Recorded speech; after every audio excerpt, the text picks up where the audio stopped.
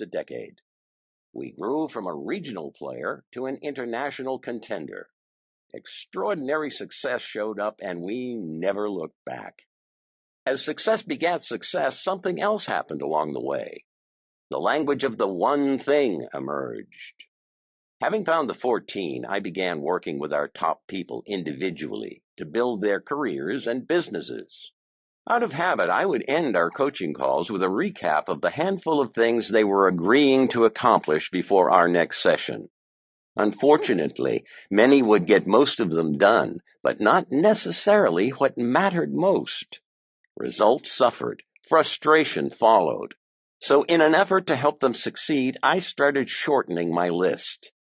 If you can just do 3 things this week, if you can do just 2 things this week.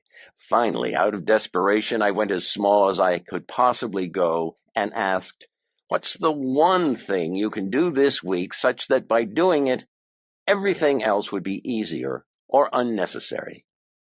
And the most awesome thing happened. Results went through the roof. After these experiences, I looked back at my successes and failures and discovered an interesting pattern. Where I'd had huge success, I had narrowed my concentration to one thing. And where my success varied, my focus had as well. And the light came on. Going small. If everyone has the same number of hours in a day, why do some people seem to get so much more done than others? How do they do more, achieve more, earn more, and have more? If time is the currency of achievement, then why are some able to cash in their allotment for more chips than others? The answer is they make getting to the heart of things the heart of their approach. They go small. When you want the absolute best chance to succeed at anything you want, your approach should always be the same. Go small. Going small is ignoring all the things you could do and doing what you should do. It's recognizing that not all things matter equally and finding the things that matter most. It's a tighter way to connect what you do with what you want. It's realizing that extraordinary results are directly determined by how narrow you can make your focus. The way to get the most out of your work and your life is to go as small as possible. Most people think just the opposite. They think big success is time-consuming and complicated. As a result, their calendars and to-do lists become overloaded and overwhelming. Success starts to feel out of reach, so they settle for less.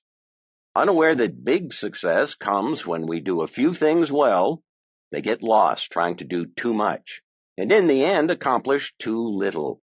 Over time, they lower their expectations, abandon their dreams, and allow their life to get small. This is the wrong thing to make small. You have only so much time and energy, so when you spread yourself out, you end up spread thin. You want your achievements to add up, but that actually takes subtraction, not addition. You need to be doing fewer things for more effect instead of doing more things with side effects. The problem with trying to do too much is that even if it works, adding more to your work and your life without cutting anything brings a lot of bad with it. Missed deadlines, disappointing results, high stress, long hours, lost sleep, poor diet, no exercise, and missed moments with family and friends. All in the name of going after something that is easier to get than you might imagine. Going small is a simple approach to extraordinary results, and it works. It works all the time, anywhere, and on anything. Why? Because it has only one purpose: to ultimately get you to the point. When you go as small as possible, you'll be staring at one thing, and that's the point.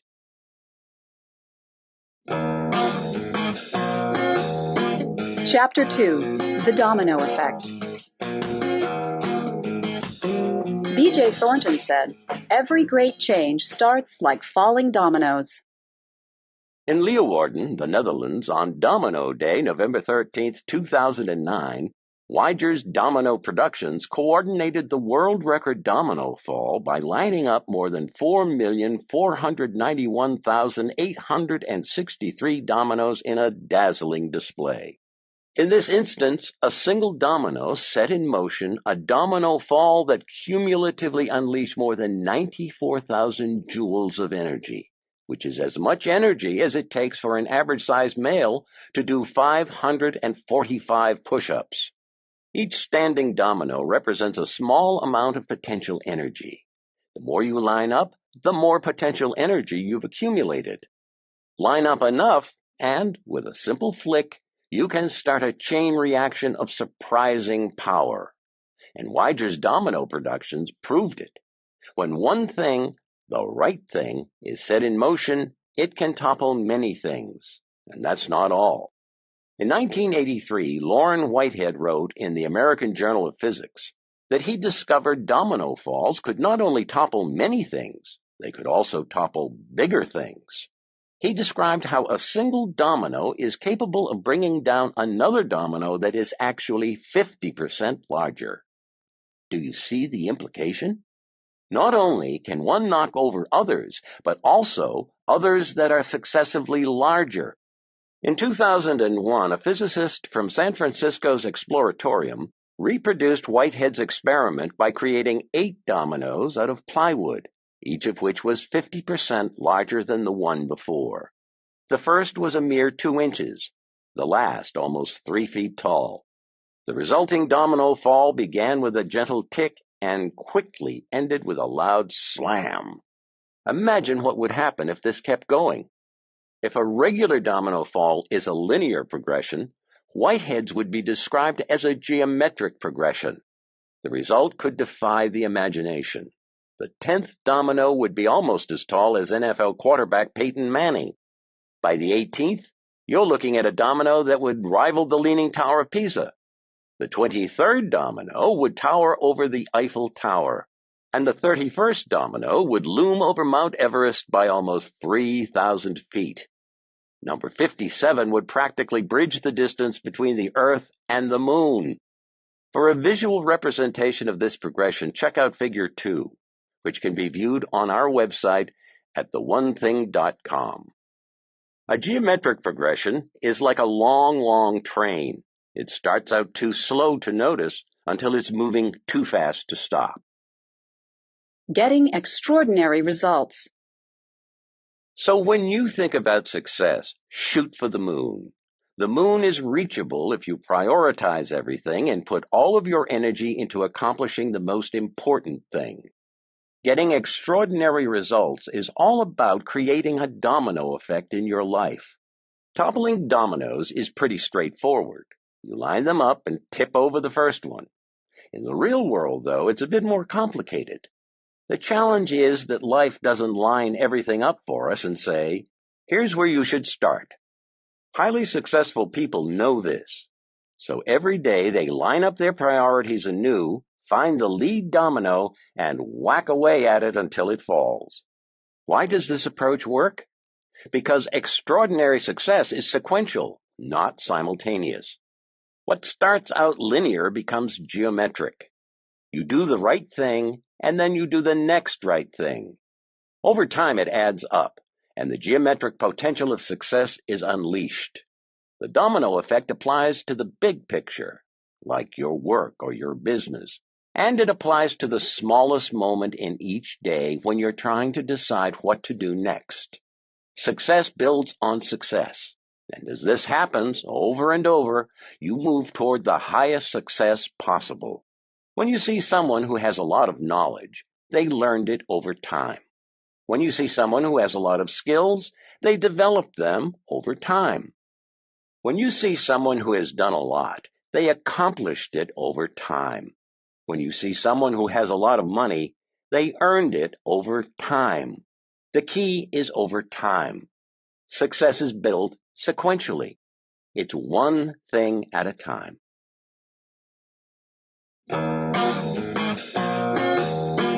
Chapter 3. Success Leaves Clues. Og Mandino said, "It is those who concentrate on but one thing at a time who advance in this world." Proof of the one thing is everywhere. Look closely and you'll always find it. One product, one service. Extraordinarily successful companies always have one product or service they're most known for, or that makes them the most money. Colonel Sanders started KFC with a single secret chicken recipe. The Adolph Coors Company grew 1,500% from 1947 to 1967 with only one product made in a single brewery. Microprocessors generate the vast majority of Intel's net revenue, and Starbucks, I think you know. The list of businesses that have achieved extraordinary results through the power of the one thing is endless. Sometimes what is made or delivered is also what is sold, sometimes not. Take Google. Their one thing is search, which makes selling advertising its key source of revenue possible. And what about Star Wars? Is the one thing movies or merchandise? If you guessed merchandise, you'd be right. And you'd be wrong. Revenue from toys recently totaled over $10 billion, while combined worldwide box office revenue for the 6 main films totaled less than half that, $4.3 billion. From where I sit, movies are the one thing because they make the toys and products possible. The answer isn't always clear, but that doesn't make finding it any less important. Technological innovations, cultural shifts, and competitive forces will often dictate that a business's one thing evolve or transform. The most successful companies know this and are always asking, what's our one thing? Apple is a study in creating an environment where an extraordinary one thing can exist while transitioning to another extraordinary one thing. From 1998 to 2012, Apple's one thing moved from Macs to iMacs to iTunes to iPods to iPhones, with the iPad already jockeying for the pole position at the head of the product line. As each new golden gadget entered the limelight, the other products weren't discontinued or relegated to the discount tables.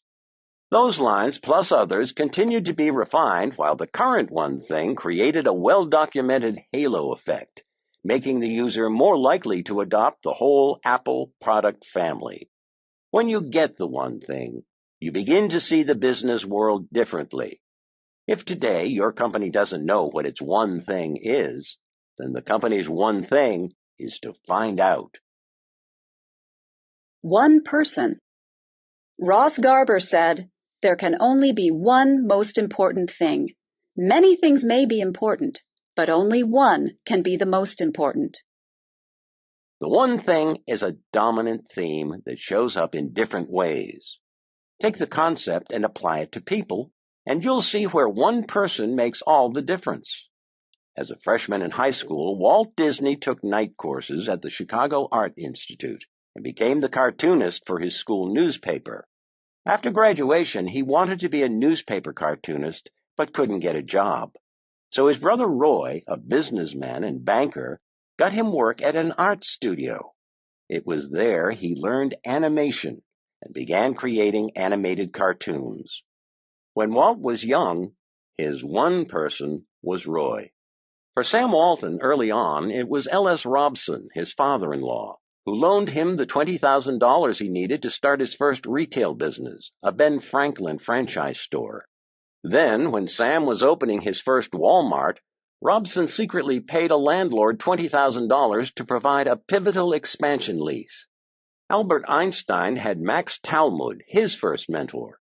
It was Max who introduced a 10-year-old Einstein to key texts in math, science, and philosophy. Max took one meal a week with the Einstein family for 6 years while guiding young Albert. No one is self-made. Oprah Winfrey credits her father and the time she spent with him and his wife for saving her. She told Jill Nelson of the Washington Post magazine, "If I hadn't been sent to my father, I would have gone in another direction." Professionally, it started with Jeffrey D. Jacobs, the lawyer, agent, manager, and financial advisor, who, when Oprah was looking for employment contract advice, persuaded her to establish her own company rather than simply be a talent for hire. Harpo Productions, Inc. was born. The world is familiar with the influence that John Lennon and Paul McCartney had on each other's songwriting success. But in the recording studio, there was George Martin. Considered one of the greatest record producers of all time, George has often been referred to as the fifth Beatle for his extensive involvement on the Beatles' original albums. Martin's musical expertise helped fill the gaps between the Beatles' raw talent and the sound they wanted to achieve. Most of the Beatles' orchestral arrangements and instrumentation, as well as numerous keyboard parts on the early records, were written or performed by Martin in collaboration with the band. Everyone has one person who either means the most to them or was the first to influence, train, or manage them. No one succeeds alone. No one. One passion, one skill.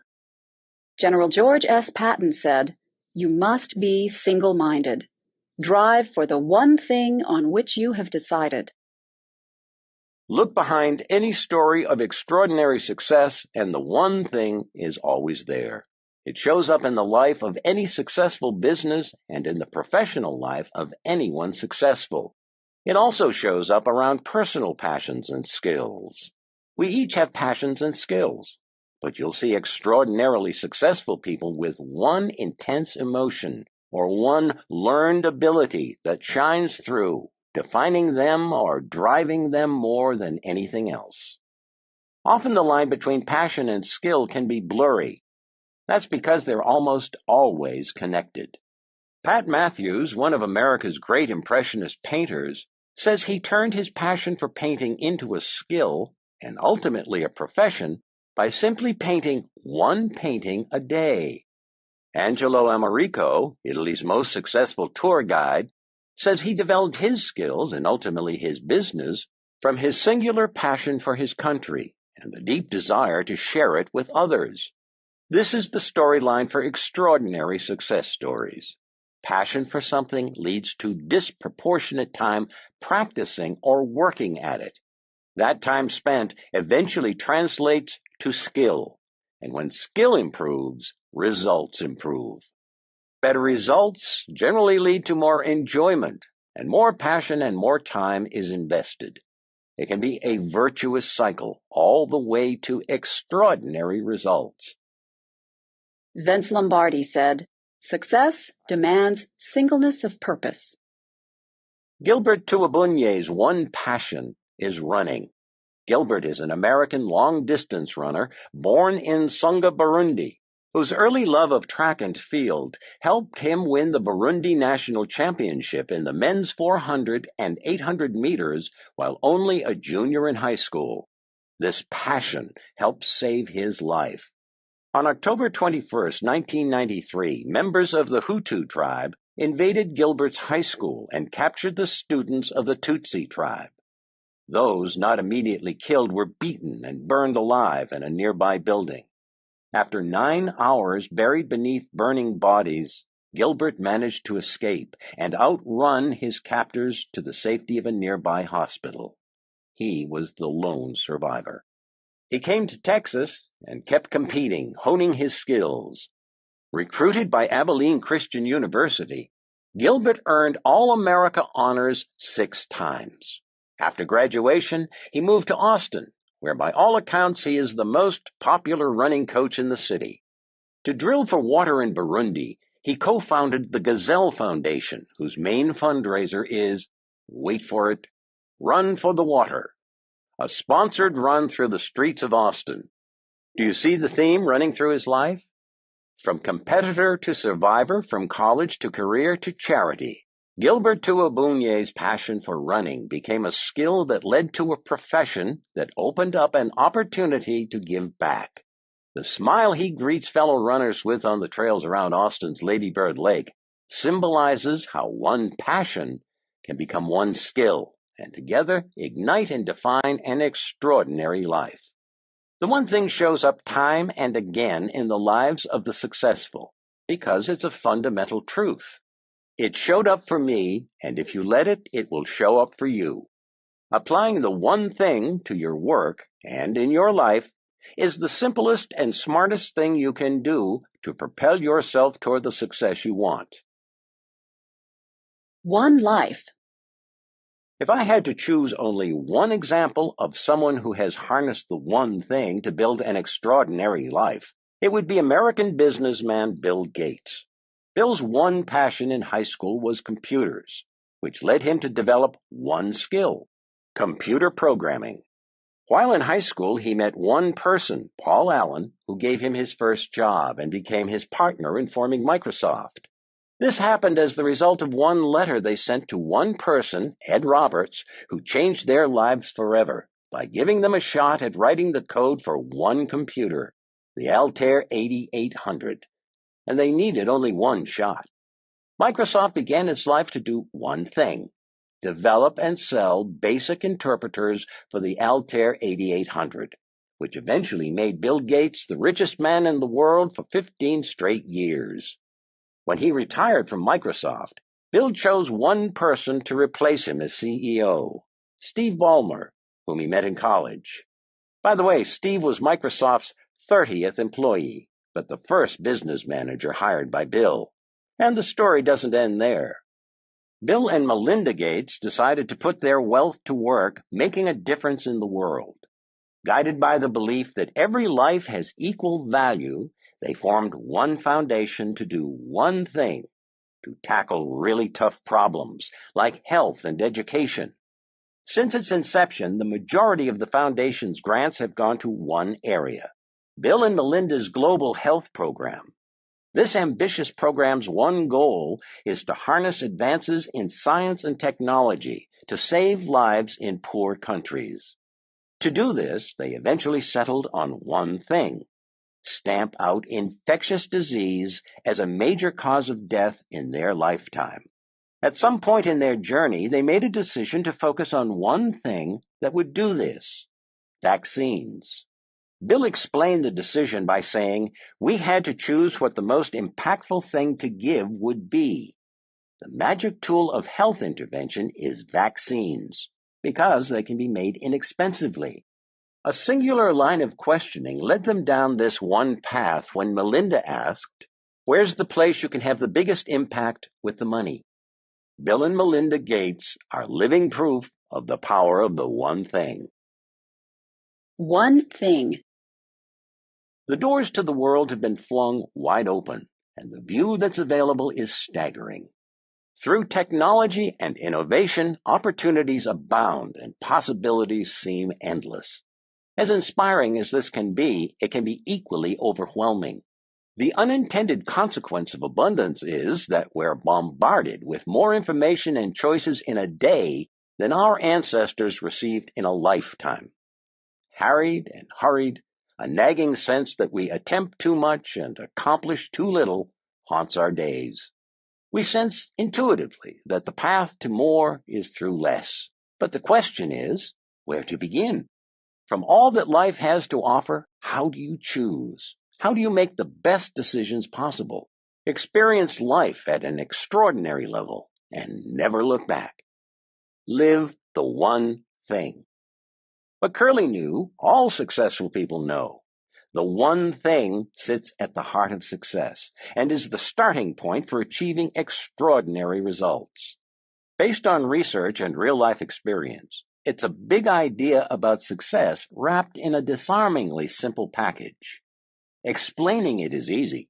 Buying into it can be tough. So before we can have a frank, heart-to-heart discussion about how the one thing actually works, I want to openly discuss the myths and misinformation that keep us from accepting it. They are the lies of success. Once we banish these from our minds, we can take up the one thing with an open mind and a clear path. Part 1. The lies. They mislead and derail us. Mark Twain said, "It ain't what you don't know that gets you into trouble. It's what you know for sure that just ain't so." The trouble with truthiness. In 2003, Merriam-Webster began analyzing searches on their online dictionary to determine the word of the year. The idea was that since online searches for words reveal whatever is on our collective minds, then the most searched for word should capture the spirit of the times. The debut winner delivered. On the heels of the invasion of Iraq, it seemed everyone wanted to know what democracy really meant. The next year, blog, a little made-up word that described a new way to communicate, topped the list. After all the political scandals of 2005, integrity earned top honors.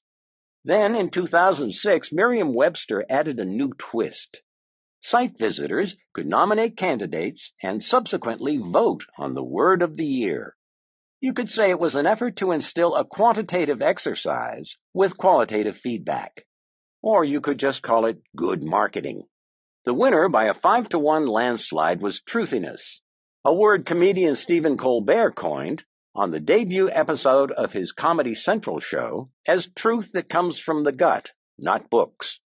In an information age driven by round-the-clock news, ranting talk radio, and editor-less blogging, truthiness captures all the incidental, accidental, and even intentional falsehoods that sound just truthy enough for us to accept as true. The problem is we tend to act on what we believe, even when what we believe isn't anything we should. As a result, buying into the one thing becomes difficult because we've unfortunately bought into too many others. And more often than not, those other things muddle our thinking, misguide our actions, and sidetrack our success. Life is too short to chase unicorns. It's too precious to rely on a rabbit's foot. The real solutions we seek are almost always hiding in plain sight. Unfortunately, they've usually been obscured by an unbelievable amount of bunk, an astounding flood of common sense that turns out to be nonsense. Ever hear your boss evoke the frog in boiling water metaphor? That is, if you toss a frog into a pot of hot water, it will jump right back out. But if you place a frog in lukewarm water and slowly raise the temperature, it will boil to death. It's a lie, a very truthy lie, but a lie nonetheless. Anyone ever tell you that fish stink from the head down? Not true. Just a fishtail that actually turns out to be fishy. Ever hear about how the explorer Cortez burned his ships on arriving at the Americas to motivate his men? Not true. Another lie. Bet on the jockey, not the horse, has long been a rallying cry for placing your faith in a company's leadership. However, as a betting strategy, this maxim will put you on the fast track to the pauper's house, which makes you wonder how it ever became a maxim at all. Over time, myths and mistruths get thrown around so often, they eventually feel familiar and start to sound like the truth. Then we start basing important decisions on them. The challenge we all face when forming our success strategies is that, just like tales of frogs, fish, explorers, and jockeys, success has its own lies too. Phrases like, I just have too much that has to be done. I'll get more done by doing things at the same time. I need to be a more disciplined person. I should be able to do what I want whenever I want. I need more balance in my life, and maybe I shouldn't dream so big. Repeat these thoughts often enough, and they become the 6 lies about success that keep us from living the one thing. The 6 lies between you and success. Lie 1, everything matters equally. Lie 2 is multitasking. Lie 3, a disciplined life. Lie 4 is willpower is always on will call.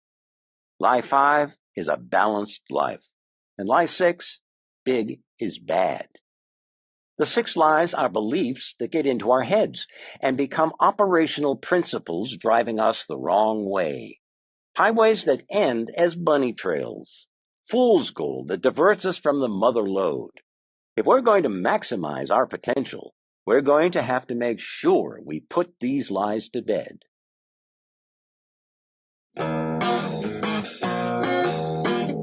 Chapter 4.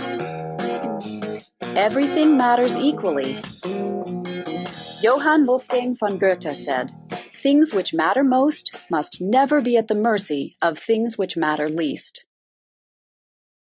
Equality is a worthy ideal pursued in the name of justice and human rights.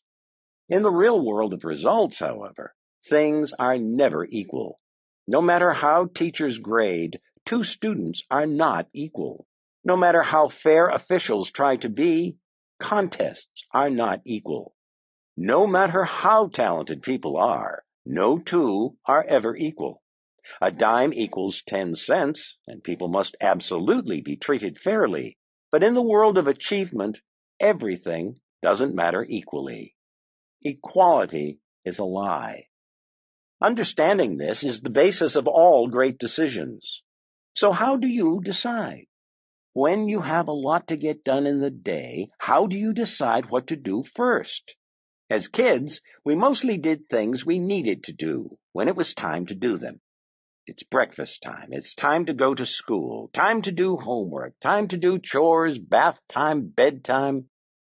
Then, as we got older, we were given a measure of discretion. You can go out and play as long as you get your homework done before dinner. Later, as we became adults, everything became discretionary. It all became our choice. And when our lives are defined by our choices, the all-important question becomes, how do we make good ones? Bob Hawke said, "The things which are most important don't always scream the loudest." Complicating matters, the older we get, it seems there is more and more piled on that we believe simply must get done. Overbooked, overextended, and overcommitted. In the weeds, overwhelmingly becomes our collective condition. That's when the battle for the right of way gets fierce and frantic. Lacking a clear formula for making decisions, we get reactive and fall back on familiar, comfortable ways to decide what to do. As a result, we haphazardly select approaches that undermine our success.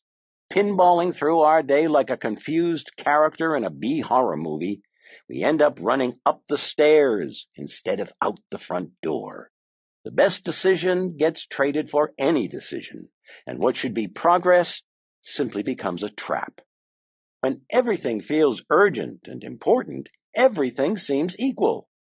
We become active and busy, but this doesn't actually move us any closer to success. Activity is often unrelated to productivity, and busyness rarely takes care of business. As Henry David Thoreau said, it's not enough to be busy. So are the ants. The question is, what are we busy about? Knocking out 100 tasks for whatever the reason is a poor substitute for doing even one task that's meaningful. Not everything matters equally, and success isn't a game won by whoever does the most. Yet that is exactly how most play it on a daily basis. Much to do about nothing. To-do lists are a staple of the time management and success industry. With our wants and others' wishes flying at us right and left, we impulsively jot them down on scraps of paper in moments of clarity, or build them methodically on printed notepads. Time planners reserve valuable space for daily, weekly, and monthly task lists. Apps abound for taking to-dos mobile, and software programs code them right into their menus. It seems that everywhere we turn, we're encouraged to make lists. And though lists are invaluable, they have a dark side. While to-dos serve as a useful collection of our best intentions, they also tyrannize us with trivial, unimportant stuff that we feel obligated to get done because it's on our list. Which is why most of us have a love-hate relationship with our to-dos. If allowed, they set our priorities the same way an inbox can dictate our day. Most inboxes overflow with unimportant emails masquerading as priorities. Tackling these tasks in the order we receive them is behaving as if the squeaky wheel immediately deserves the grease. But as Australian Prime Minister Bob Hawke duly noted, the things which are most important don't always scream the loudest. Achievers operate differently. They have an eye for the essential. They pause just long enough to decide what matters and then allow what matters to drive their day. Achievers do sooner what others plan to do later and defer perhaps indefinitely, what others do sooner. The difference isn't in intent, but in right of way. Achievers always work from a clear sense of priority. Left in its raw state as a simple inventory, a to-do list can easily lead you astray. A to-do list is simply the things you think you need to do. The first thing on your list is just the first thing you thought of. To-do lists inherently lack the intent of success. In fact, most to-do lists are actually just survival lists, getting you through your day and your life, but not making each day a stepping stone for the next, so that you sequentially build a successful life. Long hours spent checking off a to-do list and ending the day with a full trash can and a clean desk are not virtuous and have nothing to do with success. Instead of a to-do list, you need a success list, a list that is purposely created around extraordinary results. To-do lists tend to be long. Success lists are short. One pulls you in all directions. The other aims you in a specific direction. One is a disorganized directory, and the other is an organized directive. If a list isn't built around success, then that's not where it takes you. If your to-do list contains everything, then it's probably taking you everywhere but where you really want to go. So how does a successful person turn a to-do list into a success list? With so many things you could do, how do you decide what matters most at any given moment on any given day? Just follow Urine's lead. Urine cracks the code. In the late 30s, a group of managers at General Motors made an intriguing discovery that opened the door for an amazing breakthrough. One of their card readers, an input device for early computers, started producing gibberish. While investigating the faulty machine, they stumbled on a way to encode secret messages. This was a big deal at the time. Since Germany's infamous Enigma coding machines first appeared in World War I, both code making and code breaking were the stuff of high national security, and even higher public curiosity. The GM managers quickly became convinced that their accidental cipher was unbreakable. One man, a visiting Western Electric consultant, disagreed. He took up the code-breaking challenge, worked into the night, and cracked the code by 3 o'clock the following morning. His name was Joseph M. Urine. Urine later cited this incident as the starting point for cracking an even bigger code and making one of his greatest contributions to science and business. As a result of his deciphering success, a GM executive invited him to review research on management compensation that followed a formula described by a little-known Italian economist, Vilfredo Pareto. In the 19th century, Pareto had written a mathematical model for income distribution in Italy that stated that 80% of the land was owned by 20% of the people. Wealth was not evenly distributed.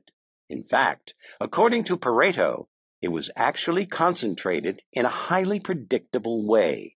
A pioneer of quality control management, Urine noticed that a handful of flaws would usually produce a majority of the defects. This imbalance not only rang true to his experience, but he suspected it might even be a universal law. And what Pareto had observed might be bigger than even Pareto had imagined. While writing his seminal book named Quality Control Handbook, Urine wanted to give a short name to the concept of the vital few and trivial many. One of the many illustrations in his manuscript was labeled Pareto's Principle of Unequal Distribution. Where another might have called it Urine's Rule, he called it Pareto's Principle. Pareto's Principle, it turns out, is as real as the law of gravity, and yet most people fail to see the gravity of it. It's not just a theory. It is a provable, predictable certainty of nature, and one of the greatest productivity truths ever discovered. Richard Koch, in his book The 80-20 Principle, defined it about as well as anyone. Koch says, the 80-20 principle asserts that a minority of causes, inputs, or effort usually lead to a majority of the results, outputs, or rewards. In other words, in the world of success, things aren't equal. A small amount of causes creates most of the results. Just the right input creates most of the output. Selected effort creates almost all of the rewards. Pareto points us in a very clear direction. The majority of what you want will come from the minority of what you do. Extraordinary results are disproportionately created by fewer actions than most realize. Don't get hung up on the numbers. Pareto's truth is about inequality, and though often stated as an 80-20 ratio, it can actually take a variety of proportions. Depending on the circumstances, it can easily play out as, say, 90-20, where 90% of your success comes from 20% of your effort, or 70-10, or 65-5. But understand that these are all fundamentally working off the same principle. Uren's great insight was that not everything matters equally. Some things matter more than others, a lot more.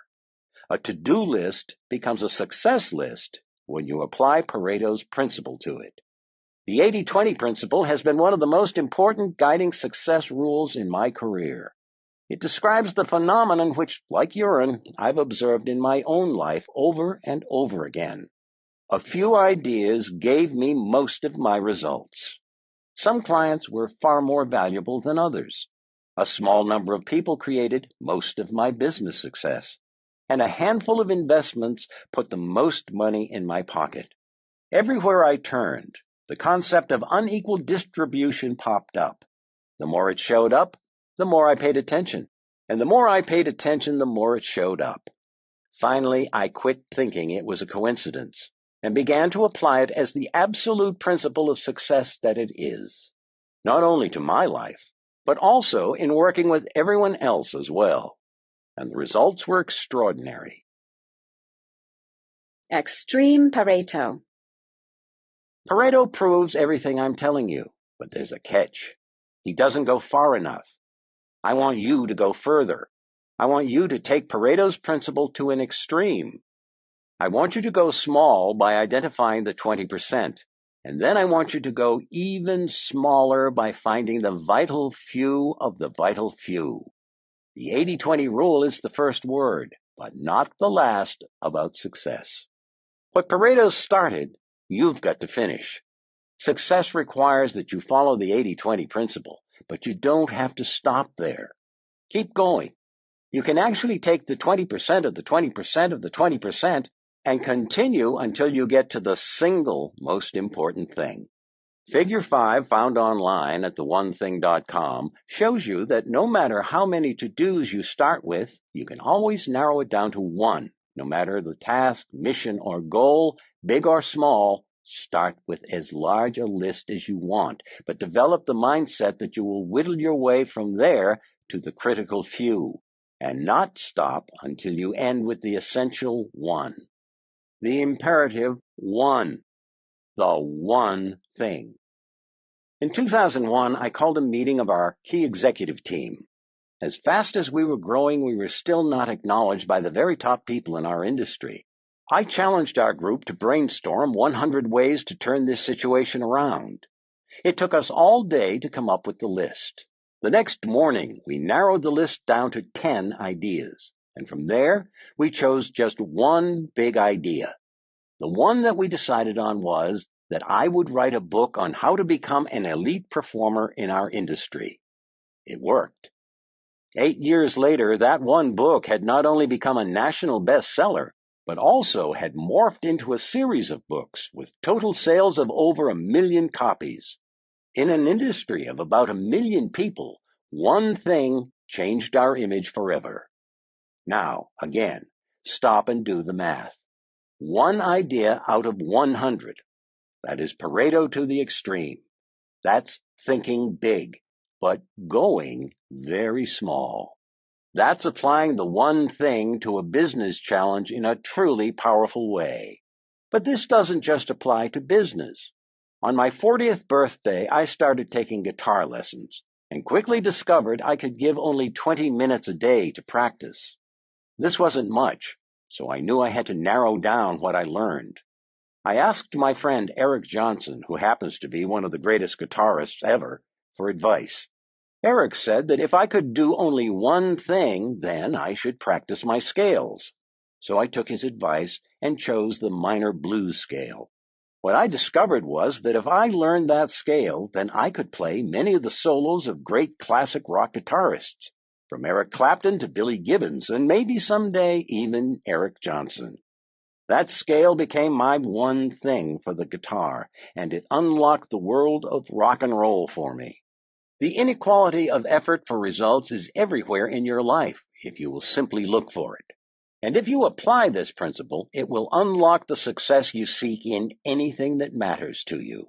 There will always be just a few things that matter more than the rest, and out of those, one will matter most. Internalizing this concept is like being handed a magic compass. Whenever you feel lost or lacking direction, you can pull it out to remind yourself to discover what matters most. Big ideas. Go small. Don't focus on being busy. Focus on being productive. Allow what matters most to drive your day. Go extreme. Once you've figured out what actually matters, keep asking what matters most until there is only one thing left. That core activity goes at the top of your success list. Say no, whether you say later or never. The point is to say not now to anything else you could do until your most important work is done. Don't get trapped in the check-off game. If we believe things don't matter equally, we must act accordingly. We can't fall prey to the notion that everything has to be done, that checking things off our list is what success is all about. We can't be trapped in a game of check-off that never produces a winner. The truth is that things don't matter equally, and success is found in doing what matters most. Sometimes it's the first thing you do. Sometimes it's the only thing you do. Regardless, doing the most important thing is always the most important thing.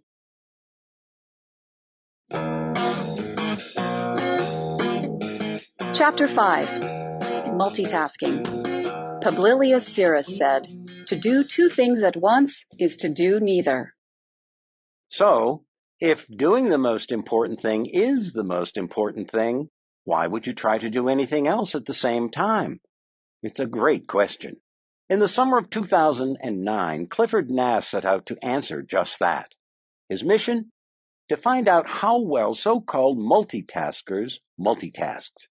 Nass, a professor at Stanford University, told the New York Times that he had been in awe of multitaskers and deemed himself to be a poor one. So he and his team of researchers gave 262 students questionnaires to determine how often they multitasked. They divided their test subjects into two groups of high and low multitaskers and began with the presumption that the frequent multitaskers would perform better. They were wrong. I was sure they had some secret ability, said Nass, but it turns out that high multitaskers are suckers for irrelevancy. They were outperformed on every measure. Although they'd convinced themselves and the world they were great at it, there was just one problem.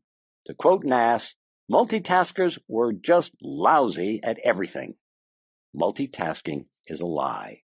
It's a lie because nearly everyone accepts it as an effective thing to do. It's become so mainstream that people actually think it's something they should do and do as often as possible. We not only hear talk about doing it, we even hear talk about getting better at it. More than 6 million web pages offer answers on how to do it, and career websites list multitasking as a skill for employers to target and for prospective hires to list as a strength. Some have gone so far as to be proud of their supposed skill at it and have adopted it as a way of life. But it's actually a way of lie. For the truth is, multitasking is neither efficient nor effective. In the world of results, it will fail you every time.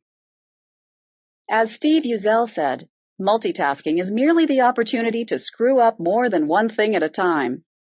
When you try to do two things at once, you either can't or won't do either well. If you think multitasking is an effective way to get more done, you've got it backward. It's an effective way to get less done. Monkey mind. The concept of humans doing more than one thing at a time has been studied by psychologists since the 1920s, but the term multitasking didn't arrive on the scene until the 1960s.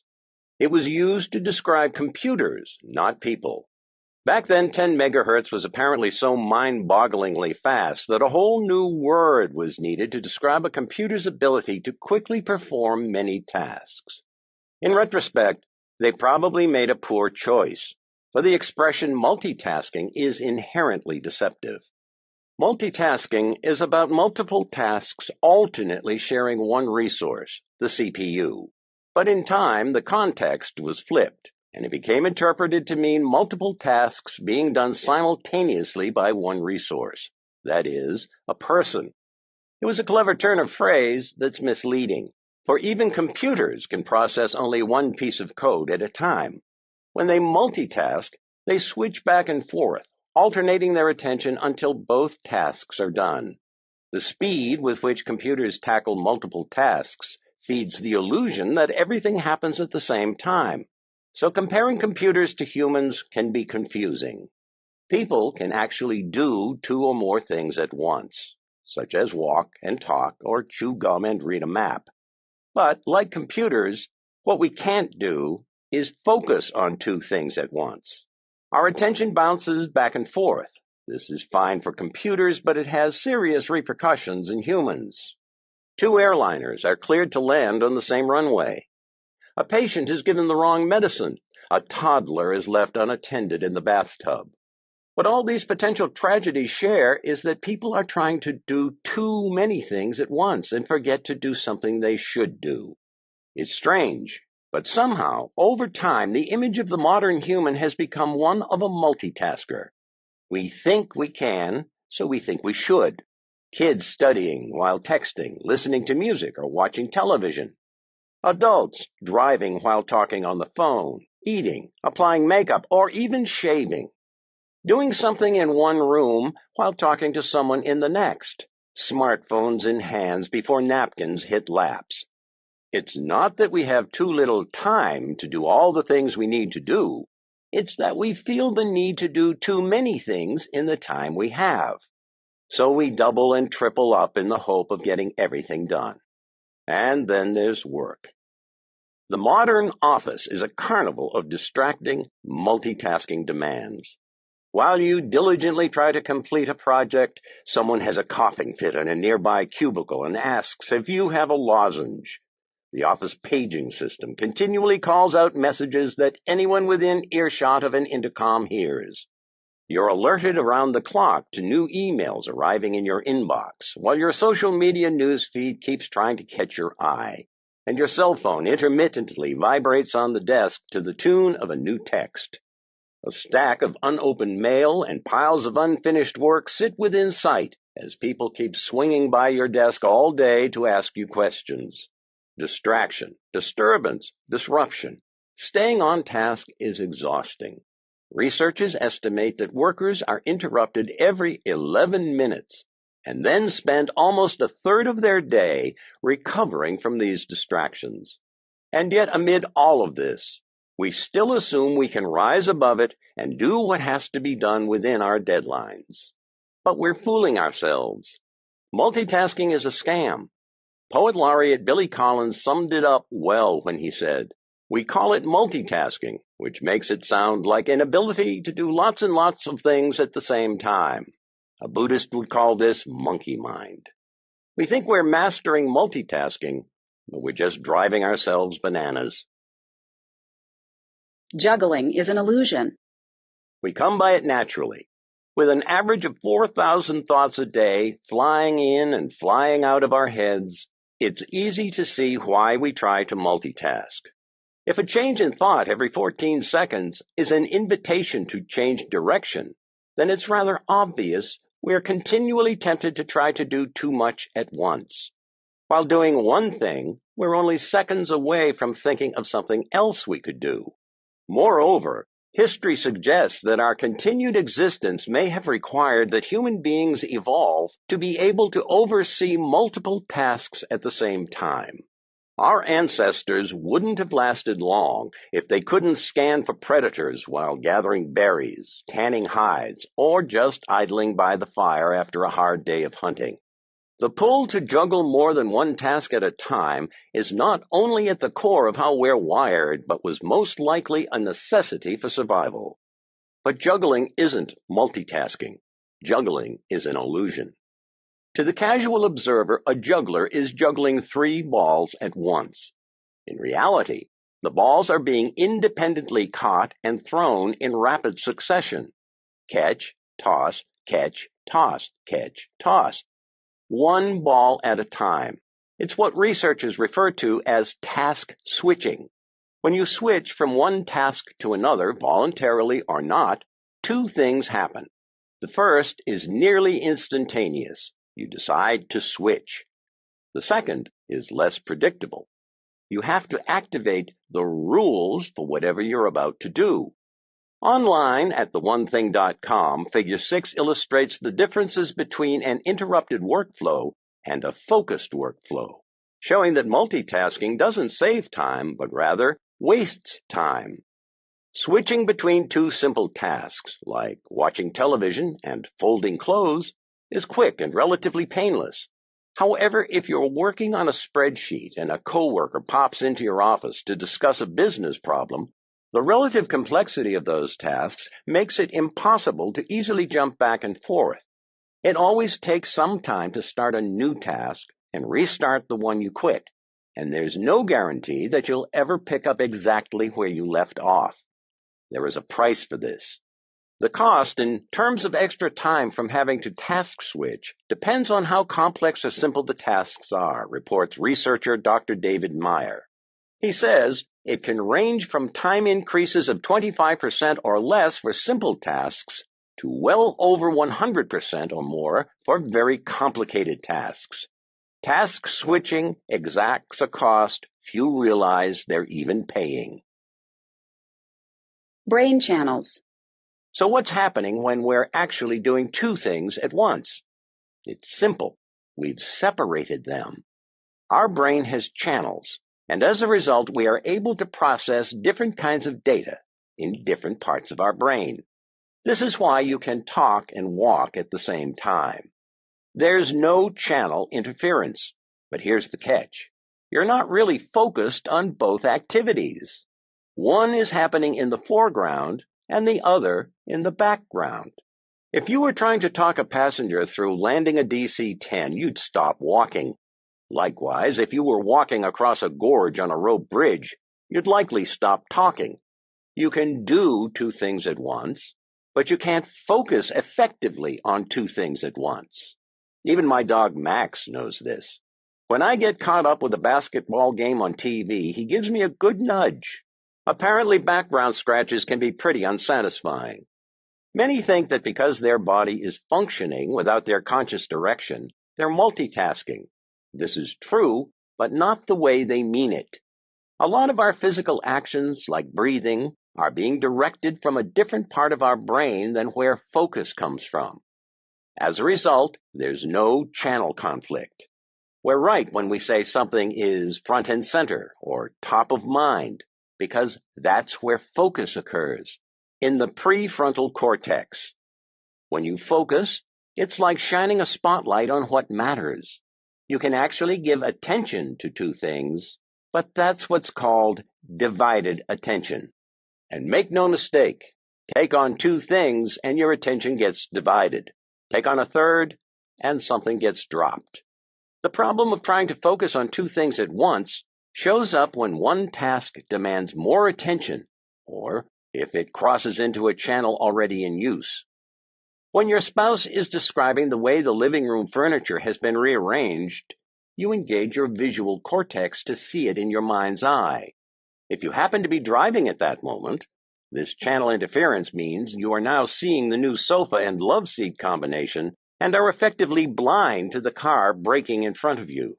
You simply can't effectively focus on 2 important things at the same time.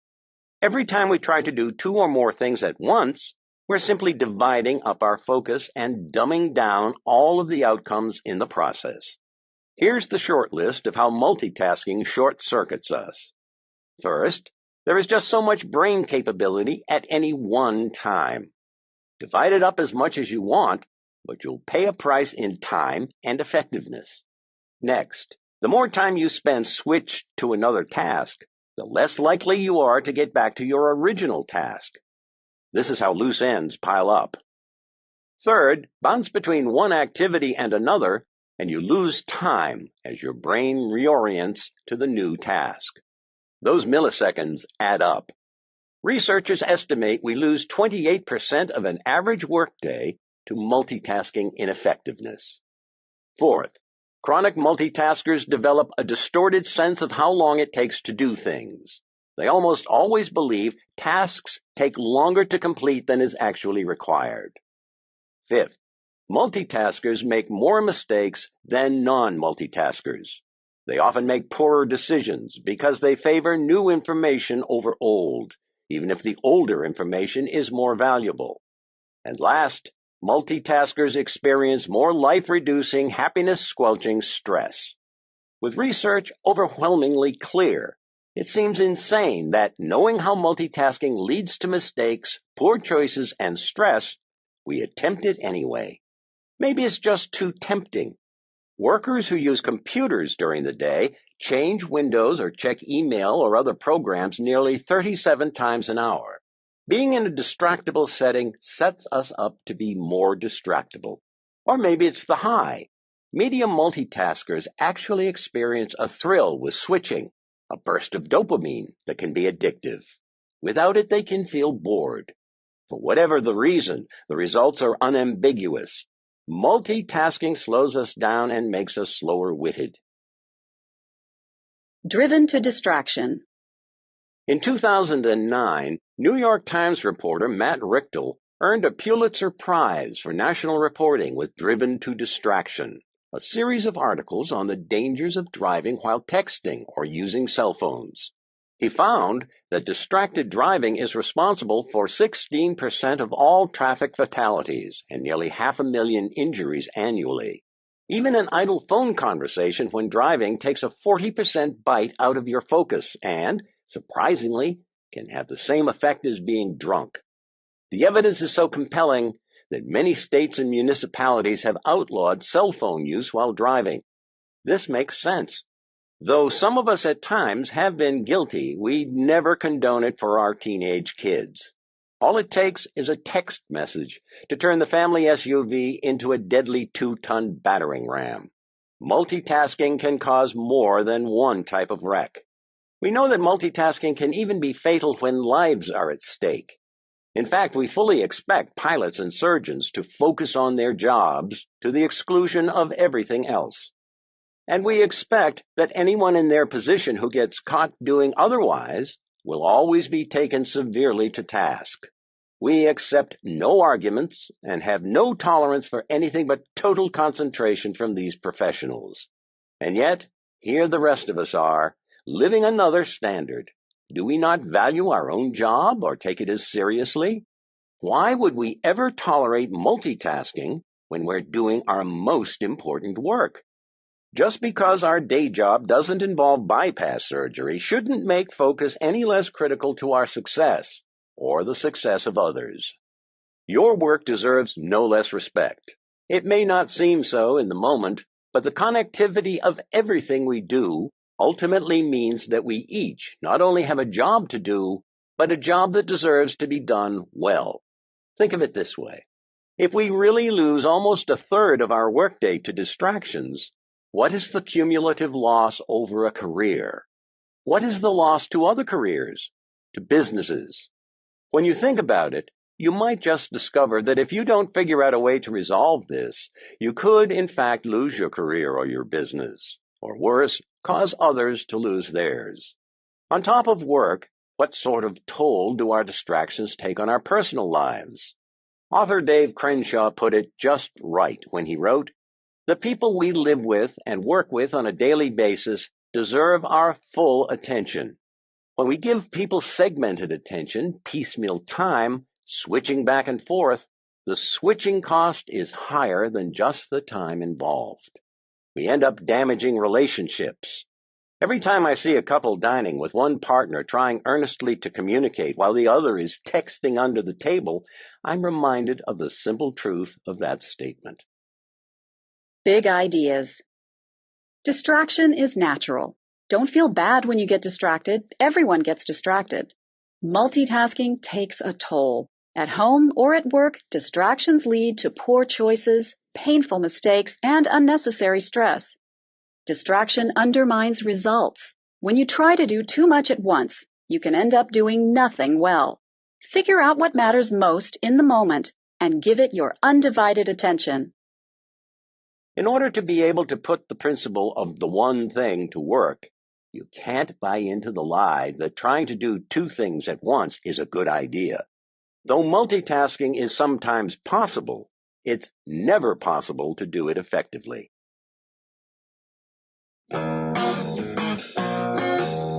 Chapter 6. A Disciplined Life. Leo Babauta said, "It's one of the most prevalent myths of our culture. Self-discipline." There is this pervasive idea that the successful person is the disciplined person who leads a disciplined life. It's a lie. The truth is we don't need any more discipline than we already have. We just need to direct and manage it a little better. Contrary to what most people believe, success is not a marathon of disciplined action. Achievement doesn't require you to be a full-time disciplined person, where your every action is trained and where control is the solution to every situation. Success is actually a short race, a sprint fueled by discipline just long enough for habit to kick in and take over. When we know something that needs to be done but isn't currently getting done, we often say, "I just need more discipline." Actually, we need the habit of doing it, and we need just enough discipline to build the habit. In any discussion about success, the words discipline and habit ultimately intersect. Though separate in meaning, they powerfully connect to form the foundation for achievement, regularly working at something until it regularly works for you. When you discipline yourself, you're essentially training yourself to act in a specific way. Stay with this long enough and it becomes routine. In other words, a habit. So when you see people who look like disciplined people, what you're really seeing is people who've trained a handful of habits into their lives. This makes them seem disciplined when actually they're not. No one is. And who would want to be anyway? The very thought of having your every behavior molded and maintained by training seems frighteningly impossible on one hand and utterly boring on the other. Most people ultimately reach this conclusion, but seeing no alternative, redouble their efforts at the impossible, or quietly quit. Frustration shows up and resignation eventually sets in. You don't need to be a disciplined person to be successful. In fact, you can become successful with less discipline than you think, for one simple reason. Success is about doing the right thing, not about doing everything right. The trick to success is to choose the right habit and bring just enough discipline to establish it. That's it. That's all the discipline you need. As this habit becomes a part of your life, you'll start looking like a disciplined person, but you won't be one. What you will be is someone who has something regularly working for you because you regularly worked on it. You'll be a person who used selected discipline to build a powerful habit. Selected discipline works swimmingly. Olympic swimmer Michael Phelps is a case study of selected discipline. When he was diagnosed with ADHD as a child, his kindergarten teacher told his mother, "Michael can't sit still. Michael can't be quiet. He's not gifted. Your son will never be able to focus on anything." Bob Bowman, his coach since age 11, reports that Michael spent a lot of time on the side of the pool by the lifeguard stand for disruptive behavior. That same misbehavior has cropped up from time to time in his adult life as well. Yet he set dozens of world records. In 2004, he won 6 gold and 2 bronze medals in Athens, and then in 2008, a record 8 in Beijing, surpassing the legendary Mark Spitz. His 18 gold medals set a record for Olympians in any sport. Before he hung up his goggles in retirement, his wins at the 2012 London Olympic Games brought his total medal count to 22 and earned him the status of most decorated Olympian in any sport in history. Talking about Phelps, one reporter said, if he were a country, he'd be ranked 12th over the last 3 Olympics. Today, his mom reports Michael's ability to focus amazes me. Bowman calls it his strongest attribute. How did this happen? How did the boy, who would never be able to focus on anything, achieve so much? Phelps became a person of selected discipline. From age 14 through the Beijing Olympics, Phelps trained 7 days a week, 365 days a year. He figured that by training on Sundays, he got a 52 training day advantage on the competition. He spent up to 6 hours in the water each day. Channeling his energy is one of his greatest strengths, said Bowman. Not to oversimplify, but it's not a stretch to say that Phelps channeled all of his energy into one discipline that developed into one habit, a habit of swimming daily. The payoff from developing the right habit is pretty obvious. It gets you the success you're searching for. What sometimes gets overlooked, however, is an amazing windfall. It also simplifies your life. Your life gets clearer and less complicated because you know what you have to do well, and you know what you don't. The fact of the matter is that aiming discipline at the right habit gives you license to be less disciplined in other areas. When you do the right thing, it can liberate you from having to monitor everything. Michael Phelps found his sweet spot in the swimming pool. Over time, finding the discipline to do this formed the habit that changed his life. 66 days to the sweet spot. Discipline and habit. Honestly, most people never really want to talk about these, and who can blame them? I don't either. The images these words conjure in our heads are of something hard and unpleasant. Just reading the words is exhausting. But there's good news. The right discipline goes a long way, and habits are hard only in the beginning. Over time, the habit you're after becomes easier and easier to sustain. It's true. Habits require much less energy and effort to maintain than to begin. Online at theonething.com, Figure 7 shows a graphical representation of the role of discipline in achievement, where less discipline is needed to maintain a behavior once it becomes a habit. Put up with the discipline long enough to turn it into a habit, and the journey feels different. Lock in one habit so it becomes part of your life, and you can effectively ride the routine with less wear and tear on yourself. The hard stuff becomes habit, and habit makes the hard stuff easy. So how long do you have to maintain discipline? Researchers at the University College of London have the answer. In 2009, they asked the question, how long does it take to establish a new habit? They were looking for the moment when a new behavior becomes automatic or ingrained. The point of automaticity came when participants were 95% through the power curve, and the effort needed to sustain it was about as low as it would get. They asked students to take on exercise and diet goals for a period of time and monitor their progress. The results suggest that it takes an average of 66 days to acquire a new habit. The full range was 18 to 254 days, but the 66 days represented a sweet spot, with easier behaviors taking fewer days on average and tough ones taking longer. Self-help circles tend to preach that it takes 21 days to make a change, but modern science doesn't back that up. It takes time to develop the right habit, so don't give up too soon. Decide what the right one is, then give yourself all the time you need and apply all the discipline you can summon to develop it. Australian researchers Megan Oten and Ken Chang have even found some evidence of a halo effect around habit creation. In their studies, students who successfully acquired one positive habit reported less stress, less impulsive spending, better dietary habits, decreased alcohol, tobacco, and caffeine consumption, fewer hours watching TV, and even fewer dirty dishes. Sustain the discipline long enough on one habit, and not only does it become easier, but so do other things as well. It's why those with the right habits seem to do better than others. They're doing the most important thing regularly, and as a result, everything else is easier. Big ideas.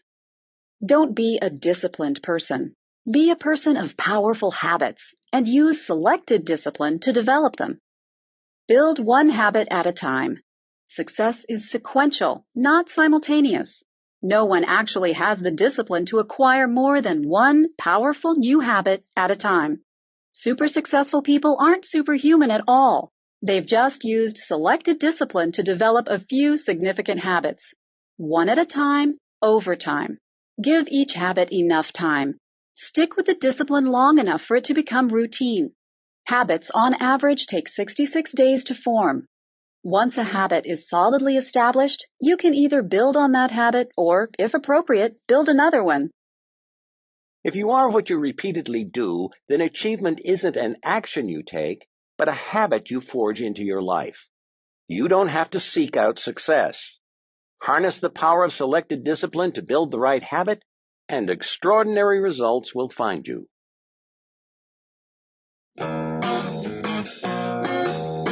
Chapter 7. Willpower is always on will call. Patricia Cohen said, Odysseus understood how weak willpower actually is when he asked his crew to bind him to the mast while sailing past the seductive sirens.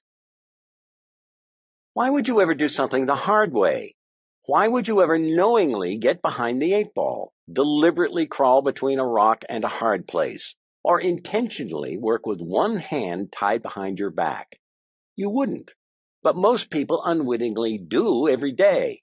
When we tie our success to our willpower without understanding what that really means, we set ourselves up for failure, and we don't have to. Often quoted as a statement about sheer determination, the Old English proverb, "Where there's a will, there's a way," has probably misled as many as it's helped.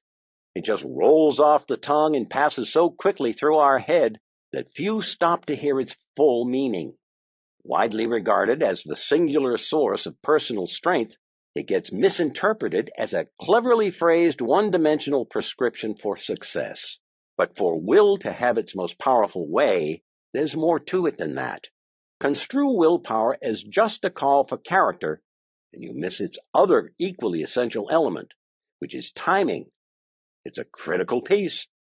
For most of my life, I never gave willpower much thought. Once I did, it captivated me. The ability to control oneself, to determine one's actions, is a pretty powerful idea. Base it on training, and it's called discipline. But do it because you simply can. That's raw power. The power of will. It seems so straightforward. Invoke my will, and success was mine. I was on my way. Sadly, I didn't need to pack much, for it was a short trip. As I set out to impose my will against defenseless goals, I quickly discovered something discouraging, that I didn't always have willpower. One moment I had it, the next I didn't. One day it was AWOL, the next it was at my beck and call. My willpower seemed to come and go as if it had a life of its own. Building success around full-strength, on-demand willpower proved unsuccessful. My initial thought was, what's wrong with me? Was I a loser? Apparently so. It seemed I had no grit, no strength of character, no inner fortitude. Consequently, I gutted it up, bore down with determination, doubled my effort, and reached a humbling conclusion. Willpower isn't on will call. As powerful as my motivation was, my willpower wasn't just sitting around waiting for my call, ready at any moment to enforce my will on anything I wanted. I was taken aback.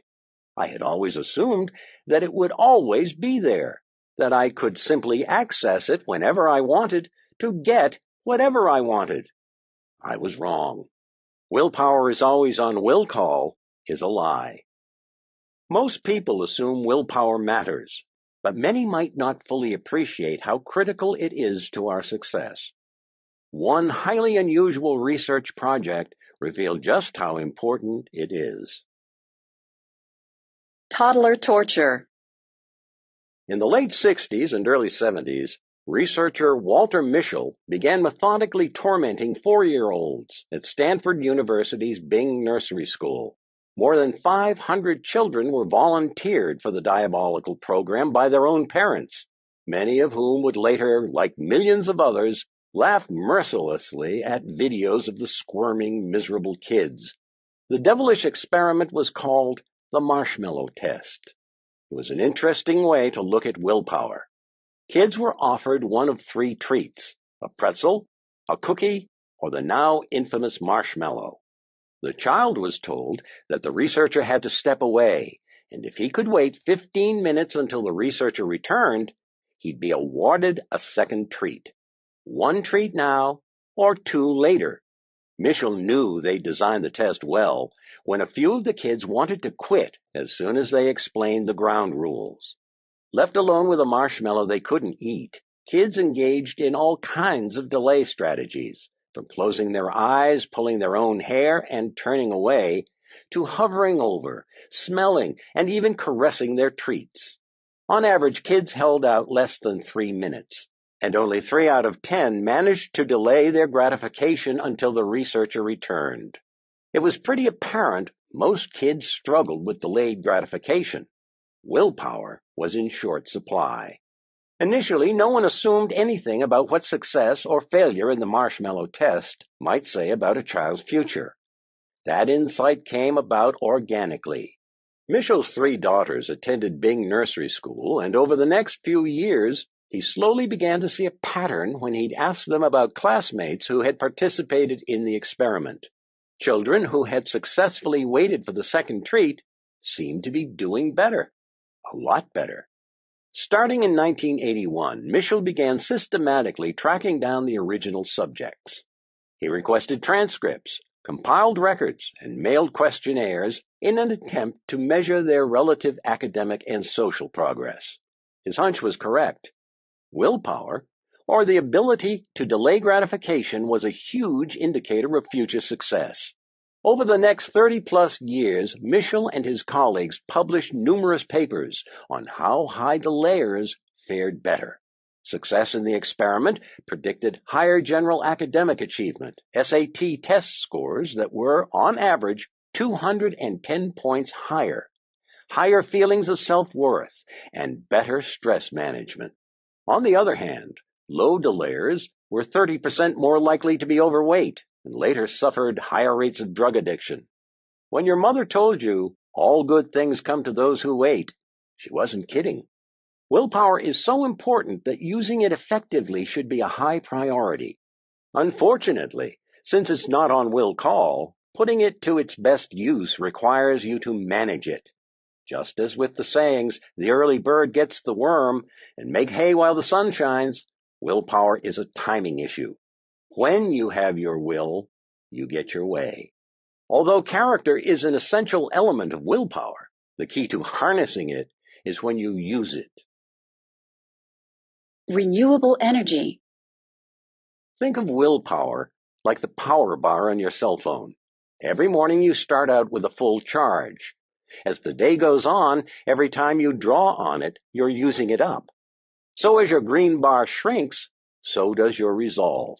And when it eventually goes red, you're done.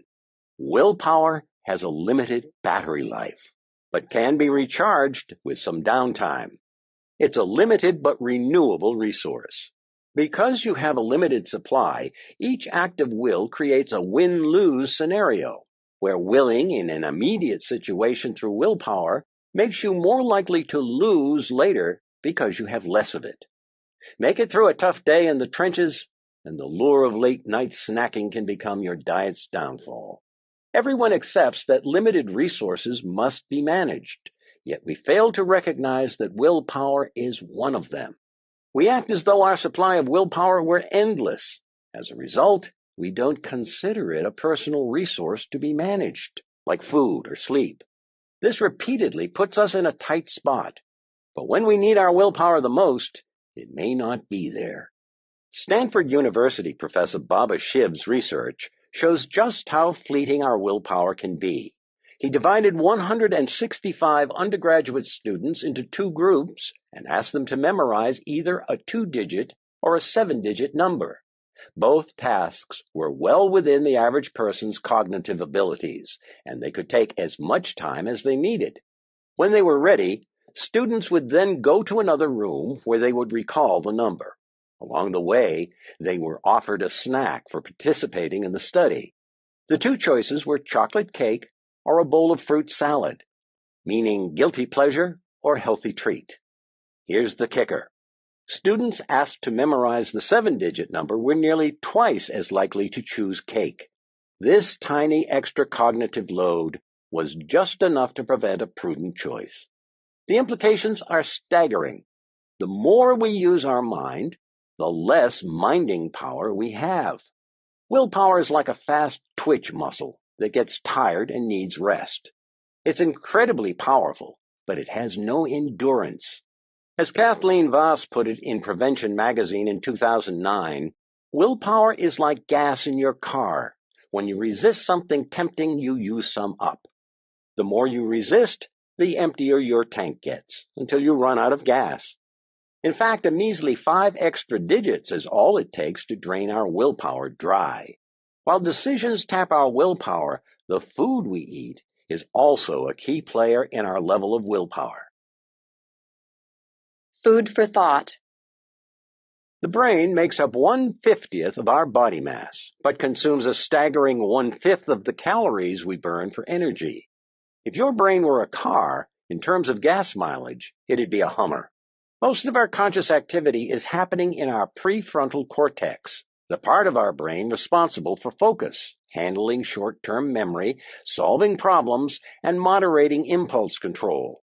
It's at the heart of what makes us human, and the center for our executive control and willpower. Here's an interesting fact. The last in, first out theory is very much at work inside our head.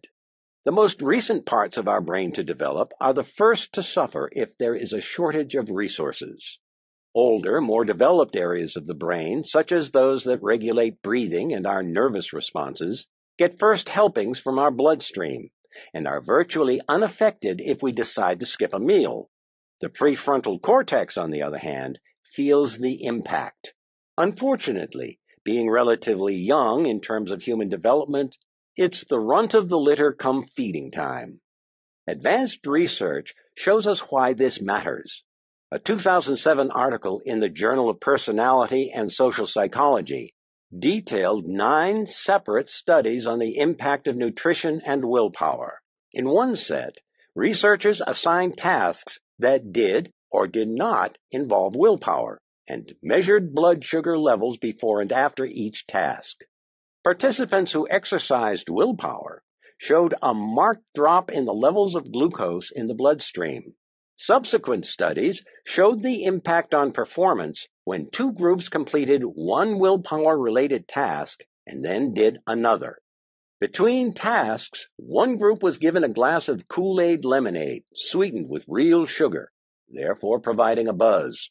The other was given a placebo in the form of lemonade with Splenda, providing a buzz kill. The placebo group had roughly twice as many errors on the subsequent test as the sugar group. The studies concluded that willpower is a mental muscle that doesn't bounce back quickly. If you employ it for one task, there will be less power available for the next, unless you refuel. To do our best, we literally have to feed our minds, which gives new credence to the old saw, food for thought. Foods that elevate blood sugar evenly for long periods, like complex carbohydrates and proteins, become the fuel of choice for high achievers. It's literal proof that you are what you eat. Default judgment. One of the real challenges we have is that when our willpower is low, we tend to fall back on our default settings. Researchers Jonathan Lavav of the Stanford School of Business in California, along with Leora Avnaim Peso and Shay Danziger of Ben-Gurion University of the Negev, found a creative way to investigate this.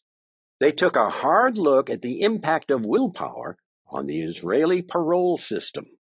The researchers analyzed 1,112 parole board hearings assigned to 8 judges over a 10-month period, which incidentally amounted to 40% of Israel's total parole requests that period. The pace is grueling. The judges hear arguments and take about 6 minutes to render a decision on 14 to 35 parole requests a day, and they get only 2 breaks to refuel, with a morning snack and a late lunch. The impact of their schedule is as spectacular as it is surprising. In the mornings and after each break, parolees' chances for being released peak at 65% and then plunge to near zero by the end of each period. Figure 8, found online at theonething.com, compares the proportion of favorable decisions in the morning break, afternoon break, and at the end of the day. You can see how favorable decisions drop throughout the day, as good decisions depend on more than just wisdom and common sense. The results are most likely tied to the mental toll of repetitive decision-making. These are big decisions for the parolees and the public at large. High stakes and the assembly line rhythm demand intense focus throughout the day. As their energy is spent, judges mentally collapse into their default choice, which doesn't turn out so well for hopeful prisoners. The default decision for a parole judge is no. When in doubt, and with willpower low, the prisoner stays behind bars. And if you're not careful, your default settings may convict you too.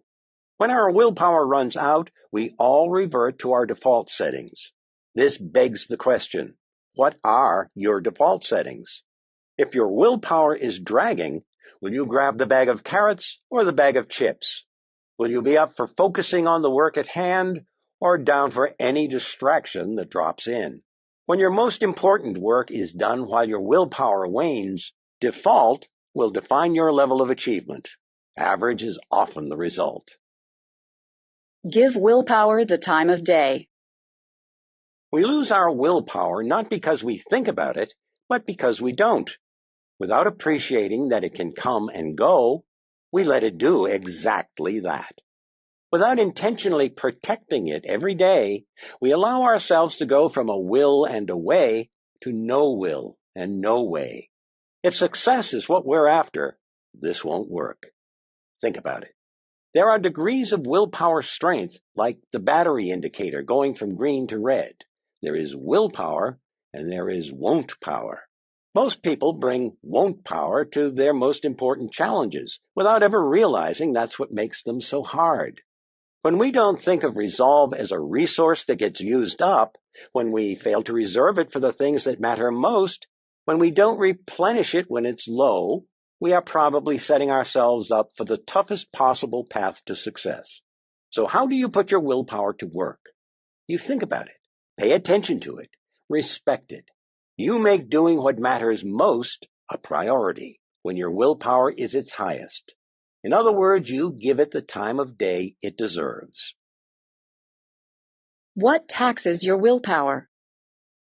The list of things that can tax your willpower include the following: implementing new behaviors, filtering distractions, resisting temptation, suppressing emotion, restraining aggression, suppressing impulses, taking tests, trying to impress others, coping with fear, doing something you don't enjoy, and selecting long-term over short-term rewards.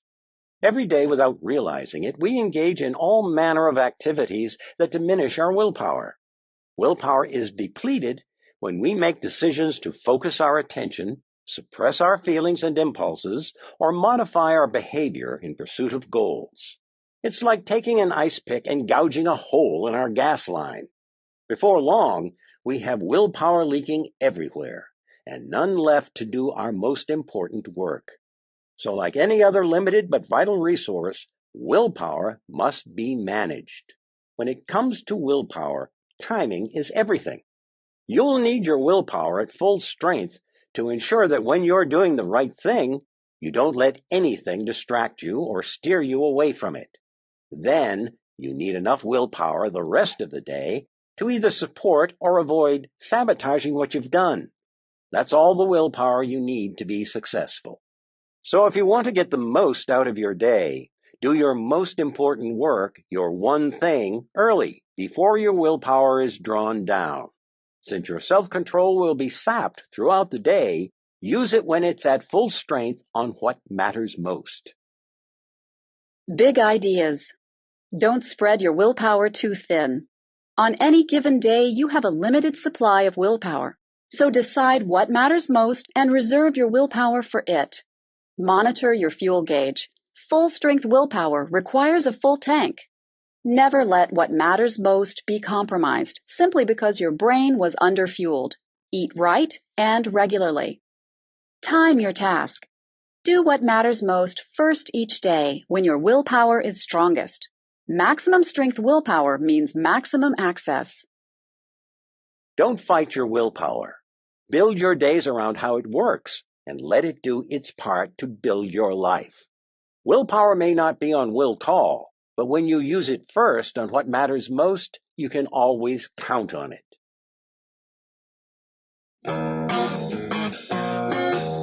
Chapter 8. A Balanced Life. Keith H. Hammond said, "The truth is, balance is bunk. It's an unattainable pipe dream. The quest for balance between work and life, as we've come to think of it, isn't just a losing proposition. It's a hurtful, destructive one." Nothing ever achieves absolute balance. Nothing. No matter how imperceptible it might be, what appears to be a state of balance is something entirely different. An act of balancing.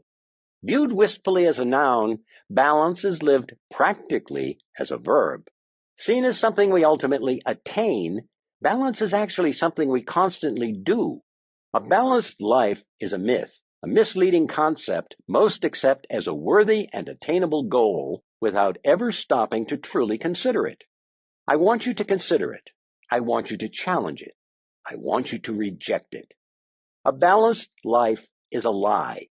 The idea of balance is exactly that, an idea. In philosophy, the golden mean is the moderate middle between polar extremes, a concept used to describe a place between two positions that is more desirable than one state or the other. This is a grand idea, but not a very practical one. Idealistic, but not realistic. Balance doesn't exist. This is tough to conceive, much less believe. Mainly because one of the most frequent laments is, "I need more balance." It's a common mantra for what's missing in most lives. We hear about balance so much, we automatically assume it's exactly what we should be seeking. It's not. Purpose, meaning, significance. These are what make a successful life. Seek balance and you will most certainly live your life out of balance, crisscrossing an invisible middle line as you pursue your priorities. The act of living a full life by giving time to what matters is a balancing act. Extraordinary results require focused attention and time. Time on one thing means time away from another. This makes balance impossible. The genesis of a myth. Historically, balancing our lives is a novel privilege to even consider. For thousands of years, work was life. If you didn't work, hunt game, harvest crops, or raise livestock, you didn't live long. But things changed. Jared Diamond's Pulitzer Prize-winning book, Guns, Germs, and Steel, The Fate of Human Societies, illustrates how farm-based societies that generated a surplus of food ultimately gave rise to professional specialization. It says, 12,000 years ago, everybody on Earth was a hunter-gatherer. Now, almost all of us are farmers, or else are fed by farmers. This freedom from having to forage or farm allowed people to become scholars and craftsmen. Some worked to put food on our tables, while others built the tables. At first, most people worked according to their needs and ambitions. The blacksmith didn't have to stay at the forge until 5 p.m. He could go home when the horse's feet were shod. Then, 19th century industrialization saw, for the first time, large numbers working for someone else. The story became one of hard-driving bosses, year-round work schedules, and lighted factories that ignored dawn and dusk. Consequently, The 20th century witnessed the start of significant grassroots movements to protect workers and limit work hours. Still, the term work-life balance wasn't coined until the mid-1980s, when more than half of all married women joined the workforce. To paraphrase Ralphie Gomery's preface in the 2005 book entitled Being Together, Working Apart, Dual Career Families and the Work-Life Balance, we went from a family unit with a breadwinner and a homemaker to one with two breadwinners and no homemaker. Anyone with a pulse knows who got stuck with the extra work in the beginning. However, by the 90s, work-life balance had quickly become a common watchword for men, too. A LexisNexis survey of the top 100 newspapers and magazines around the world shows a dramatic rise in the number of articles on the topic, from 32 in the decade from 1986 to 1996 to a high of 1,674 articles in 2007 alone. Figure 9 online at theonething.com shows the number of times the term work-life balance is mentioned in newspaper and magazine articles from 1986 through 2011. This online figure clearly illustrates how work-life balance has exploded as a topic in print media in recent years. It's probably not a coincidence that the ramp-up of technology parallels the rise in the belief that something is missing in our lives. Infiltrated space and fewer boundaries will do that. Rooted in real-life challenges, the idea of work-life balance has clearly captured our minds and imagination. Middle mismanagement. The desire for balance makes sense. Enough time for everything and everything done in time. It sounds so appealing that just thinking about it makes us feel serene and peaceful. This calm is so real that we just know it's the way life was meant to be. But it's not. If you think of balance as the middle, then out of balance is when you're away from it. Get too far away from the middle, and you're living at the extremes. The problem with living in the middle is that it prevents you from making extraordinary time commitments to anything. In your effort to attend to all things, everything gets shortchanged, and nothing gets its due. Sometimes this can be okay, and sometimes not. Knowing when to pursue the middle and when to pursue the extremes is, in essence, the true beginning of wisdom. Extraordinary results are achieved by this negotiation with your time. The reason we shouldn't pursue balance is that the magic never happens in the middle. Magic happens at the extremes. The dilemma is that chasing the extremes presents real challenges. We naturally understand that success lies at the outer edges, but we don't know how to manage our lives while we're out there. When we work too long, eventually our personal life suffers. Falling prey to the belief that long hours are virtuous, we unfairly blame work when we say, "I have no life." Often, it's just the opposite. Even if our work life doesn't interfere, our personal life itself can be so full of have-tos that we again reach the same defeated conclusion. I have no life. And sometimes we get hit from both sides.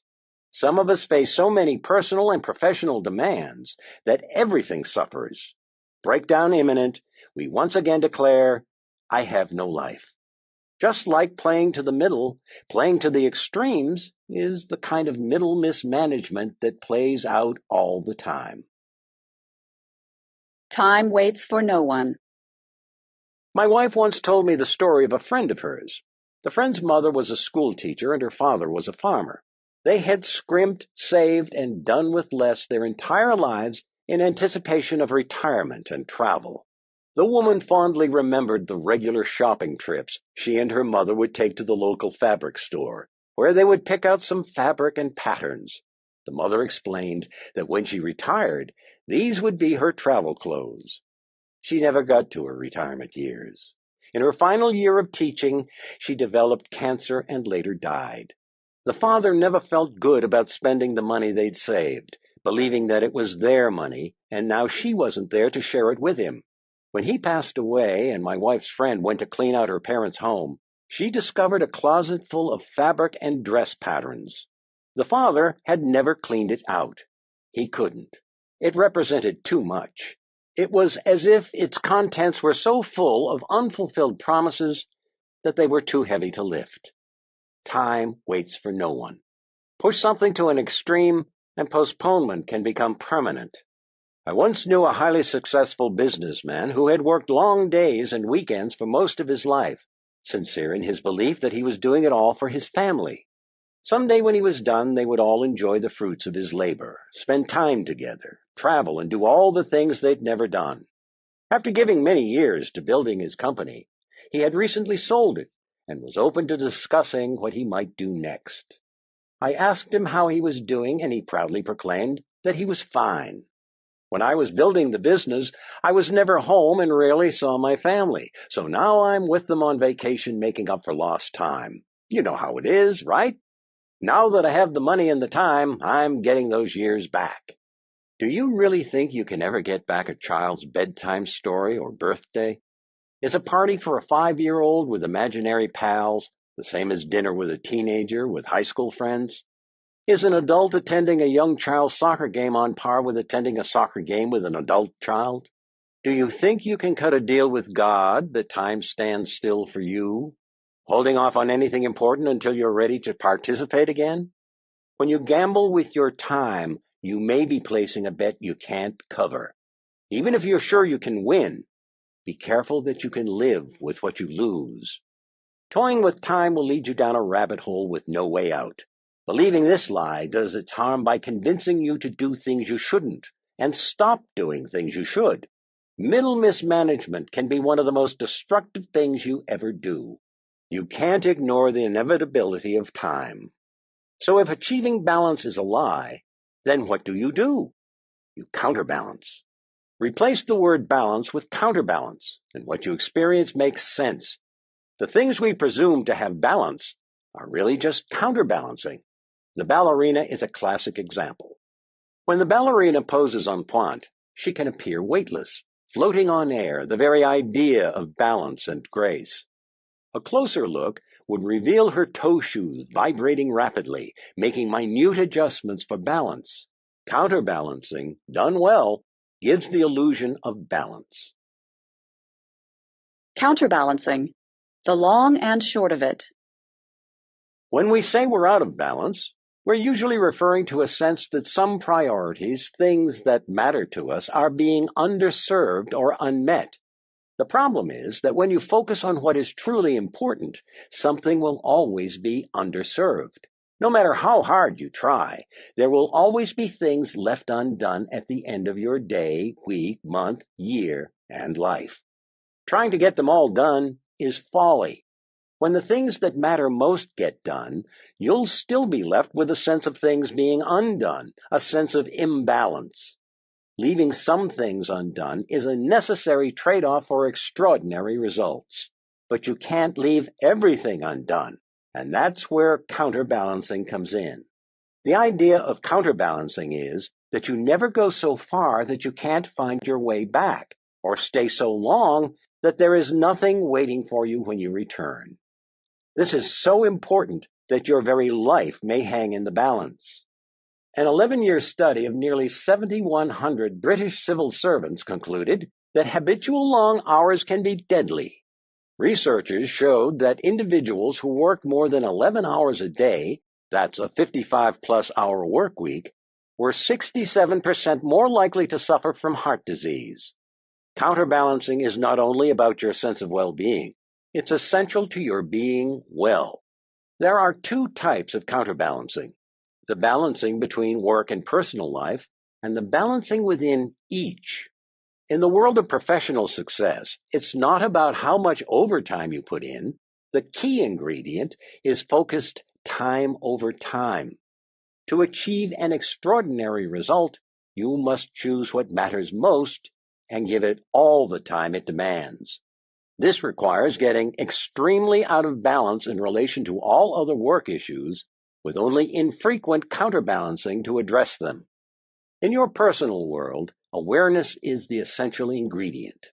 Awareness of your spirit and body, awareness of your family and friends, awareness of your personal needs. None of these can be sacrificed if you intend to have a life. so you can never forsake them for work or one for the other. You can move back and forth quickly between these, and often even combine the activities around them, but you can't neglect any of them for long. Your personal life requires tight counterbalancing. Whether or not to go out of balance isn't really the question. The question is, do you go short or long? In your personal life, go short and avoid long periods where you're out of balance.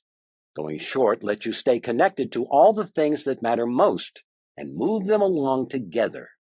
In your professional life, go long and make peace with the idea that the pursuit of extraordinary results may require you to be out of balance for long periods.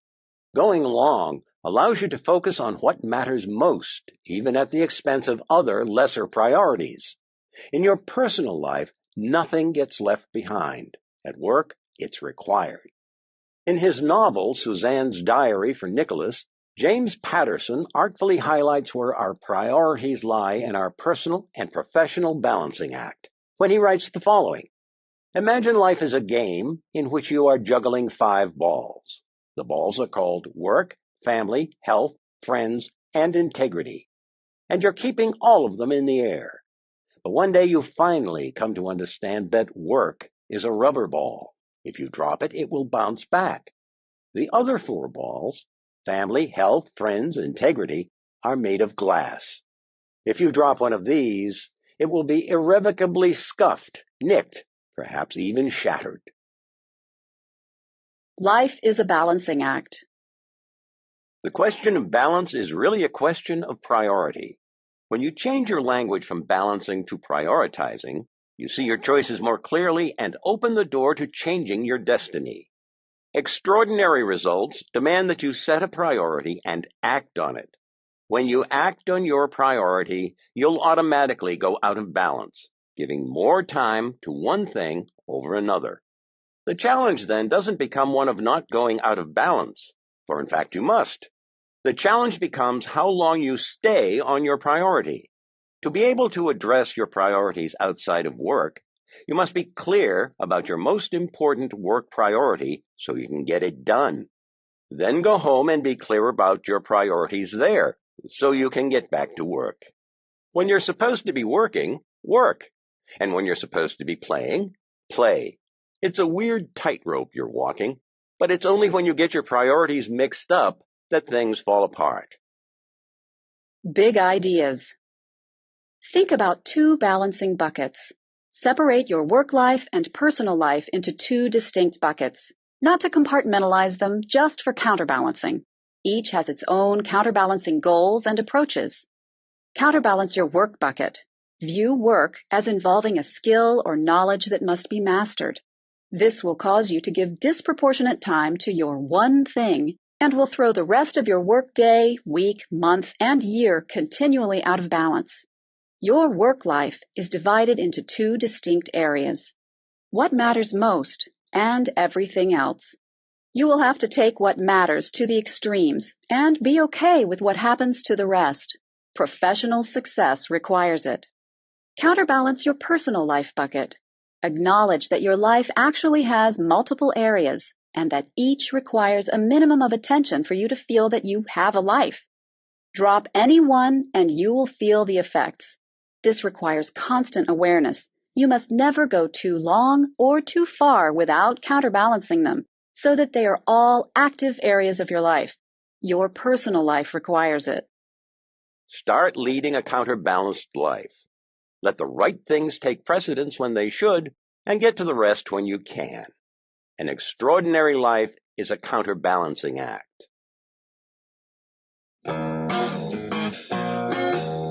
Chapter 9. Big is Bad.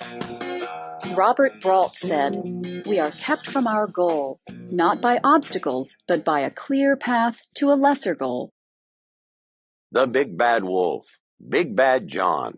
From folk tales to folk songs, the suggestion that big and bad go together has been a common theme across history, so much so that many think they're synonymous. They're not. Big can be bad, and bad can be big, but they're not one and the same. They aren't inherently related. A big opportunity is better than a small one, but a small problem is better than a big one. Sometimes you want the biggest present under the tree, and sometimes you want the smallest. Often a big laugh or a big cry is just what you need, and every so often a small chuckle and a few tears will do the trick. Big and bad are no more tied together than small and good. Big is bad is a lie. It's quite possibly the worst lie of all, for if you fear big success, you'll either avoid it or sabotage your efforts to achieve it. Who's afraid of the big bad big? Place big and results in the same room, and a lot of people balk or walk. Mention big with achievement, and their first thoughts are hard, complicated, and time-consuming, difficult to get there, and complex once you do. Pretty much sums up their views. Overwhelming and intimidating is what they feel. For some reason, there is the fear that big success brings crushing pressure and stress, that the pursuit of it robs them of not only time with family and friends, but eventually their health. Uncertain of the right to achieve big, or fearful of what might happen if they try and fall short, their head spins just thinking about it, and they immediately doubt they have a head for heights. All of this reinforces a dis-ease with the very idea of big. To invent a word, call it megaphobia. That's the irrational fear of big. When we connect big with bad, we trigger shrinking thinking. Lowering our trajectory feels safe. Staying where we are feels prudent. But the opposite is true. When big is believed to be bad, small thinking rules the day, and big never sees the light of it. Flat wrong. How many ships didn't sail because of the belief that the Earth was flat? How much progress was impeded because man wasn't supposed to breathe underwater, fly through the air, or venture into outer space? Historically, we've done a remarkably poor job of estimating our limits. The good news is that science isn't about guessing, but rather the art of progressing. And so is your life. None of us knows our limits. Borders and boundaries may be clear on a map, but when we apply them to our lives, the lines aren't so apparent. I was once asked if I thought thinking big was realistic. I paused to reflect on this and then said, "Let me ask you a question first. Do you know what your limits are?" They replied, "No." So I said that it seemed the question was irrelevant. No one knows their ultimate ceiling for achievement, so worrying about it was a waste of time. What if someone told you that you could never achieve above a certain level, that you were required to pick an upper limit which you could never exceed? What would you pick, a low one or a high one? I think we know the answer. Put in this situation, we would all do the same thing. We would go big. Why? Because you wouldn't want to limit yourself. When you allow yourself to accept that big is about who you can become, you look at it differently. In this context, big is a placeholder for what you might call a leap of possibility.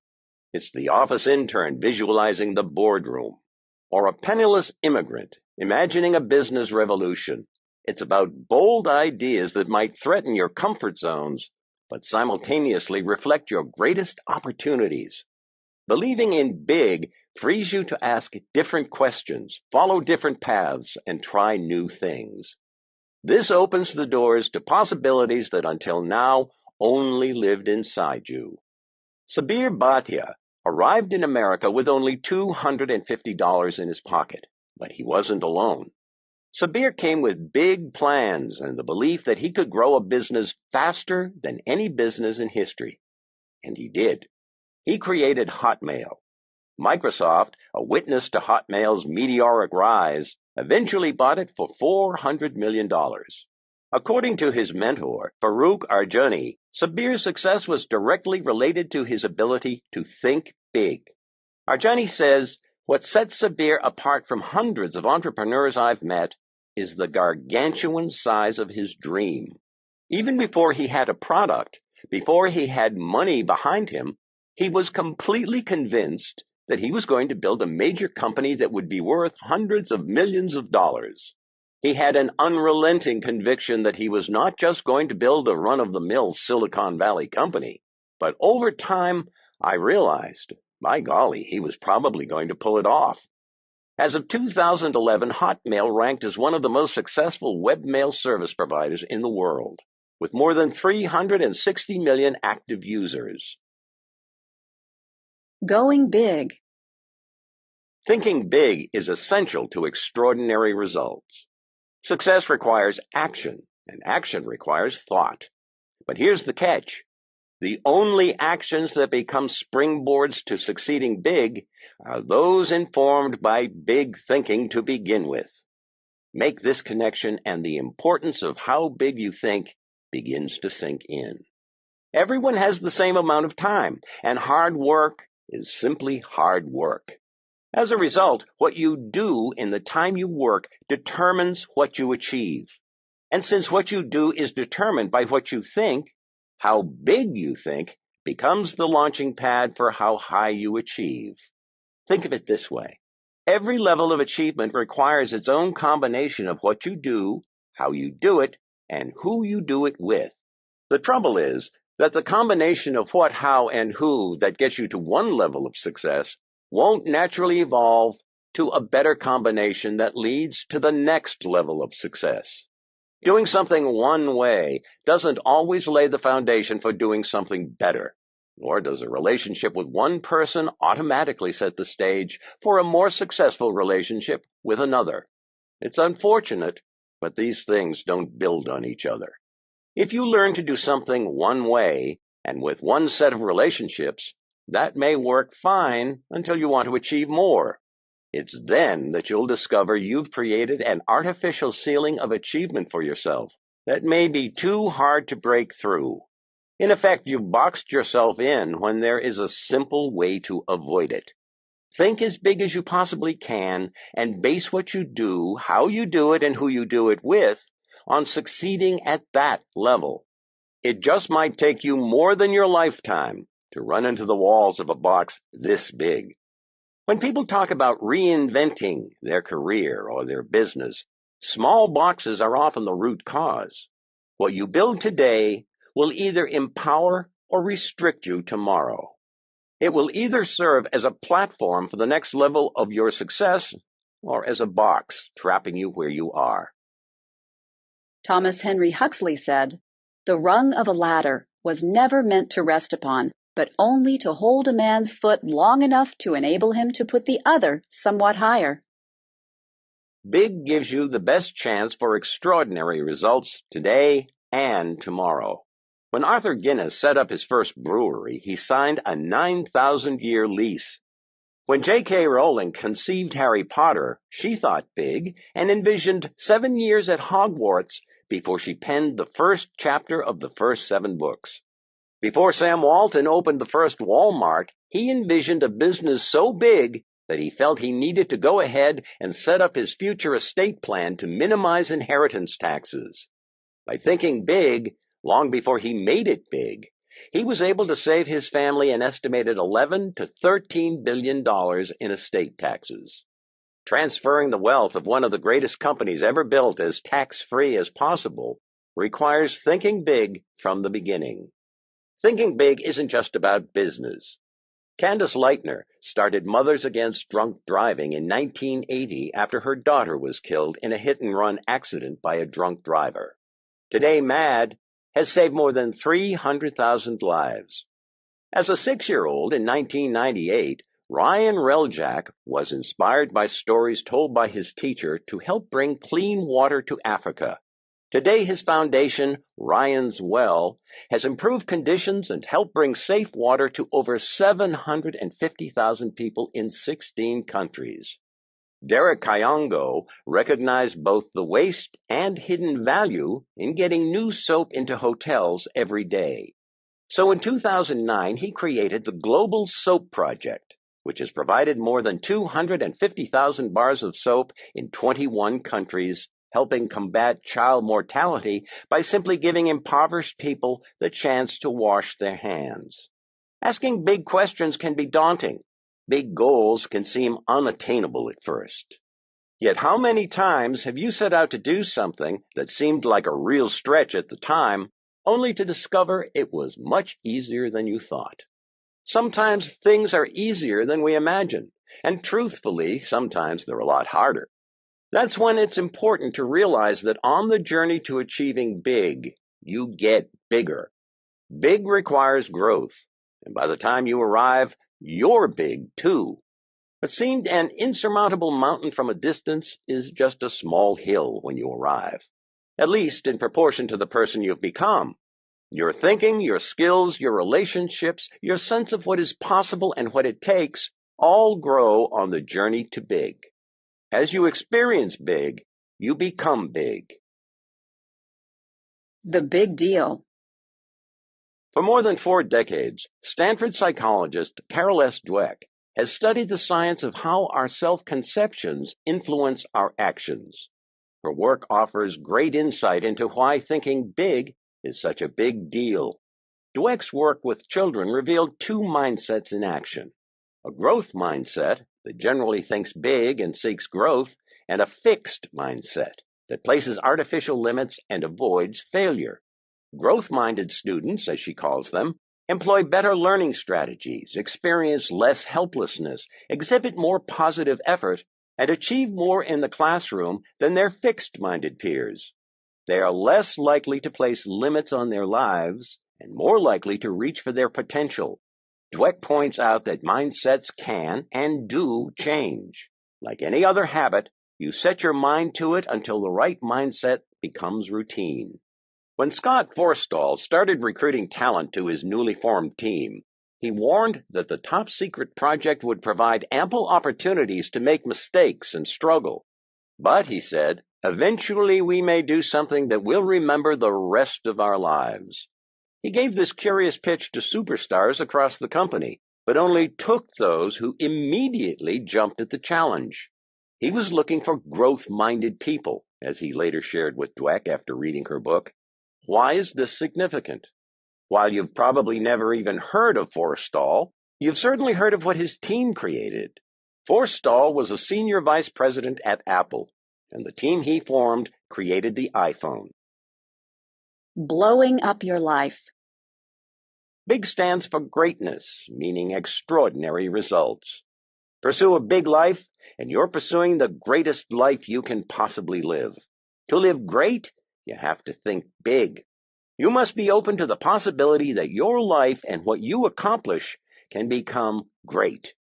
Achievement and abundance show up because they're the natural outcomes of doing the right things with no limits attached. Don't fear big. Fear mediocrity. Fear waste. Fear the lack of living to your fullest. When we fear big, we either consciously or subconsciously work against it. We either run toward lesser outcomes and opportunities, or we simply run away from the big ones. If courage isn't the absence of fear, but moving past it, then thinking big isn't the absence of doubts, but moving past them. Only living big will let you experience your true life and work potential. Big ideas. Think big. Avoid incremental thinking that simply asks, what do I do next? This is, at best, the slow lane to success, and at worst, the off-ramp. Ask bigger questions. A good rule of thumb is to double down everywhere in your life. If your goal is 10, ask the question, how can I reach 20? Set a goal so far above what you want that you'll be building a plan that practically guarantees your original goal. Don't order from the menu. Apple's celebrated 1997 Think Different ad campaign features icons like Ali, Dylan, Einstein, Hitchcock, Picasso, Gandhi, and others who saw things differently and who went on to transform the world we know. The point was that they didn't choose from the available options. They imagined outcomes that no one else had.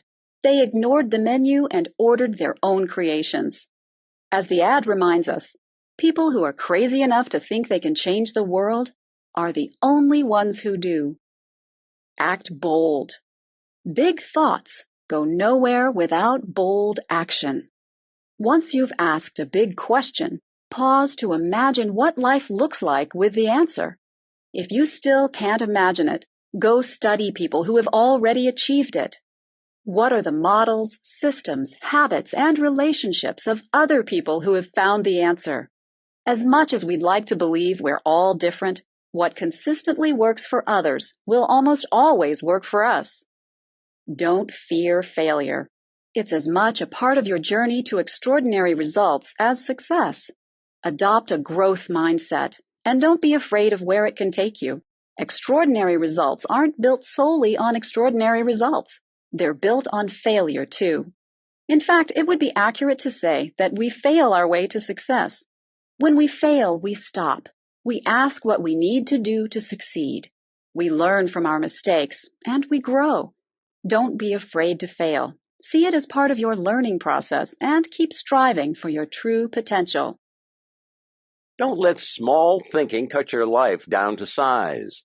Think big, aim high, act bold, and see just how big you can blow up your life.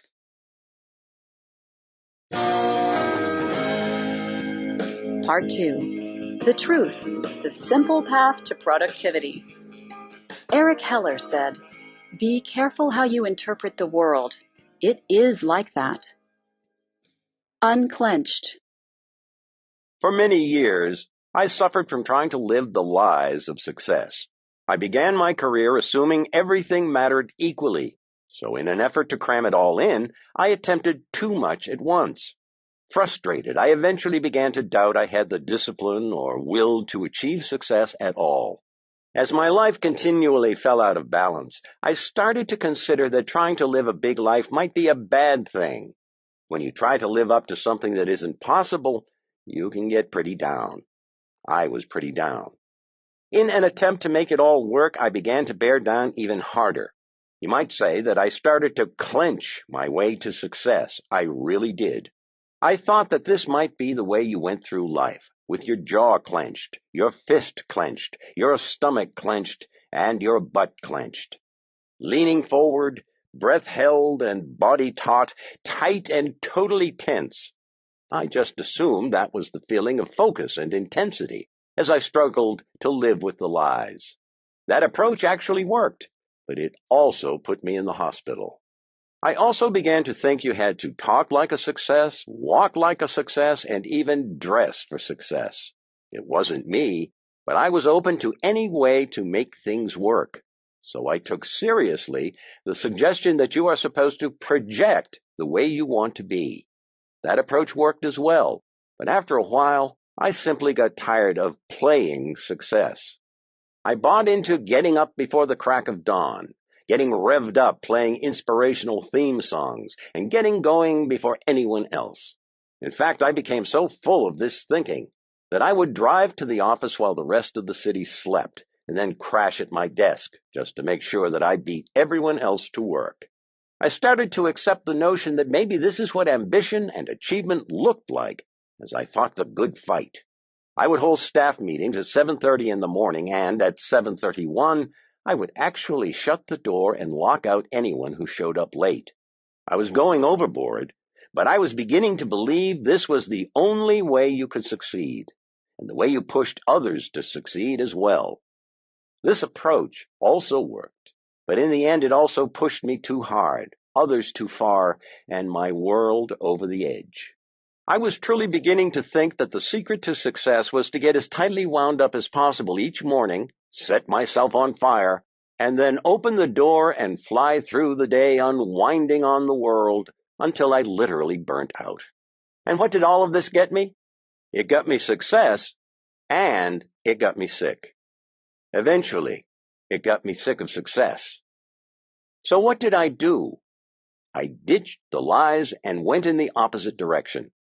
I joined Overachievers Anonymous and went anti-establishment on all the success tactics that supposedly build success. First off, I got unclenched. I actually started listening to my body, slowed down, and chilled out.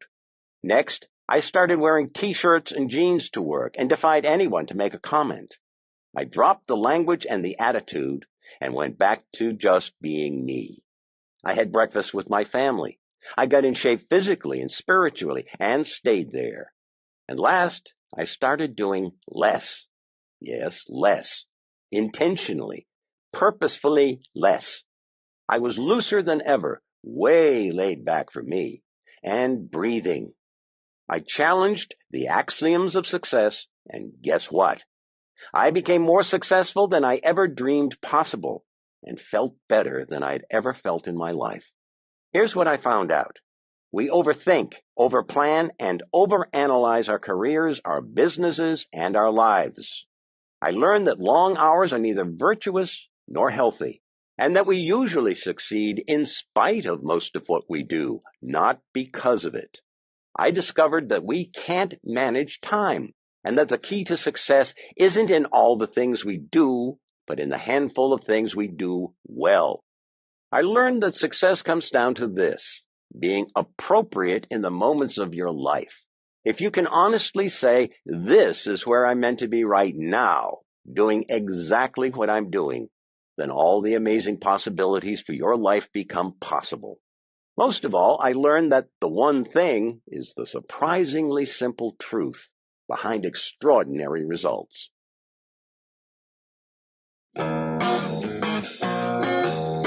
Chapter 10. The Focusing Question. George Anders said, "There is an art to clearing away the clutter and focusing on what matters most. It is simple and it is transferable. It just requires the courage to take a different approach." On June 23, 1885, in the town of Pittsburgh, Pennsylvania, Andrew Carnegie addressed the students of the Curry Commercial College. At the height of his business success, the Carnegie Steel Company was the largest and most profitable industrial enterprise in the world. Carnegie would later become the second richest man in history after John D. Rockefeller.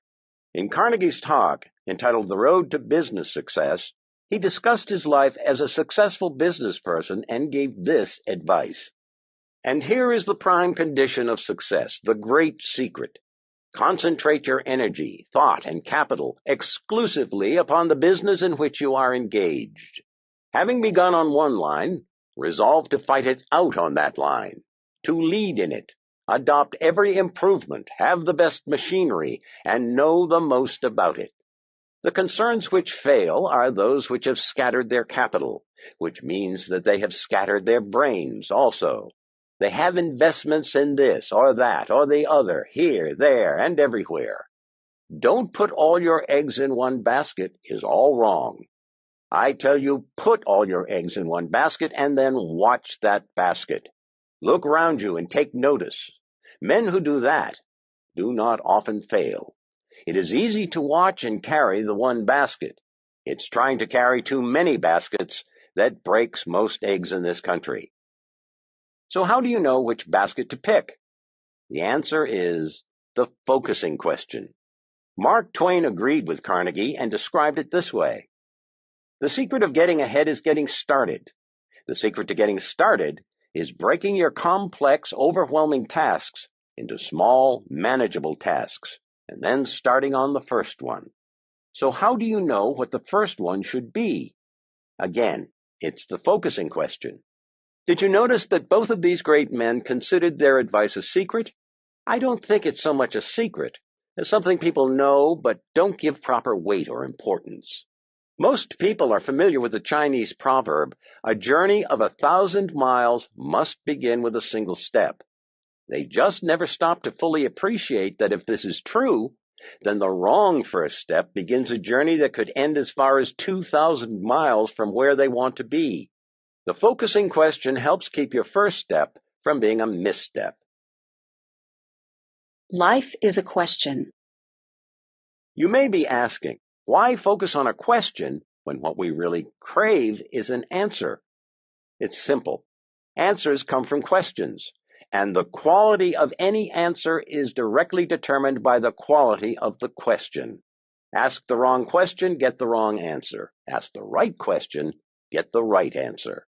Ask the most powerful question possible, and the answer can be life-altering.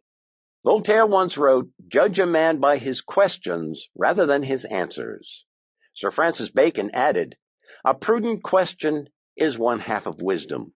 Indira Gandhi concluded that the power to question is the basis of all human progress. Great questions are clearly the quickest path to great answers.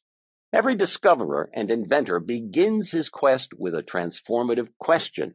The scientific method asks questions of the universe in hypothesis form. The more than 2,000-year-old Socratic method, teaching through questions, is still embraced by educators from the heights of Harvard Law School to the local kindergarten class. Questions engage our critical thinking. Research shows that asking questions improves learning and performance by as much as 150%. In the end, it's hard to argue with author Nancy Willard, who wrote, "Sometimes questions are more important than answers." I first became aware of the power of questions as a young man. I read a poem that affected me profoundly, and I've carried it with me ever since. Listen for yourself. My Wage by J.B. Rittenhouse. I bargained with life for a penny, and life would pay no more. However, I begged at evening when I counted my scanty store. For life is a just employer. He gives you what you ask. But once you have set the wages, why, you must bear the task. I worked for a menial's hire, only to learn, dismayed, that any wage I had asked of life, life would have willingly paid. The last two lines deserve repeating. Any wage I had asked of life, life would have willingly paid. One of the most empowering moments of my life came when I realized that life is a question, and how we live it is our answer. How we phrase the questions we ask ourselves determines the answers that eventually become our life. The challenge is that the right question isn't always so obvious. Most things we want don't come with a roadmap or a set of instructions, so it can be difficult to frame the right question. Clarity must come from us. It seems we must envision our own journeys, make our own maps, and create our own compasses. To get the answers we seek, we have to invent the right questions, and we're left to devise our own. So how do you do this? How do you come up with uncommon questions that take you to uncommon answers? You ask one question, the focusing question. Anyone who dreams of an uncommon life eventually discovers there is no choice but to seek an uncommon approach to living it. The focusing question is that uncommon approach. In a world of no instructions, it becomes the simple formula for finding exceptional answers that lead to extraordinary results. The focusing question asks the following. What's the one thing I can do such that by doing it, everything else will be easier or unnecessary? The focusing question is so deceptively simple that its power is easily dismissed by anyone who doesn't closely examine it. But that would be a mistake. The focusing question can lead you to answer not only big picture questions such as where am I going or what target should I aim for, but also small focus ones as well, like what must I do right now to be on the path to getting the big picture? Or where's the bullseye? It tells you not only what your basket should be, but also the first step toward getting it. It shows you how big your life can be and just how small you must go to get there. It's both a map for the big picture and a compass for your smallest next move.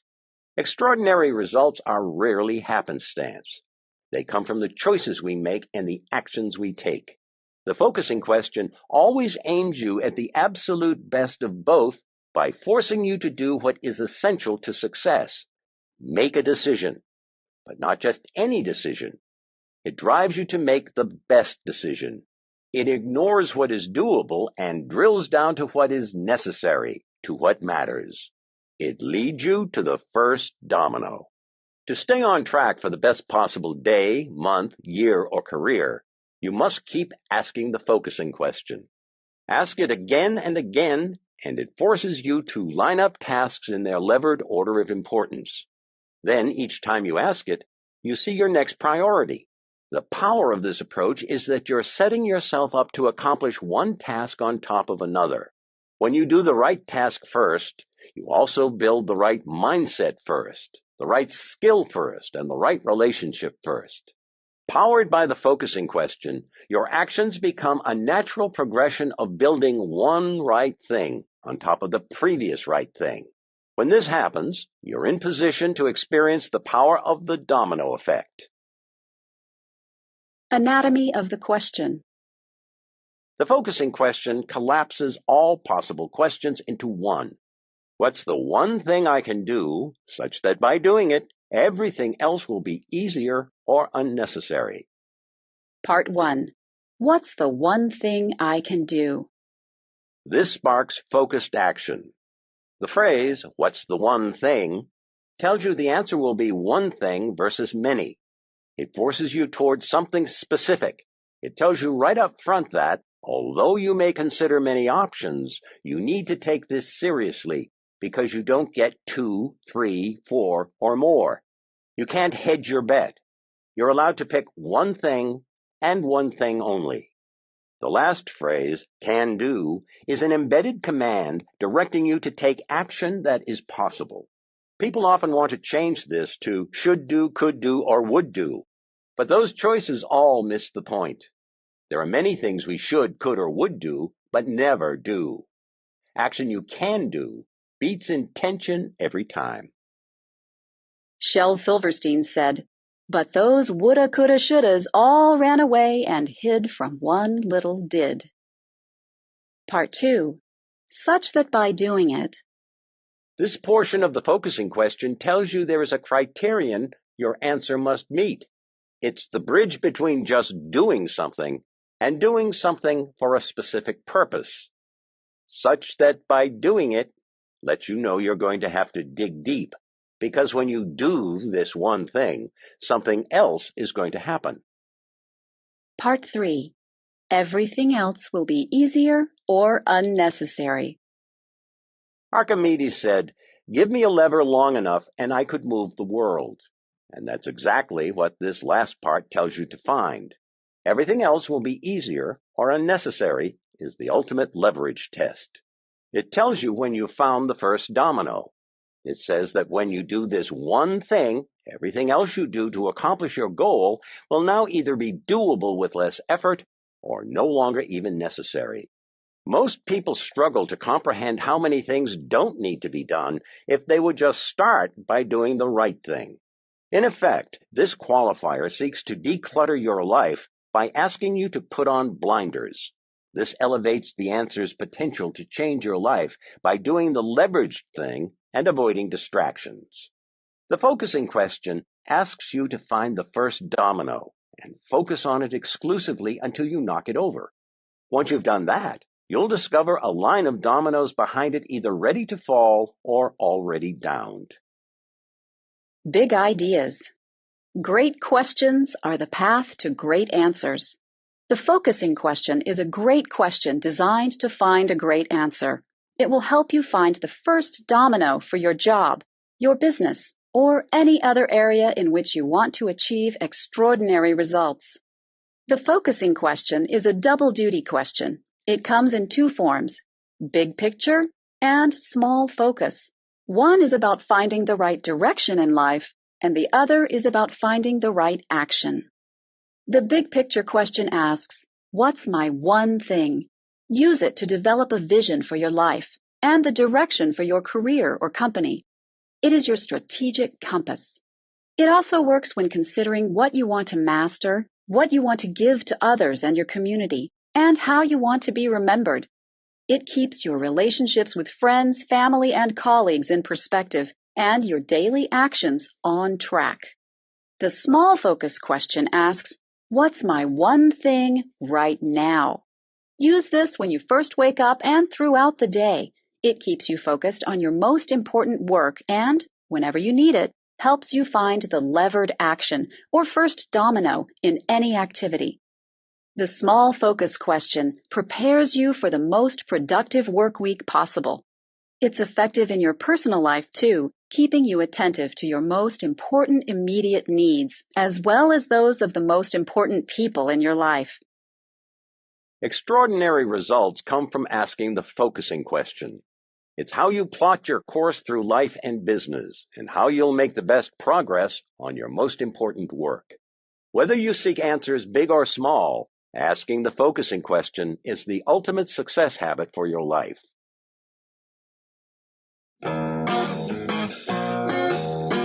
Chapter 11, The Success Habit. Arnold H. Glasow said, "Success is simple. Do what's right, the right way, at the right time." You know about habits. They can be hard to break and hard to create, but we are unknowingly acquiring new ones all the time. When we start and continue a way of thinking or a way of acting over a long enough period, we've created a new habit. The choice we face is whether or not we want to form habits that get us what we want from life. If we do, then the focusing question is the most powerful success habit we can have. For me, the focusing question is a way of life. I use it to find my most leveraged priority, make the most out of my time, and get the biggest bang for my buck. Whenever the outcome absolutely matters, I ask it. I ask it when I wake up and start my day. I ask it when I get to work, and again when I get home. What's the one thing I can do such that by doing it, everything else will be easier or unnecessary? And when I know the answer, I continue to ask it until I can see the connections and all my dominoes are lined up. Obviously, you can drive yourself nuts analyzing every little aspect of everything you might do. I don't do that, and you shouldn't either. Start with the big stuff and see where it takes you. Over time, you'll develop your own sense of when to use the big picture question and when to use the small focus question. The focusing question is the foundational habit I use to achieve extraordinary results and lead a big life. I use it for some things and not at all for others. I apply it to the important areas of my life, such as my spiritual life, physical health, personal life, key relationships, job, business, and financial life. And I address them in that order. Each one is a foundation for the next. Because I want my life to matter, I approach each area by doing what matters most in it. I view these as the cornerstones of my life, and have found that when I'm doing what's most important in each area, my life feels like it's running on all cylinders. The focusing question can direct you to your one thing in the different areas of your life. Simply reframe the focusing question by inserting your area of focus. You can also include a time frame, such as right now or this year, to give your answer the appropriate level of immediacy, or in 5 years, or someday, to find a big picture answer that points you at outcomes to aim for. You can ask yourself focusing questions specific to each category of your life, be it spiritual, physical, personal, key relationships, your job, business, or maybe finances. First, say the category, then state the question. Next, add a time frame, and end by adding, such that by doing it, everything else will be easier or unnecessary. For example, for my job, what's the one thing I can do to ensure I hit my goals this week, such that by doing it, everything else will be easier or unnecessary? For my spiritual life. What's the one thing I can do to help others? What's the one thing I can do to improve my relationship with God? For my physical health. What's the one thing I can do to achieve my diet goals? What's the one thing I can do to ensure that I exercise? What's the one thing I can do to relieve my stress? For my personal life.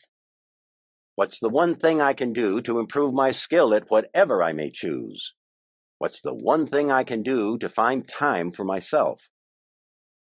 For my key relationships. What's the one thing I can do to improve my relationship with my spouse or partner? What's the one thing I can do to improve my children's school performance? What's the one thing I can do to show my appreciation to my parents? What's the one thing I can do to make my family stronger?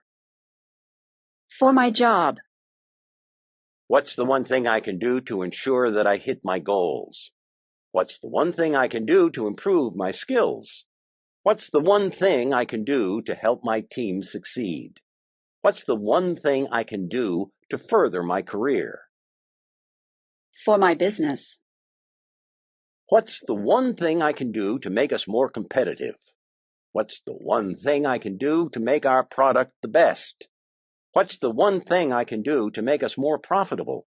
What's the one thing I can do to improve our customer experience? For my finances. What's the one thing I can do to increase my net worth? What's the one thing I can do to improve my investment cash flow? What's the one thing I can do to eliminate my credit card debt? Big ideas.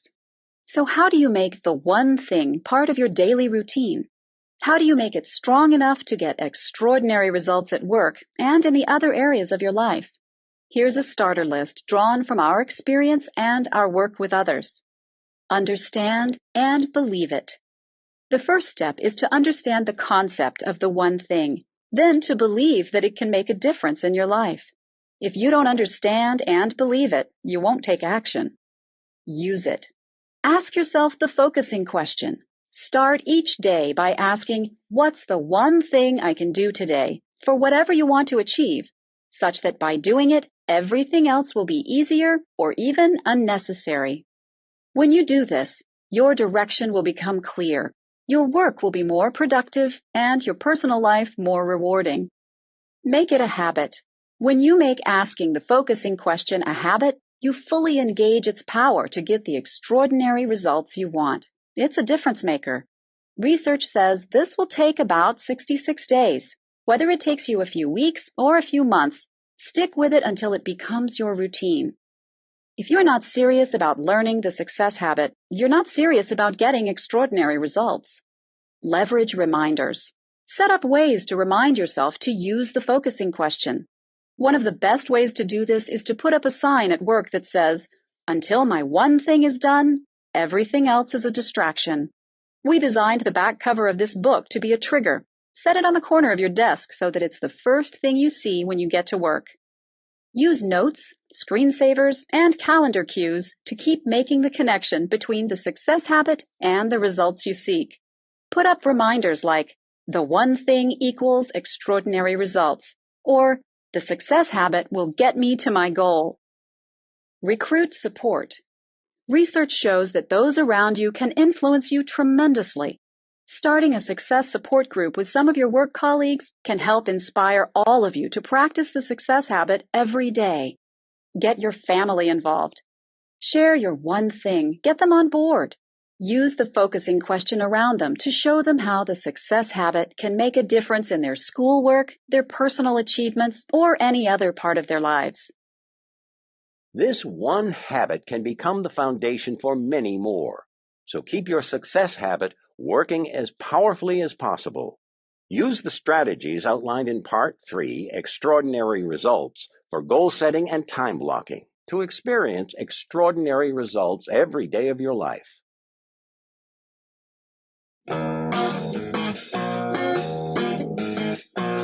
Chapter 12, The Path to Great Answers. F.M. Alexander said, "People do not decide their futures. They decide their habits, and their habits decide their futures." The focusing question helps you identify your one thing in any situation. It will clarify what you want in the big areas of your life, and then drill down to what you must do to get them. It's really a simple process. You ask a great question, then you seek out a great answer. As simple as 2 steps, it's the ultimate success habit. You can view Figure 17 online at theonething.com to see the 2 steps outlined for you. Asking a great question, which is step 1, means to think big and specific. This leads to step 2, which is finding a great answer. And that means research and role model. Step 1. Ask a great question. The focusing question helps you ask a great question. Great questions, like great goals, are big and specific. They push you, stretch you, and aim you at big, specific answers. And because they're framed to be measurable, There's no wiggle room about what the results will look like. Look online at Figure 18, and you'll find what we call the Great Question Matrix.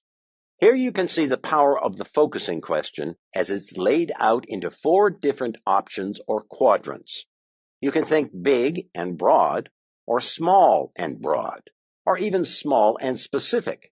But to get the best results, you need to be thinking big and specific. Let's take increasing sales as a way to break down each of the quadrants, using the question, what can I do to double sales in 6 months? This is the placeholder for big and specific. Now, let's examine the pros and cons of each question quadrant, ending with where you want to be, which is big and specific. Refer to Figure 19 online to see how each question fits into each quadrant of the Great Question Matrix. Quadrant 4, small and specific. In Quadrant 4, the question turns into, what can I do to increase sales by 5% this year? This aims you in a specific direction, but there's nothing truly challenging about this question. For most salespeople, a 5% bump in sales could just as easily happen because the market shifted in your favor rather than anything you might have done. At best, it's an incremental gain, not a life-changing leap forward. Low goals don't require extraordinary actions, so they rarely lead to extraordinary results. Quadrant 3, small and broad. In Quadrant 3, the question is more like, what can I do to increase sales? This is not really an achievement question at all. It's more of a brainstorming question. It's great for listing your options, but requires more to narrow your options and go small. How much will sales increase? By what date? Unfortunately, this is the kind of average question most people ask, and then wonder why their answers don't deliver extraordinary results. Quadrant 2, big and broad. Here the question might be, what can I do to double sales? You have a big question, but nothing specific. It's a good start, but the lack of specifics leaves more questions than answers.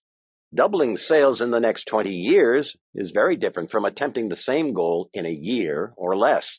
There are still too many options, and without specifics, you won't know where to start. Quadrant 1, big and specific.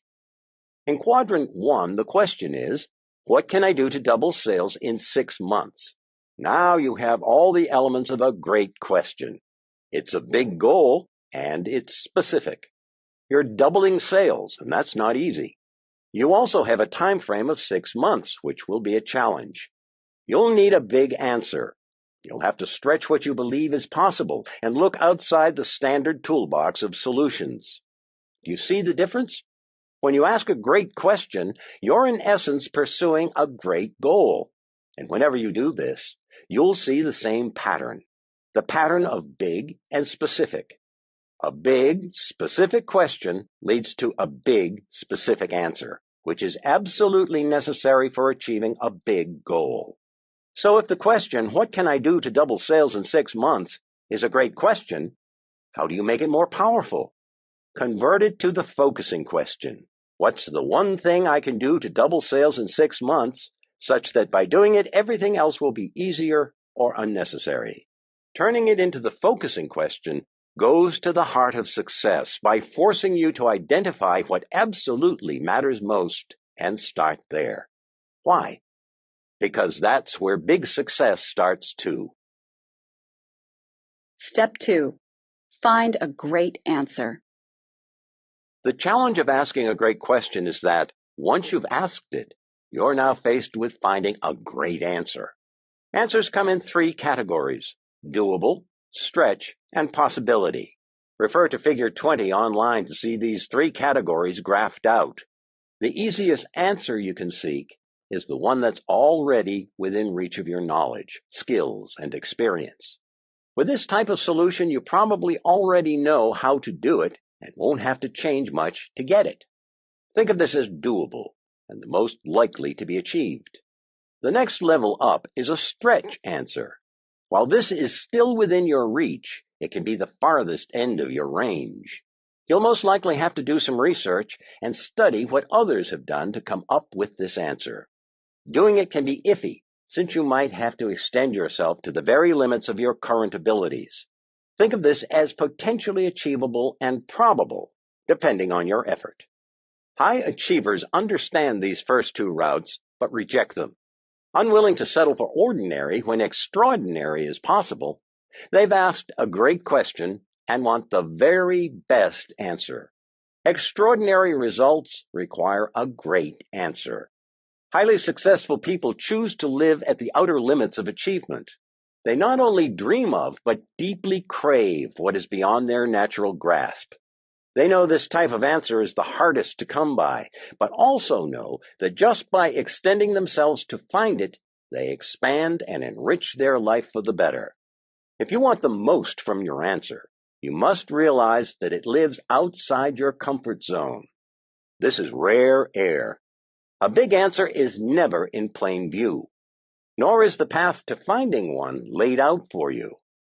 A possibility answer exists beyond what is already known and being done.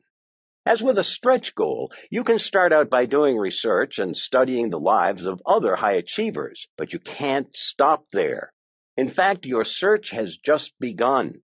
Whatever you learn, you'll use it to do what only the greatest achievers do, and that's benchmark and trend. A great answer is essentially a new answer. It's a leap across all current answers in search of the next one, and is found in two steps. The first is the same as when you stretch. You uncover the best research and study the highest achievers. Anytime you don't know the answer, your answer is to go find your answer. In other words, by default, your first one thing is to search for clues and role models to point you in the right direction. The first thing to do is ask, has anyone else studied or accomplished this or something like it? The answer is almost always yes. So your investigation begins by finding out what others have learned. One of the reasons I've amassed a large library of books over the years is because books are a great go-to resource. Short of having a conversation with someone who has accomplished what you hope to achieve, in my experience, books and published works offer the most in terms of documented research and role models for success. The Internet has quickly become an invaluable tool as well. Whether offline or online, you're trying to find people who have already gone down the road you're traveling, so you can research, model, benchmark, and trend their experience. A college professor once told me, Gary, you're smart, but people have lived before you. You're not the first person to dream big, so you'd be wise to study what others have learned first and then build your actions on the back of their lessons. He was so right. And he was talking to you, too. The research and experience of others is the best place to start when looking for your answer. Armed with this knowledge, you can establish a benchmark, the current high water mark for all that is known and being done. With a stretch approach, this was your maximum, but now it is your minimum. It's not all you'll do, but it becomes the hilltop where you'll stand to see if you can spot what might come next. This is called trending, and it's the second step. You're looking for the next thing you can do in the same direction that the best performers are heading, or, if necessary, in an entirely new direction.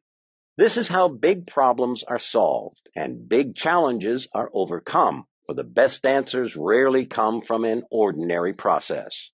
Whether it's figuring out how to leapfrog the competition, finding a cure for a disease, or coming up with an action step for a personal goal, benchmarking and trending is your best option.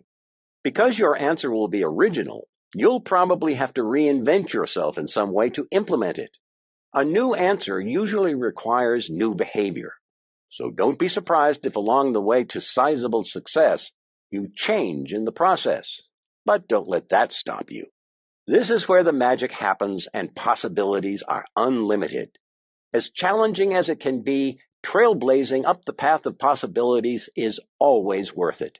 For when we maximize our reach, we maximize our life. Big ideas. Think big and specific. Setting a goal you intend to achieve is like asking a question. It's a simple step from "I'd like to do that" to "How do I achieve that?" The best question, and by default the best goal, is big and specific. Big because you're after extraordinary results. Specific to give you something to aim at and to leave no wiggle room about whether you hit the mark. A big and specific question, especially in the form of the focusing question, helps you zero in on the best possible answer. Think possibilities. Setting a doable goal is almost like creating a task to check off your list. A stretch goal is more challenging. It aims you at the edge of your current abilities. You have to stretch to reach it. The best goal explores what's possible. When you see people and businesses that have undergone transformations, this is where they live. Benchmark and trend for the best answer. No one has a crystal ball, but with practice, you can become surprisingly good at anticipating where things are heading. The people and businesses that get there first often enjoy the lion's share of the rewards with few, if any, competitors. Benchmark and trend to find the extraordinary answer you need for extraordinary results. Part 3. Extraordinary Results. Unlocking the Possibilities Within You. Will Rogers said, "Even if you're on the right track, you'll get run over if you just sit there." Extraordinary results. There is a natural rhythm to our lives that becomes a simple formula for implementing the one thing and achieving extraordinary results: purpose, priority, and productivity. Bound together, these three are forever connected and continually confirming each other's existence in our lives. Their link leads to the two areas where you'll apply the one thing, one big and one small. Your big one thing is your purpose, and your small one thing is the priority you take action on to achieve it. The most productive people start with purpose and use it like a compass. They allow purpose to be the guiding force in determining the priority that drives their actions. This is the straightest path to extraordinary results. Think of purpose, priority, and productivity as three parts of an iceberg. We provide a visual of this iceberg in Figure 22 online at theonething.com. With typically only 1/9 of an iceberg above water, whatever you see is just the tip of everything that is there. This is exactly how productivity, priority, and purpose are related. What you see is determined by what you don't. The more productive people are, the more purpose and priority are pushing and driving them. With the additional outcome of profit, it's the same for business. What's visible to the public, productivity and profit, is always buoyed by the substance that serves as the company's foundation, purpose and priority. All business people want productivity and profit, but too many fail to realize that the best path to attaining them is through purpose-driven priority. Personal productivity is the building block of all business profit. The two are inseparable. A business can't have unproductive people, yet magically still have an immensely profitable business. Great businesses are built one productive person at a time. And not surprisingly, the most productive people receive the greatest rewards from their businesses. Connecting purpose, priority, and productivity determines how high above the rest successful individuals and profitable businesses rise. Understanding this is at the core of producing extraordinary results. Chapter 13. Live with Purpose. George Bernard Shaw said, "Life isn't about finding yourself. Life is about creating yourself." So how do you use purpose to create an extraordinary life? Ebenezer Scrooge shows us how. Cold-hearted, penny-pinching, and greedy, a man who despised Christmas and all things that give people happiness. His last name, a byword from miserliness and meanness. Ebenezer Scrooge might have been the least likely candidate to teach us anything about how to live. Yet in Charles Dickens' 1843 classic, A Christmas Carol, he does. The redemptive tale of Scrooge's transformation from stingy, callous, and unloved to considerate, caring, and beloved is one of the best examples of how our destinies are determined by our decisions and our lives are shaped by our choices. Once again, fiction provides a formula we can all follow to build an extraordinary life with extraordinary results. I'd like to beg your forgiveness and take a little literary license to quickly retell this timeless tale. One Christmas Eve, Ebenezer Scrooge is visited by the deceased spirit of Jacob Marley, his former business partner. We do not know if this is a dream or if it's real. Marley wails, "I am here tonight to warn you that you have yet a chance and a hope of escaping my fate. You will be haunted by 3 spirits from the past, present, and future. Remember what has passed between us." Now, let's stop for a second and bear in mind who Scrooge is. Dickens describes him as a man whose old features are frozen by the cold within him. Tight-fisted, with head down and hand to the grindstone, Scrooge pays as little as possible and keeps as much as he can. He is secretive and solitary. No one ever stops him in the streets to say hello. No one cares, for he cares for no one. He is a bitter, mean, covetous old sinner. Cold to the sight, cold to the touch, and cold of heart, with no thaw in sight. His life is a lonely existence, and the world is worse off for it. Over the course of the evening, the 3 spirits visit Scrooge to show him his past, present, and future. Through these visits, he sees how he became the man he is, how his life is currently going, and what will ultimately happen to him and those around him. It's a terrifying experience that leaves him visibly shaken when he wakes the next morning, not knowing whether it was real or a dream, but giddy upon discovering no time has passed. Scrooge realizes there is still time to alter his fate. In a joyous blur, he rushes into the street and instructs the first boy he sees to go buy the biggest turkey at the market and send it anonymously to the home of his sole employee, Bob Cratchit. Upon seeing a gentleman he'd once rebuffed for pleading charity for the needy, he prays for forgiveness and promises to donate huge sums of money to the poor. Ebenezer eventually ends up at the home of his nephew, where he begs forgiveness for being such a fool for far too long, and accepts an invitation to stay for holiday dinner. His nephew's wife and guests, shocked at his heartfelt bliss, can barely believe this is Scrooge. The next morning, Bob Cratchit, upon arriving noticeably late to work, is confronted by Scrooge, who exclaims, "What do you mean, coming here at this time of day? I am not going to stand for this sort of thing any longer." Before this wretched news can sink in, the incredulous Cratchit hears him say, "And therefore I am about to raise your salary." Scrooge goes on to become the Cratchit family's benefactor. He finds a doctor for Tiny Tim, Cratchit's invalid son, and becomes like a second father to him. Scrooge lives out the rest of his days spending his time and money doing everything he can for others. Through this simple story, Charles Dickens shows us a simple formula for creating an extraordinary life. That's to live with purpose, live by priority, and live for productivity. As I reflect on this story, I believe Dickens reveals purpose as a combination of where we're going and what's important to us. He implies that our priority is what we place the greatest importance on, and our productivity comes from the actions we take.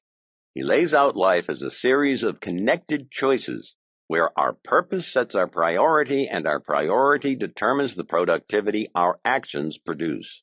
To Dickens, our purpose determines who we are. Scrooge is transparent and easy to understand. So let's revisit A Christmas Carol through the lens of Dickens' formula. At the place we enter his life, Scrooge's purpose is clearly about money. He pursues a life either working for it or being alone with it. He cares for money more than for people, and believes that money is the end by which any means are justified. Based on his purpose, his priority is straightforward: making money, as much money for himself as he can. Collecting coin is what matters to Scrooge. As a result, his productivity is always aimed at making money. When he takes a break from making it, just for fun, he counts it. Earning, netting, lending, receiving, tallying, these are the actions that fill his days, for he is greedy, selfish, and unmoved by the human condition of those around him. By Scrooge's own standards, he's highly productive in accomplishing his purpose. By anyone else's, it's simply a miserable life. This would be the end of the story were it not for the perspective provided to Ebenezer by his former partner. Jacob Marley didn't want Scrooge to reach the same dead end he had. So after the haunting, what happened to Scrooge? By Dickens' account, his purpose changed, which changed his most important priority, which changed where he focused his productivity. After Marley's intervention, Scrooge experienced the transformative power of a new purpose. So who did he become? Well, let's look. As the narrative ends, Scrooge's purpose is no longer money, but people. He now cares about people. He cares about their financial circumstances and their physical condition. He sees himself happily in relationships with others, lending a hand any way he can. He values helping people more than hoarding money and believes money is good for the good it can do. What is his priority? Where he once saved money and used people, he now uses money to save people. His overriding priority is to make as much money as he can so he can help as many as he can. What are his actions? He is productive throughout his days, putting every penny he can toward others. The transformation is remarkable and the message unmistakable. Who we are and where we want to go determine what we do and what we accomplish. A life lived on purpose is the most powerful of all and the happiest. Happiness on purpose. Ask enough people what they want in life, and you'll hear happiness as the overwhelming response. Although we all have a wide variety of specific answers, happiness is what we most want. Yet it's what most of us understand the least. No matter our motivations, most of what we do in life is ultimately meant to make us happy. And yet we get it wrong. Happiness doesn't happen the way we think. To explain, I want to share an ancient tale with you. The begging bowl. Upon coming out of his palace one morning and encountering a beggar, a king asks, "What do you want?" The beggar laughingly says, "You ask as though you can fulfill my desire." Offended, the king replies, "Of course I can. What is your desire?" The beggar warns, "Think twice before you promise anything." Now the beggar was no ordinary beggar, but the king's past life master, who had promised in their former life, "I will come to try and wake you in our next life. This life you have missed, but I will come again to help you." The king, not recognizing his old friend, insisted, "I will fulfill anything you ask, for I am a very powerful king who can fulfill any desire." The beggar said, "It is a very simple desire. Can you fill this begging bowl?" "Of course," said the king, and he instructed his vizier to fill the man's begging bowl with money. The vizier did, but when the money was poured into the bowl, it disappeared. So he poured more and more, but the moment he did, it would disappear. The begging bowl remained empty. Word spread throughout the kingdom, and a huge crowd gathered. The prestige and power of the king were at stake, so he told his vizier, "If my kingdom is to be lost, I am ready to lose it, but I cannot be defeated by this beggar." He continued to empty his wealth into the bowl. Diamonds, pearls, emeralds. His treasury was becoming empty. And yet the begging bowl seemed bottomless. Everything put into it immediately disappeared. Finally, as the crowd stood in utter silence, the king dropped at the beggar's feet and admitted defeat. "You are victorious, but before you go, fulfill my curiosity. What is the secret of this begging bowl?" The beggar humbly replied, "There is no secret. It is simply made up of human desire." One of our biggest challenges is making sure our life's purpose doesn't become a beggar's bowl, a bottomless pit of desire continually searching for the next thing that will make us happy. That's a losing proposition. Acquiring money and obtaining things are pretty much all done for the pleasure we expect them to bring. On one hand, this actually works. Securing money, or something we want, can spike our happiness meter, but only for a moment. Then it goes back down. Over the ages, our greatest minds have pondered happiness, and their conclusions are much the same. Having money and things won't automatically lead to lasting happiness. How circumstances affect us depends on how we interpret them as they relate to our life. If we lack a big picture view, we can easily fall into serial success seeking. Why? Because once we get what we want, our happiness sooner or later wanes because we quickly become accustomed to what we acquire. This happens to everyone and eventually leaves us bored, seeking something new to get or do. Worse, we may not even stop or slow down to enjoy what we've got because we automatically get up and go for something else. If we're not careful, we wind up ricocheting from achieving and acquiring to acquiring and achieving without even taking time to fully enjoy any of it. This is a good way to remain a beggar, and the day we realize this is the day our life changes forever. So how do we find enduring happiness? Happiness happens on the way to fulfillment. Dr. Martin Seligman, past president of the American Psychological Association, believes there are 5 factors that contribute to our happiness: positive emotion and pleasure, achievement, relationships, engagement, and meaning. Of these, he believes engagement and meaning are the most important. Becoming more engaged in what we do by finding ways to make our life more meaningful is the surest way to find lasting happiness.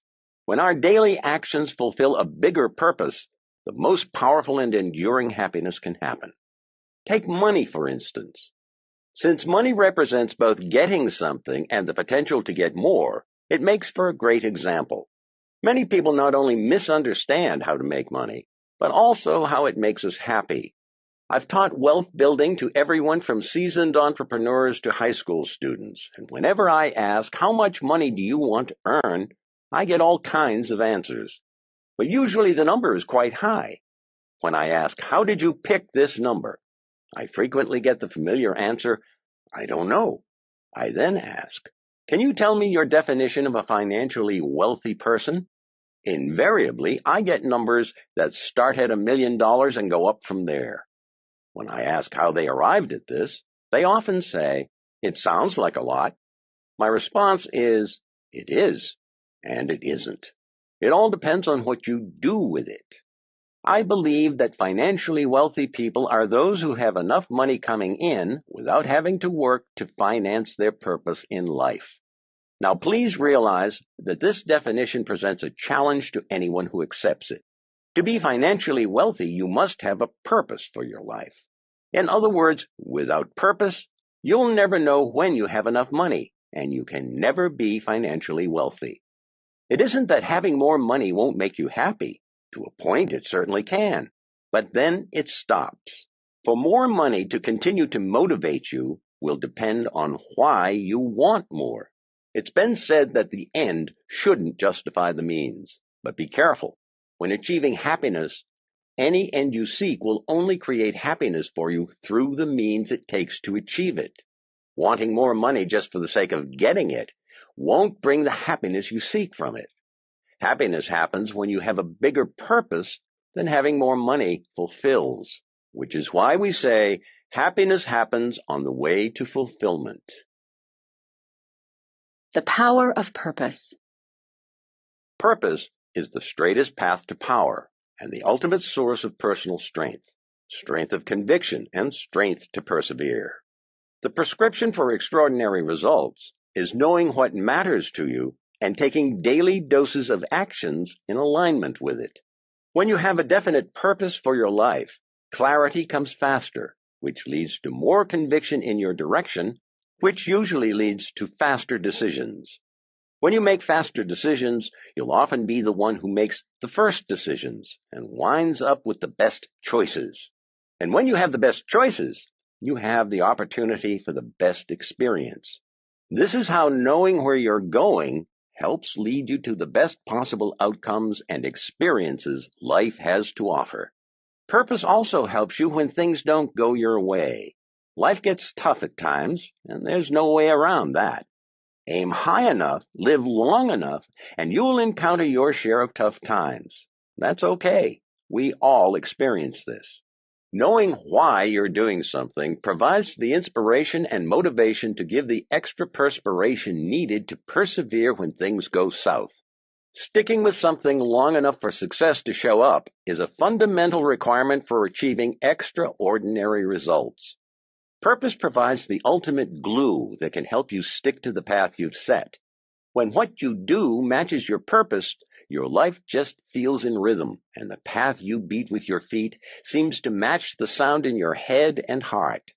Live with purpose, and don't be surprised if you actually hum more, and even whistle while you work.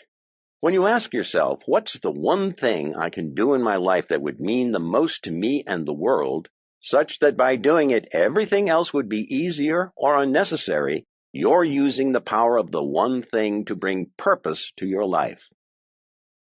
Big ideas. Happiness happens on the way to fulfillment. We all want to be happy, but seeking it isn't the best way to find it.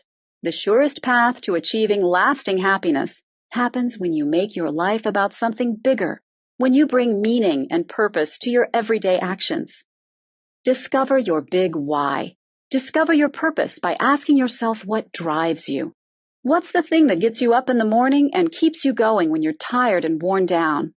I sometimes refer to this as your big why. It's why you're excited with your life. It's why you're doing what you're doing. Absent an answer, pick a direction. Purpose may sound heavy, but it doesn't have to be. Think of it simply as the one thing you want your life to be about more than any other. Try writing down something you'd like to accomplish and then describe how you'd do it. For me, it looks like this. My purpose is to help people live their greatest life possible through my teaching, coaching, and writing. So then, what does my life look like?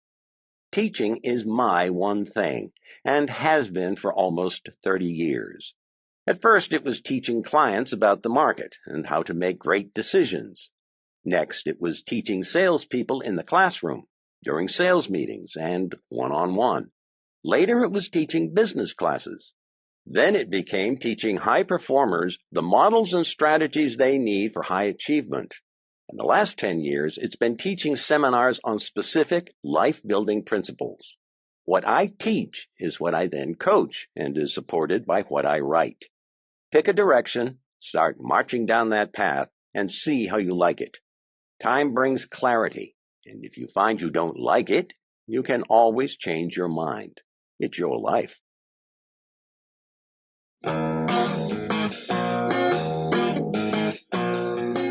Chapter 14. Live by Priority. Alan Laken said, "Planning is bringing the future into the present so that you can do something about it now." Would you tell me, please, which way I ought to go from here? Asked Alice. That depends a good deal on where you want to go, said the cat. I don't much care where, said Alice. Then it doesn't matter which way you go, said the cat. Alice's classic encounter with a Cheshire cat in Lewis Carroll's Alice's Adventures in Wonderland reveals the close connection between purpose and priority. Live with purpose, and you know where you want to go. Live by priority, and you'll know what to do to get there. When each day begins, we each have a choice. We can ask, what shall I do? Or what should I do? Without direction, without purpose, whatever you shall do will always get you somewhere.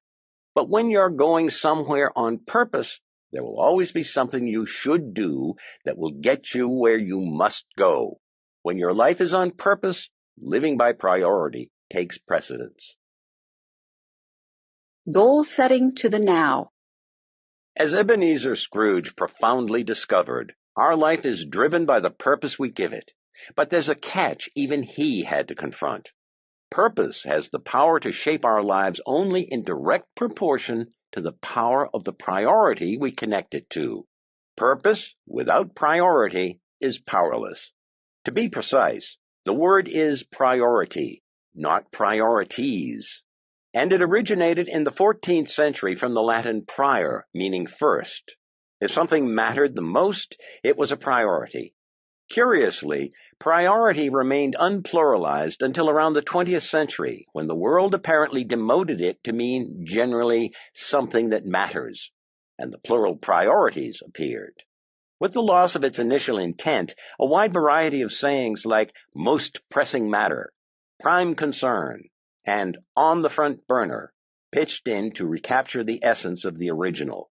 Today, we elevate priority to its former meaning by adding highest, top, first, main, and most important in front of it. It would seem priority has traveled an interesting road. So watch your language. You may have many ways to talk about priority, but no matter the words you choose, to achieve extraordinary results, your meaning must be the same. One thing. Whenever I teach goal setting, I make it my top priority to show how a goal and a priority work together. I do this by asking, why do we set goals and create plans? In spite of all the good answers I get, the truth is we have goals and plans for only one reason: to be appropriate in the moments of our lives that matter. While we may pull from the past and forecast the future, our only reality is the present moment. Right now is all we have to work with. Our past is but a former now, our future a potential one. To drive this point home, I started referring to the way to create a powerful priority as goal setting to the now, to emphasize why we were creating a priority in the first place. The truth about success is that our ability to achieve extraordinary results in the future lies in stringing together powerful moments, one after the other. What you do in any given moment determines what you experience in the next. Your present now and all future nows are undeniably determined by the priority you live in the moment. The deciding factor in determining how you set that priority is who wins the battle between your present and future selves. If you're offered a choice of $100 today or $200 next year, which would you choose? The $200, right? You would if your goal were to make the most money from the opportunity. Strangely, most people don't make that choice. Economists have long known that even though people prefer big rewards over small ones, they have an even stronger preference for present rewards over future ones, even when the future rewards are much bigger. It's an ordinary occurrence, oddly named hyperbolic discounting. The farther away a reward is in the future, the smaller the immediate motivation to achieve it. Maybe it's because objects that are farther away appear smaller, so people mistakenly assume they really are and discount their value. That might explain why so many people would actually choose the $100 today over twice the amount in the future. Their present bias overrides logic, and they allow a big future with potentially extraordinary results to get away. Now imagine the devastating impact living this way every day could have on your future self. Remember our conversation on delayed gratification? Turns out that what starts out as marshmallows can later cost you much more. We need a simple way of thinking to save us from ourselves, set the right priority, and move closer toward accomplishing our purpose. Goal setting to the now will get you there. By thinking through the filter of goal setting to the now, you set a future goal and then methodically drill down to what you should be doing right now. It can be a little like a Russian matryoshka doll, in that your one thing right now is nested inside your one thing today, which is nested inside your one thing this week, which is nested inside your one thing this month. It's how a small thing can actually build up to a big one. You're lining up your dominoes. Figure 24 on theonething.com shows you how to figure out what you should be doing right now by using goal setting to the now. It starts by asking, what's the one thing I want to do someday? And gets more and more specific until the present moment, when it asks, based on my daily goal, what's the one thing I can do right now? To understand how goal setting to the now will guide your thinking and determine your most important priority, consider the following litany. Based on my someday goal, what's the one thing I can do in the next 5 years to be on track to achieve it? Now, based on my 5-year goal, what's the one thing I can do this year to be on track to achieve my 5-year goal, so that I'm on track to achieve my someday goal? Now, based on my goal this year, what's the one thing I can do this month so I'm on track to achieve my goal this year, so I'm on track to achieve my 5-year goal, so I'm on track to achieve my someday goal? Now, based on my goal this month, what's the one thing I can do this week so I'm on track to achieve my goal this month, so I'm on track to achieve my goal this year, so I'm on track to achieve my 5-year goal, so I'm on track to achieve my someday goal? Now, based on my goal this week, what's the one thing I can do today so I'm on track to achieve my goal this week, so I'm on track to achieve my goal this month, so I'm on track to achieve my goal this year, so I'm on track to achieve my 5-year goal, so I'm on track to achieve my someday goal? So based on my goal today, what's the one thing I can do right now so I'm on track to achieve my goal today, so I'm on track to achieve my goal this week, so I'm on track to achieve my goal this month, so I'm on track to achieve my goal this year, so I'm on track to achieve my 5-year goal, so I'm on track to achieve my someday goal? I hope you hung in there and listened to the entire thing. Why? Because you're training your mind how to think, how to connect one goal with the next over time until you know the most important thing you must do right now. You're learning how to think big, but go small. To prove its value, just skip the steps by asking yourself, what's the one thing I can do right now so I'm on track to achieve my someday goal? It doesn't work. The moment is too far from the future for you to clearly see your key priority. In fact, you can keep adding back in today, this week, and so on, but you won't see the powerful priority you seek until you've added back in all the steps. It's why most people never get close to their goals. They haven't connected today to all the tomorrows it will take to get there. Connect today to all your tomorrows. It matters. Research backs this up. In 3 separate studies, psychologists observed 262 students to see the impact of visualization on outcomes. The students were asked to visualize in one of 2 ways. Those in one group were told to visualize the outcome, such as getting an A on an exam, and the others were asked to visualize the process needed to achieve a desired outcome, such as all of the study sessions needed to earn that A on the exam. In the end, students who visualized the process performed better across the board. They studied earlier and more frequently and earned higher grades than those who simply visualized the outcome. People tend to be overly optimistic about what they can accomplish, and therefore, most don't think things all the way through. Researchers call this the planning fallacy.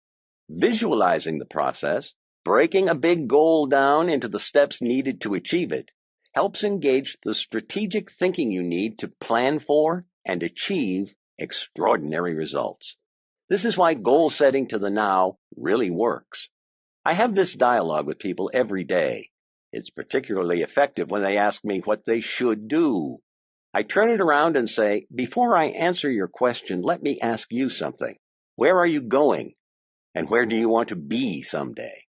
Without fail, as I walk them through goal setting to the now, they catch on quickly and come up with their own answers. And by the time they tell me the one thing they should be doing right now, I laughingly ask, so why are you still talking to me? Your last step is to write down your answers. Much has been written about writing down goals, and for a very good reason. It works.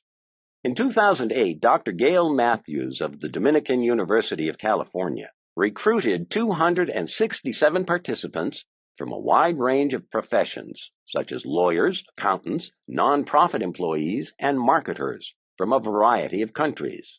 Those who wrote down their goals were 39.5% more likely to accomplish them.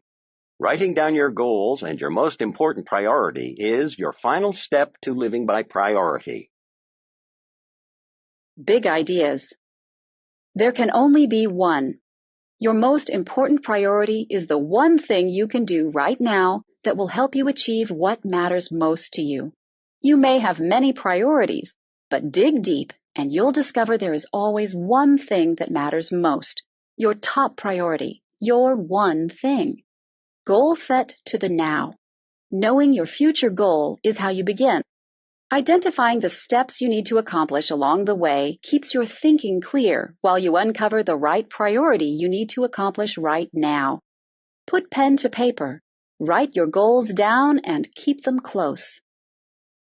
Pull your purpose through to a single priority built by goal setting to the now, and that priority, that one thing you can do such that by doing it everything else will be easier or unnecessary, will show you the way to extraordinary results. And once you know what to do, the only thing left is to go from knowing to doing.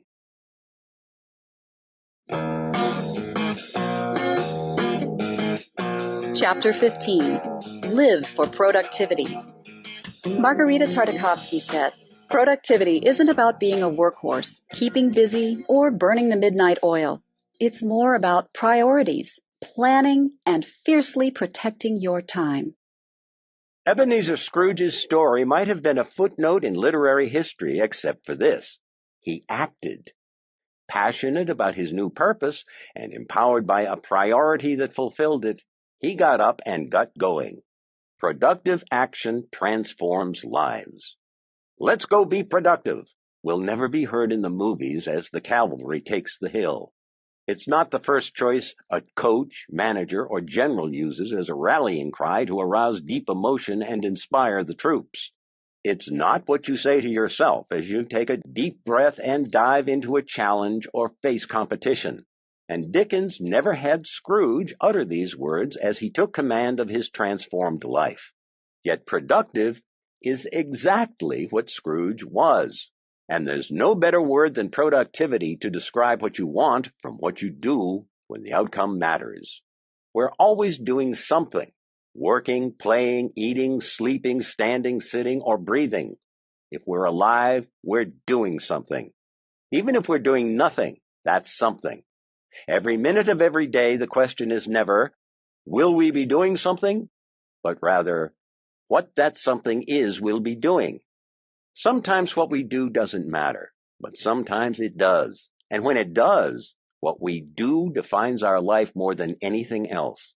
In the end, putting together a life of extraordinary results simply comes down to getting the most out of what you do when what you do matters. Living for productivity produces extraordinary results. Whenever I teach productivity, I always start by asking, what type of time managing system do you use? The answers are as varied as the number of people in the room. Paper calendar, electronic calendar, day timer, at-a-glance weekly planner. You name it and I hear it. I then ask, so how did you choose yours? The reasons cited come in every shape, size, color, price, and criteria imaginable, but the students invariably describe the format, not the function. What they are, not how they work. So when I say that's great, but what kind of system do you use? The answer is always the same. What do you mean? I continue to say, well, if everyone has the same amount of time, and yet some earn more than others, can we say that it's how we use our time that determines the money we make? Everyone always agrees. So I go on. If this is true, that time is money, then the best way to describe a time managing system might just be by the money it makes. So do you think you're using the $10,000 a year system, the $20,000 a year system, the $50,000, $100,000, or $500,000 a year system? Are you using the $1 million plus system? And then silence. until inevitably someone asks, "How do we know?" To which I reply, "How much do you make?" If money is a metaphor for producing results, then it's clear. A time-managing system's success can be judged by the productivity it produces. The strange thing about my life is that I've never worked for anyone who wasn't a millionaire or didn't become one. I didn't set out for this to happen, it just did. And the most important thing I learned from these experiences is that the most successful people are the most productive people. Francine J. said, "My goal is no longer to get more done, but rather to have less to do." Productive people get more done, achieve better results, and earn far more in their hours than the rest. They do so because they devote maximum time to being productive on their top priority, their one thing.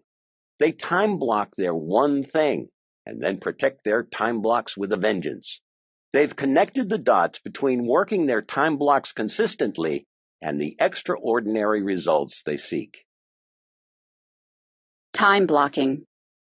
I often say that I come from a long line of lethargic people. This is usually good for a laugh, but it's also true. It seems at times that my genes just might have more in common with the tortoise than the hare. On the other hand, some of the people I work with are so blessed with energy they actually vibrate. Amazingly, they're able to work long hours over extended periods and never wear down. When I try to follow suit, in less than a week, my body simply falls apart. I've discovered that no matter how hard I try, I can't use more time as my main means of doing more. It's just not physically possible for me. So given my constraints, I've had to find a way to be highly productive in the hours I can put in. What's the solution? It's time blocking. Most people think that there's never enough time to be successful, but there is when you block it. Time blocking is a very results-oriented way of viewing and using time. It's a way of making sure that what has to be done gets done.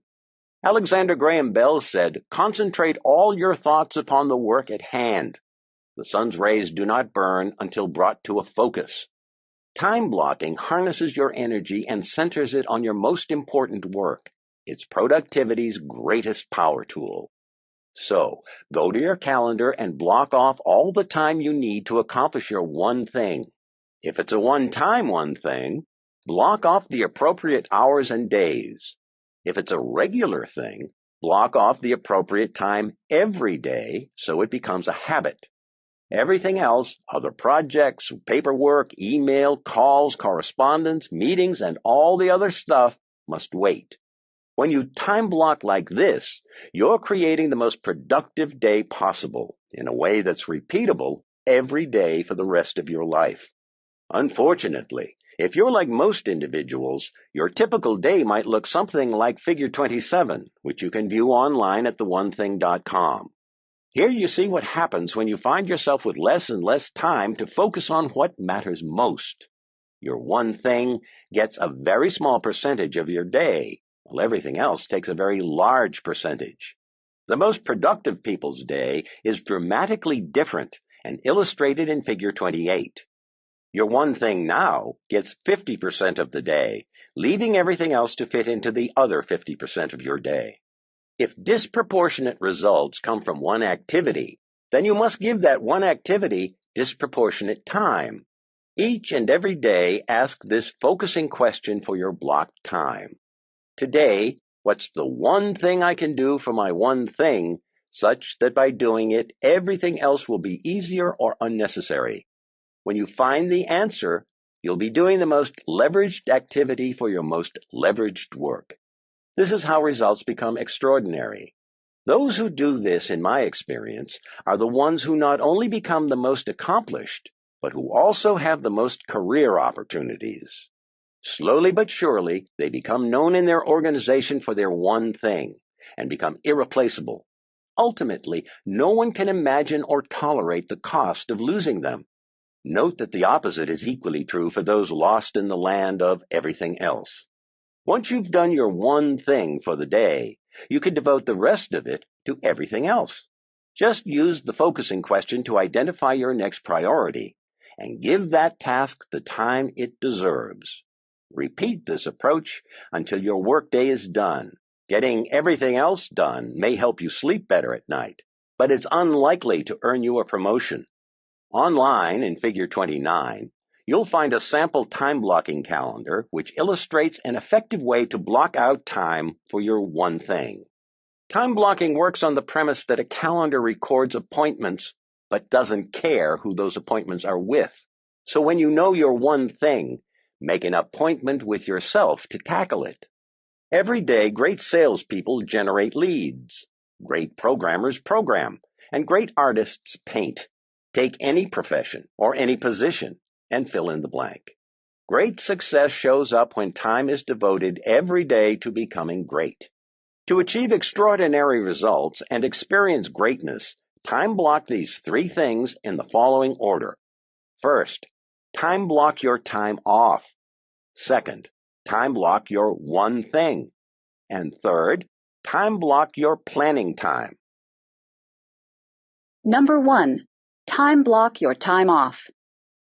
Extraordinarily successful people launch their year by taking time out to plan their time off. Why? Because they know they'll need it, and they know they'll be able to afford it. In truth, the most successful simply see themselves as working between vacations. On the other hand, the least successful don't reserve time off because they don't think they'll deserve it or be able to afford it. By planning your time off in advance, you are, in effect, managing your work time around your downtime instead of the other way around. You're also letting everyone else know well in advance when you'll be out, so they can plan accordingly. When you intend to be successful, you start by protecting time to recharge and reward yourself. Take time off. Block out long weekends and long vacations, then take them. You'll be more rested, more relaxed, and more productive afterward. Everything needs rest to function better, and you're no different. Resting is as important as working. There are a few examples of successful people who violate this, but they are not our role models. They succeed in spite of how they rest and renew, not because of it. Number 2. Time block your one thing. After you've time blocked your time off, time block your one thing. Yes, you heard that right. Your most important work comes second. Why? Because you can't happily sustain success in your professional life if you neglect your personal recreation time. Time block your time off and then make time for your one thing. The most productive people, the ones who experience extraordinary results, design their days around doing their one thing. Their most important appointment each day is with themselves, and they never miss it. If they complete their one thing before their time block is done, they don't necessarily call it a day. They use the focusing question to tell them how they can use the time they have left. Similarly, if they have a specific goal for their one thing, they finish it, regardless of the time.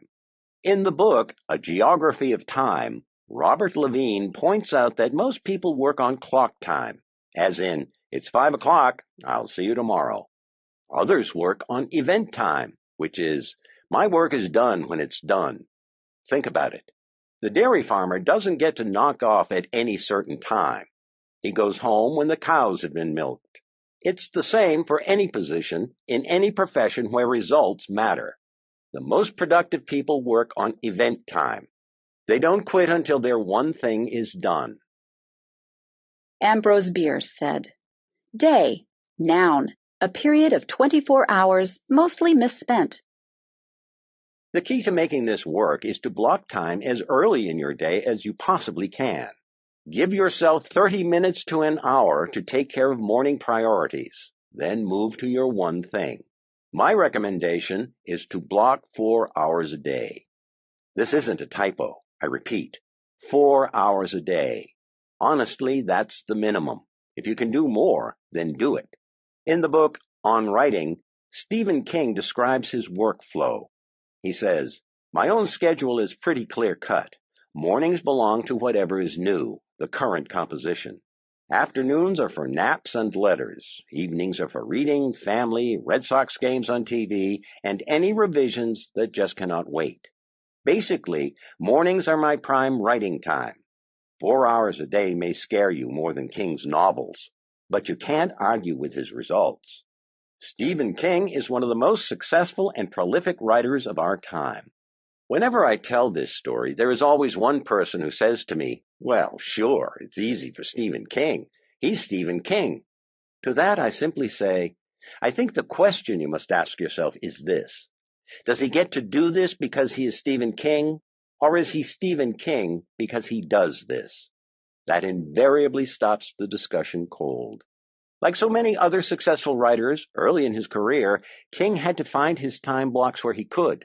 Sometimes mornings, evenings, or even lunch breaks, because his day job didn't accommodate his ambition for his life. Once extraordinary results started showing up and he could earn a living from his one thing, he was able to move his time blocks to a more sustainable time. Peter Drucker said, "Efficiency is doing the thing right. Effectiveness is doing the right thing." An executive assistant on our team recently transitioned to blocking large chunks of time for a project. It was stressful at first. She was continually interrupted. Email alerts pinged. Colleagues dropped by. Team members provided a steady stream of requests for her time. These weren't even distractions. They were her job. In the end, she had to borrow a laptop and book a conference room to escape drive-bys and random non-urgent requests. But within just a week, everyone became accustomed to the fact that for regular periods of time, she would not be accessible. They adjusted. It took a week, not a month or year, a week.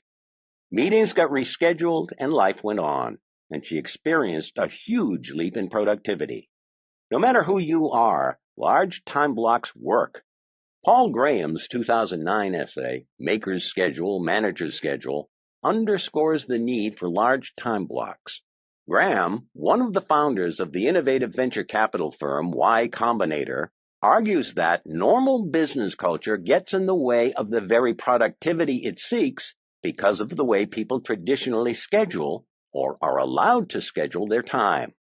Graham divides all work into two buckets: maker, which is to do or create, and manager, to oversee or direct. Maker time requires large blocks of the clock to write code, develop ideas, generate leads, recruit people, produce products, or execute on projects and plans. This time tends to be viewed in half-day increments. Manager time, on the other hand, gets divided into hours. This time typically has one moving from meeting to meeting, and because those who oversee or direct tend to have power and authority, they are in a position to make everyone resonate at their frequency.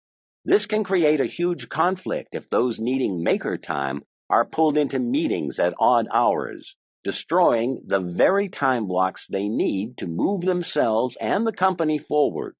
Graham embraced this insight and created a company culture at Y Combinator that now runs completely on a maker's schedule. All meetings get clustered at the end of the day. To experience extraordinary results, be a maker in the morning and a manager in the afternoon. Your goal is one and done. But if you don't time block each day to do your one thing won't become a done thing. Number 3, time block your planning time. The last priority you time block is planning time. This is when you reflect on where you are and where you want to go. For annual planning, schedule this time late enough in the year that you have a sense of your trajectory, but not so late that you lose your running start for the next. Take a look at your someday and 5-year goals and assess the progress you must make in the next year to be on track. You may even add new goals, re-envision old ones, or eliminate any that no longer reflect your purpose or priorities. Block an hour each week to review your annual and monthly goals. First, ask what needs to happen that month for you to be on target for your annual goals. Then ask what must happen that week to be on course for your monthly goals. You're essentially asking, based on where I am right now, What's the one thing I need to do this week to stay on track for my monthly goal? And for my monthly goal to be on track for my annual goal? You're lining up the dominoes. Decide how much time you'll need to achieve this and reserve that amount of time on your calendar. In effect, you could say that when you time block your planning time, you're really blocking your time to time block. Think about it. In July 2007, software developer Brad Isaac shared a productivity secret he reportedly got from comedian Jerry Seinfeld. Before Seinfeld was a household name and still regularly toured, Isaac ran into him at an open mic comedy club and asked him for advice on how to be a better comedian. Seinfeld told him the key was to write jokes, which is his one thing, every day. And the way he'd figured out how to make that happen was to hang a huge annual calendar on the wall and then put a big red X across every day he worked on his craft.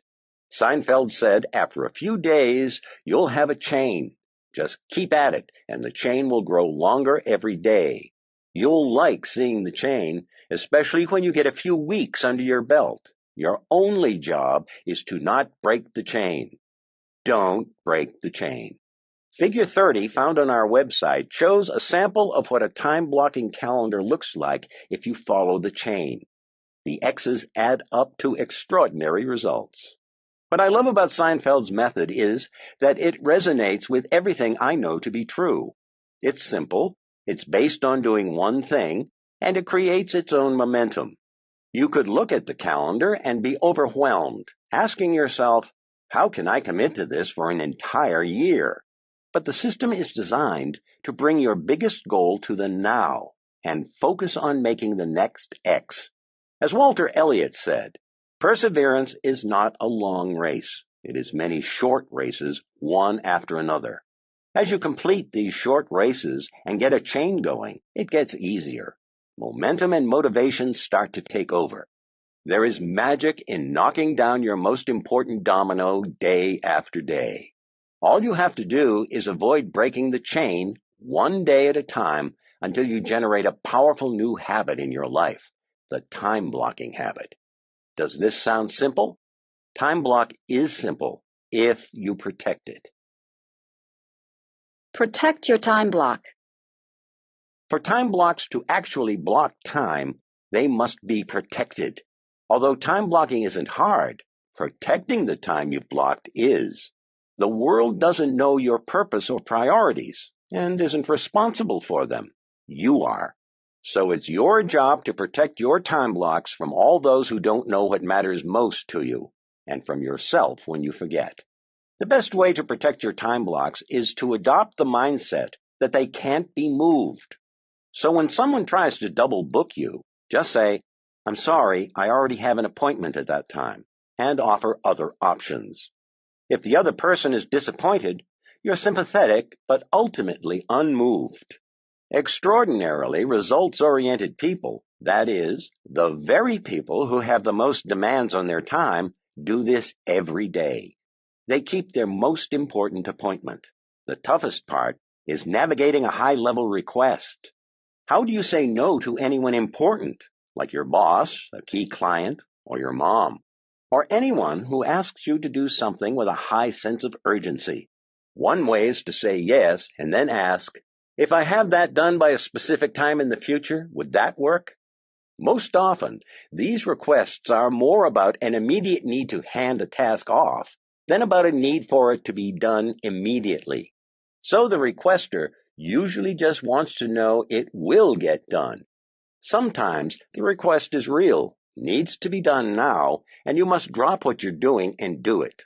In this situation, follow the rule, if you erase, you must replace, and immediately reschedule your time block.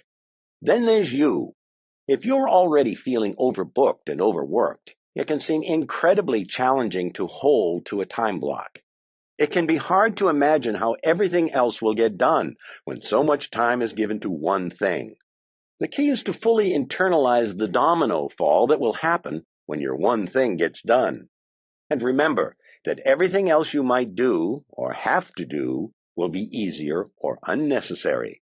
When I first began to time block, the most effective thing I did was to put up a sheet of paper that said, Until my one thing is done, everything else is a distraction. Try it. Put it where you can see it and others can see it as well. Then make this the mantra you say to yourself and everyone else. In time, others will begin to understand how you work and support it. Just watch. The last thing that can knock you off your time block is when you can't free your mind. Day in and day out, your own need to do other things instead of your one thing may be your biggest challenge to overcome. Life doesn't simplify itself the moment you simplify your focus. There's always other stuff screaming to be done. So when stuff pops into your head, just write it down on a task list and get back to what you're supposed to be doing. In other words, do a brain dump, then put it out of sight and out of mind until its time comes. In the end, there are plenty of ways your time block can get sabotaged. Here are 4 proven ways to battle distractions and keep your eye on your one thing. Number 1, build a bunker. Find somewhere to work that takes you out of the path of disruption and interruption. If you have an office, get a Do Not Disturb sign. If your office has glass walls, install shades. If you work in a cubicle, get permission to put up a folding screen. If necessary, go elsewhere. The immortal Ernest Hemingway kept a strict writing schedule starting at 7 every morning in his bedroom. The mortal, but still immensely talented business author Dan Heath bought an old laptop, deleted all its browsers, and for good measure, deleted its wireless network drivers. He would take his Wayback Machine to a coffee shop to avoid distractions. Between the two extremes, you could just find a vacant room and simply close the door. Number 2, store provisions. Have any supplies, materials, snacks, or beverages you need on hand, and, other than for a bathroom break, avoid leaving your bunker. A simple trip to the coffee machine can derail your day, should you encounter someone seeking to make you a part of theirs. Number 3, sweep for minds. Turn off your phone, shut down your email, and exit your internet browser. Your most important work deserves 100% of your attention. Number 4, enlist support. Tell those most likely to seek you out what you're doing and when you'll be available. It's amazing how accommodating others are when they see the big picture and know when they can access you. If, ultimately, you continue a tug of war to make time blocking take place, then use the focusing question to ask, what's the one thing I can do to protect my time block every day, such that by doing it, everything else I might do will be easier or unnecessary? Big ideas. Connect the dots. Extraordinary results become possible when where you want to go is completely aligned with what you do today. Tap into your purpose and allow that clarity to dictate your priorities. With your priorities clear, the only logical course is to go to work. Time block your one thing. The best way to make your one thing happen is to make regular appointments with yourself. Block time early in the day and block big chunks of it, no less than 4 hours. Think of it this way. If your time blocking were on trial, would your calendar contain enough evidence to convict you? Protect your time block at all costs. Time blocking works only when your mantra is, nothing and no one has permission to distract me from my one thing. Unfortunately, your resolve won't keep the world from trying, so be creative when you can be, and firm when you must. Your time block is the most important meeting of your day, so whatever it takes to protect it is what you have to do. The people who achieve extraordinary results don't achieve them by working more hours. They achieve them by getting more done in the hours they work. Time blocking is one thing. Productive time blocking is another.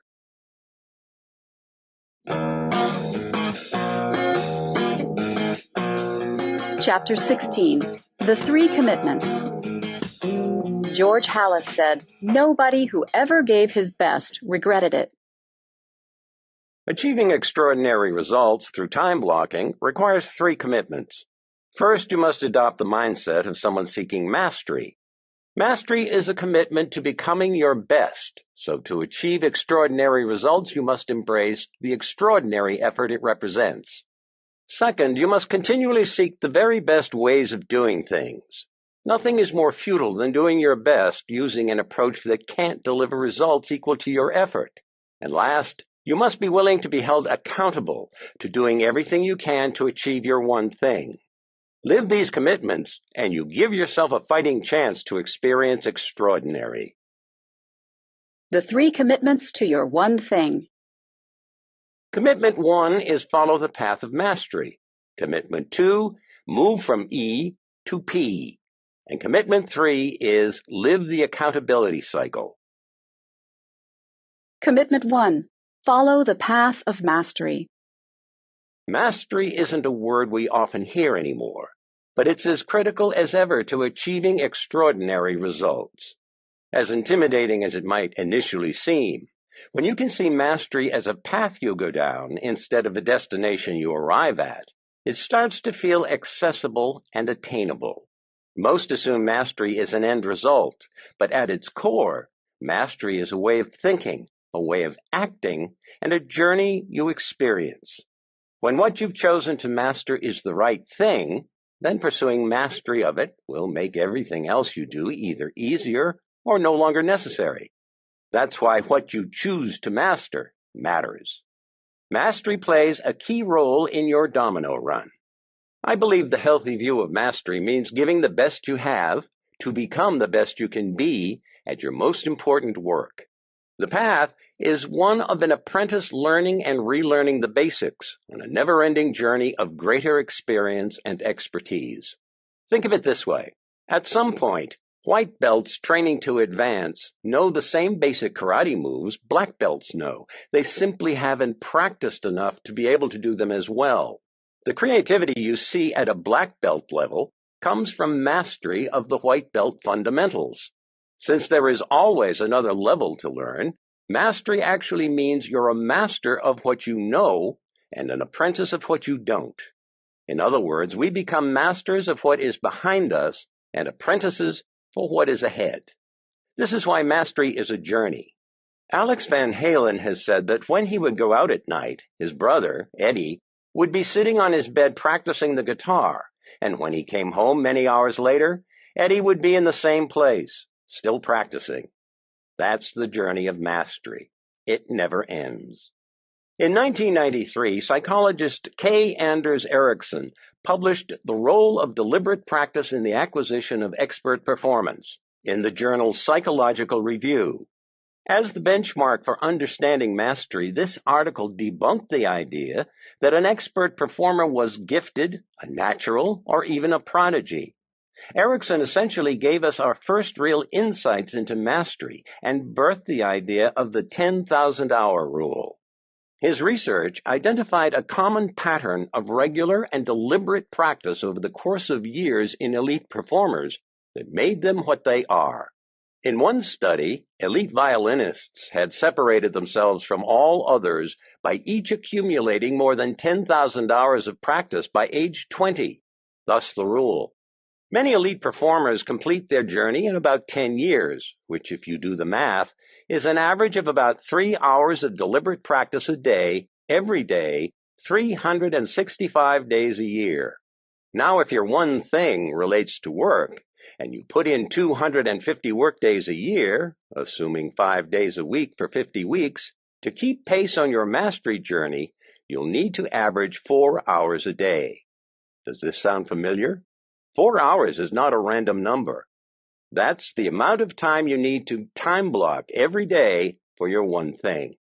More than anything else, expertise tracks with hours invested.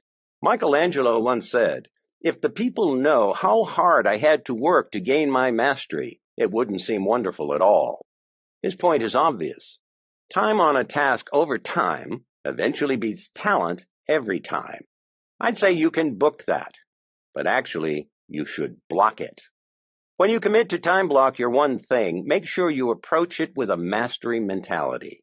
This will give you the best opportunity to be the most productive you can be, and ultimately, the best you can become. And here's what's interesting. The more productive you are, the more likely you are to receive several additional payoffs you would otherwise have missed. The pursuit of mastery bears gifts. As you progress along the path of mastery, both your self-confidence and your success competence will grow. You'll make a discovery.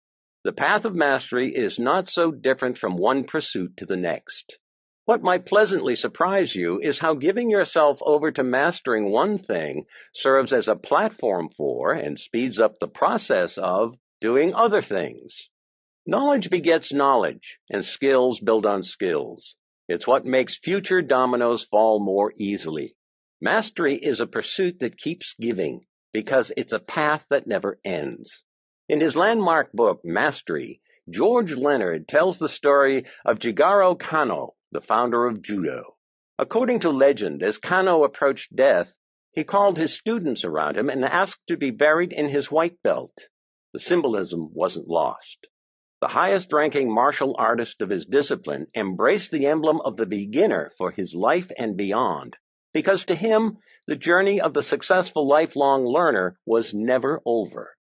Time blocking is essential to mastery, and mastery is essential to time blocking. They go hand in hand. When you do one, you do the other. Commitment 2. Move from E to P. When coaching top performers, I often ask, are you doing this to simply do the best you can do? Or are you doing this to do it the best it can be done? Although it's not meant to be a trick question, it trips people up anyway. Many realize that although they are giving their best effort, they aren't doing the best that could be done because they aren't willing to change what they are doing. The path of mastering something is the combination of not only doing the best you can do at it, but also doing it the best it can be done. Continually improving how you do something is critical to getting the most from time blocking. It's called moving from E to P. When we roll out of bed in the morning and start tackling the day, we do so in one of two ways: entrepreneurial, that's the E, or purposeful, which refers to the P. Entrepreneurial is our natural approach. It's seeing something we want to do or that needs to be done and racing off to do it with enthusiasm, energy, and our natural abilities. No matter the task, all natural ability has a ceiling of achievement, a level of productivity and success that eventually tops out. Although this varies from person to person and task to task, everybody in life has a natural ceiling for everything. Give some people a hammer and they're an instant carpenter. Give one to me and I'm all thumbs. In other words, some people can naturally use a hammer extremely well with minimal instruction or practice, but there are others, like me, who hit their ceiling of achievement the moment they're holding one. If the outcome of your efforts is acceptable at whatever level of achievement you reach, then you high-five and move on. But when you're going about your one thing, any ceiling of achievement must be challenged. And this requires a different approach, a purposeful approach. Highly productive people don't accept the limitations of their natural approach as the final word on their success. When they hit a ceiling of achievement, they look for new models and systems, better ways to do things to push them through. They pause just long enough to examine their options. They pick the best one, and then they're right back at it. Ask an E to cut some firewood, and the entrepreneurial person would likely shoulder an axe and head straight for the woods. On the other hand, the purposeful person might ask, where can I get a chainsaw? With a P mindset, you can achieve breakthroughs and accomplish things far beyond your natural abilities. You must simply be willing to do whatever it takes. Figure 31, found online at theonething.com, explores both the entrepreneurial and purposeful approaches and the different stages that come before each mindset reaches their natural ceiling of achievement. With the entrepreneurial approach, the first stage is disappointment, followed by resignation and greener pastures. Then the cycle continues. With the purposeful approach, however, the first stage is focus, followed by models, then systems, and finally breaking through the natural ceiling of achievement. In the long run, P beats E every time. You can't put limits on what you'll do. You have to be open to new ideas and new ways of doing things if you want breakthroughs in your life. As you travel the path of mastery, you'll find yourself continually challenged to do new things. The purposeful person follows the simple rule that a different result requires doing something different. Make this your mantra, and breakthroughs become possible. Too many people reach a level where their performance is good enough and then stop working on getting better. People on the path to mastery avoid this by continually upping their goal, challenging themselves to break through their current ceiling, and staying the forever apprentice. It's what writer and memory champion Joshua Ford dubbed the OK plateau. He illustrated it with typing. If practice time were all that mattered over the course of our professional careers, with the millions of memos and emails we type, we'd all progress from the lowly chicken peck to 100 words a minute. But that doesn't happen. We reach a level of skill we deem to be acceptable, and then simply switch off the learning. We go on automatic pilot and hit one of the most common ceilings of achievement. We hit the OK plateau. When you're in search of extraordinary results, accepting an OK plateau or any other ceiling of achievement isn't okay when it applies to your one thing. When you want to break through plateaus and ceilings, there is only one approach, the P approach. In business and in life, we all start off entrepreneurially.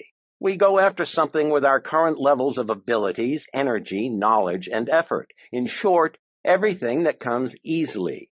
Approaching things with E is comfortable because it feels natural. It's who we currently are and how we currently like to do things. It's also limiting. When E is our only approach, we create artificial limits to what we can achieve and who we can become. If we tackle something with all E and then hit a ceiling of achievement, we simply bounce up against it over and over and over. This continues until we just can't take the disappointment anymore, become resigned to this being the only outcome we can ever have, and eventually seek out greener pastures elsewhere. When we think we've maxed out our potential in a situation, starting over is how we think we'll get ahead. The problem is, this becomes a vicious cycle of taking on the next new thing with renewed enthusiasm, energy, natural ability, and effort, until another ceiling is hit and disappointment and resignation set in once again. And then it's on to the next greener pasture. Bring P to the same ceiling and things look different. The purposeful approach says, I'm still committed to growing, so what are my options? You then use the focusing question to narrow those choices down to the next thing you should do. It could be to follow a new model, get a new system, or both. But be prepared. Implementing these may require new thinking, new skills, and even new relationships. Probably none of this will feel natural at first. That's okay. Being purposeful is often about doing what comes unnaturally. But when you're committed to achieving extraordinary results, you simply do whatever it takes anyway. When you've done the best you can do, but are certain the results aren't the best they can be, get out of E and into P. Look for the better models and systems, the ways that can take you farther. Then adopt new thinking, new skills, and new relationships to help you put them into action. Become purposeful during your time block and unlock your potential. Commitment 3. Live the accountability cycle. There is an undeniable connection between what you do and what you get. Actions determine outcomes, and outcomes inform actions. Be accountable, and this feedback loop is how you discover the things you must do to achieve extraordinary results. That's why your final commitment is to live the accountability cycle of results. Taking complete ownership of your outcomes by holding no one but yourself responsible for them is the most powerful thing you can do to drive your success. As such, accountability is most likely the most important of the 3 commitments. Without it, your journey down the path of mastery will be cut short the moment you encounter a challenge. Without it, you won't figure out how to break through the ceilings of achievement you'll hit along the way. Accountable people absorb setbacks and keep going. Accountable people persevere through problems and keep pushing forward. Accountable people are results-oriented and never defend actions, skill levels, models, systems, or relationships that just aren't getting the job done. They bring their best to whatever it takes without reservation. Accountable people achieve results others only dream of.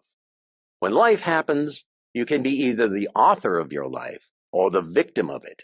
Those are your only two choices, accountable or unaccountable. This may sound harsh, but it's true. Every day we choose one approach or the other, and the consequences follow us forever. Online figure 32 visually represents how each type of person, accountable and unaccountable, approaches life. To illustrate the difference, consider the tale of two managers of two competing businesses who both experience a sudden shift in the market. One month there is a continuous line of customers stretching out the door. The next, no one shows up. How each manager responds makes all the difference. The accountable manager immediately tunes in and asks, "What's happening here?" She investigates exactly what she's up against. The other manager refuses to acknowledge what's happening and convinces himself that it's a blip, a glitch, an anomaly. He shrugs it off as simply a bad month. Meanwhile, the accountable manager, having discovered how a competitor is grabbing market share, bites the bullet and says, "So this is the way it is," and takes ownership of the problem. She thinks, "If it's to be, it's up to me." Being willing to address reality head-on gives her a huge edge. It puts her in a position to start thinking about what she can do differently. The other manager keeps fighting reality. He comes up with an alternative view, placing responsibility elsewhere. "That's not how I see it," he counters.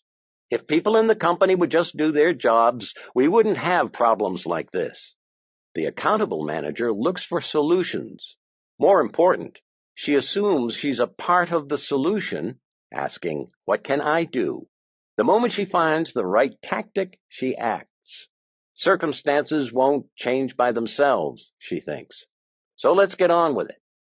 The other manager, having blamed everyone else, now excuses himself altogether.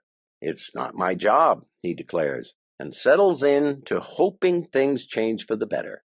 Told in this way, the difference is pretty stark, isn't it? One is actively trying to author her destiny. The other is simply along for the ride. One is being accountable. The other is being a victim. One will change the outcome. One won't. Granted, victim is a tough word. Please know that I'm describing the attitude, not the person. Though if kept up long enough, these could become one and the same. No one is a born victim. It's simply an attitude or an approach. But if allowed to persist, the cycle becomes a habit. The opposite is also true. Anyone can be accountable at any time, and the more you choose the cycle of accountability, the more likely it is to become your automatic answer to any adversity. Highly successful people are clear about their role in the events of their life. They don't fear reality. They seek it, acknowledge it, and own it. They know this is the only way to uncover new solutions, apply them, and experience a different reality, so they take responsibility and run with it. They see outcomes as information they can use to frame better actions to get better outcomes. It's a cycle they understand and use to achieve extraordinary results. One of the fastest ways to bring accountability to your life is to find an accountability partner. Accountability can come from a mentor, a peer, or in its highest form, a coach. Whatever the case, it's critical that you acquire an accountability relationship and give your partner license to lay out the honest truth. An accountability partner isn't a cheerleader, although he can lift you up. An accountability partner provides frank, objective feedback on your performance, creates an ongoing expectation for productive progress, and can provide critical brainstorming or even expertise when needed. As for me, a coach or a mentor is the best choice for an accountability partner. Although a peer or a friend can absolutely help you see things you may not see, ongoing accountability is best provided by someone to whom you agree to be truly accountable. When that's the nature of the relationship, the best results occur. Earlier, I discussed Dr. Gail Matthews' research. that individuals with written goals were 39.5% more likely to succeed. But there's more to the story. Individuals who wrote their goals and sent progress reports to friends were 76.7% more likely to achieve them. As effective as writing down your goals can be, simply sharing your progress toward your goals with someone regularly, even just a friend, makes you almost twice as effective. Accountability works. Erickson's research on expert performance confirms the same relationship between elite performance and coaching. He observed that the single most important difference between these amateurs and the three groups of elite performers is that the future elite performers seek out teachers and coaches and engage in supervised training, whereas the amateurs rarely engage in similar types of practice. An accountability partner will positively impact your productivity. They'll keep you honest and on track. Just knowing they are waiting for your next progress report can spur you to better results. Ideally, a coach can coach you on how to maximize your performance over time. This is how the very best become the very best. Coaching will help you with all three commitments to your one thing. On the path to mastery, on the journey from E to P, and in living the accountability cycle, a coach is invaluable. In fact, you'd be hard-pressed to find elite achievers who don't have coaches helping them in key areas of their life. It's never too soon or too late to get a coach. Commit to achieving extraordinary results, and you'll find a coach gives you the best chance possible.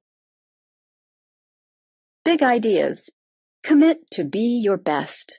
Extraordinary results happen only when you give the best you have to become the best you can be at your most important work. This is, in essence, the path to mastery, and because mastery takes time, it takes a commitment to achieve it. Be purposeful about your one thing. Move from E to P. Go on a quest for the models and systems that can take you the farthest. Don't just settle for what comes naturally. Be open to new thinking, new skills, and new relationships. If the path of mastery is a commitment to be your best, being purposeful is a commitment to adopt the best possible approach. Take ownership of your outcomes. If extraordinary results are what you want, being a victim won't work. Change occurs only when you're accountable, so stay out of the passenger seat and always choose the driver's side. Find a coach. You'll be hard-pressed to find anyone who achieves extraordinary results without one. Remember, we're not talking about ordinary results. Extraordinary is what we're after. That kind of productivity eludes most, but it doesn't have to. When you time block your most important priority, protect your time block, and then work your time block as effectively as possible, you'll be as productive as you can be. You'll be living the power of the one thing. Now you just have to avoid getting hijacked.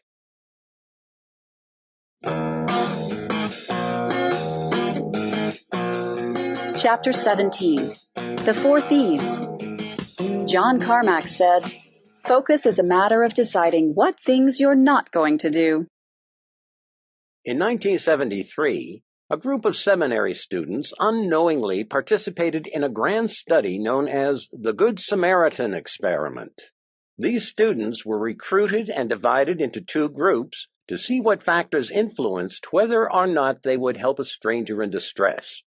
Some were told they were going to prepare a talk about seminary jobs.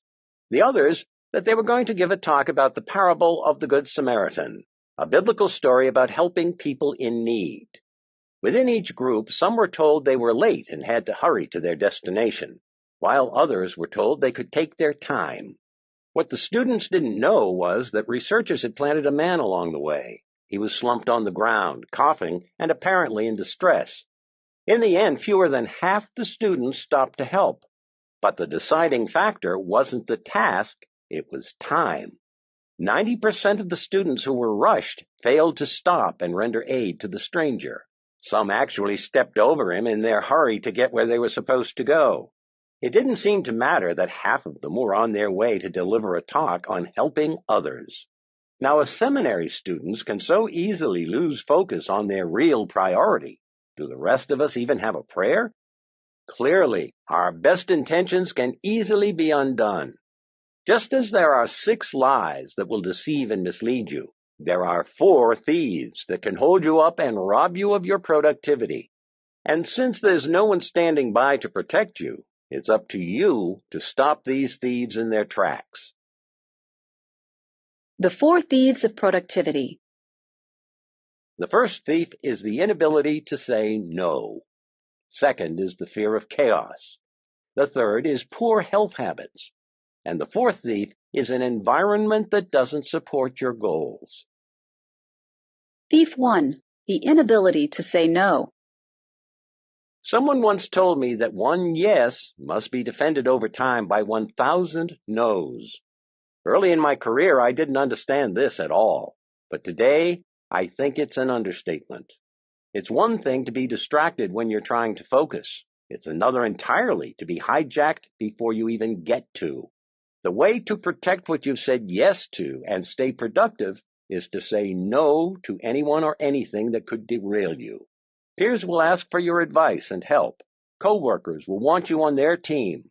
Friends will request your assistance. Strangers will seek you out. Invitations and interruptions will come at you from everywhere imaginable. How you handle all of this determines the time you're able to devote to your one thing and the results you're ultimately able to produce. Here's the thing. When you say yes to something, it's imperative that you understand what you're saying no to.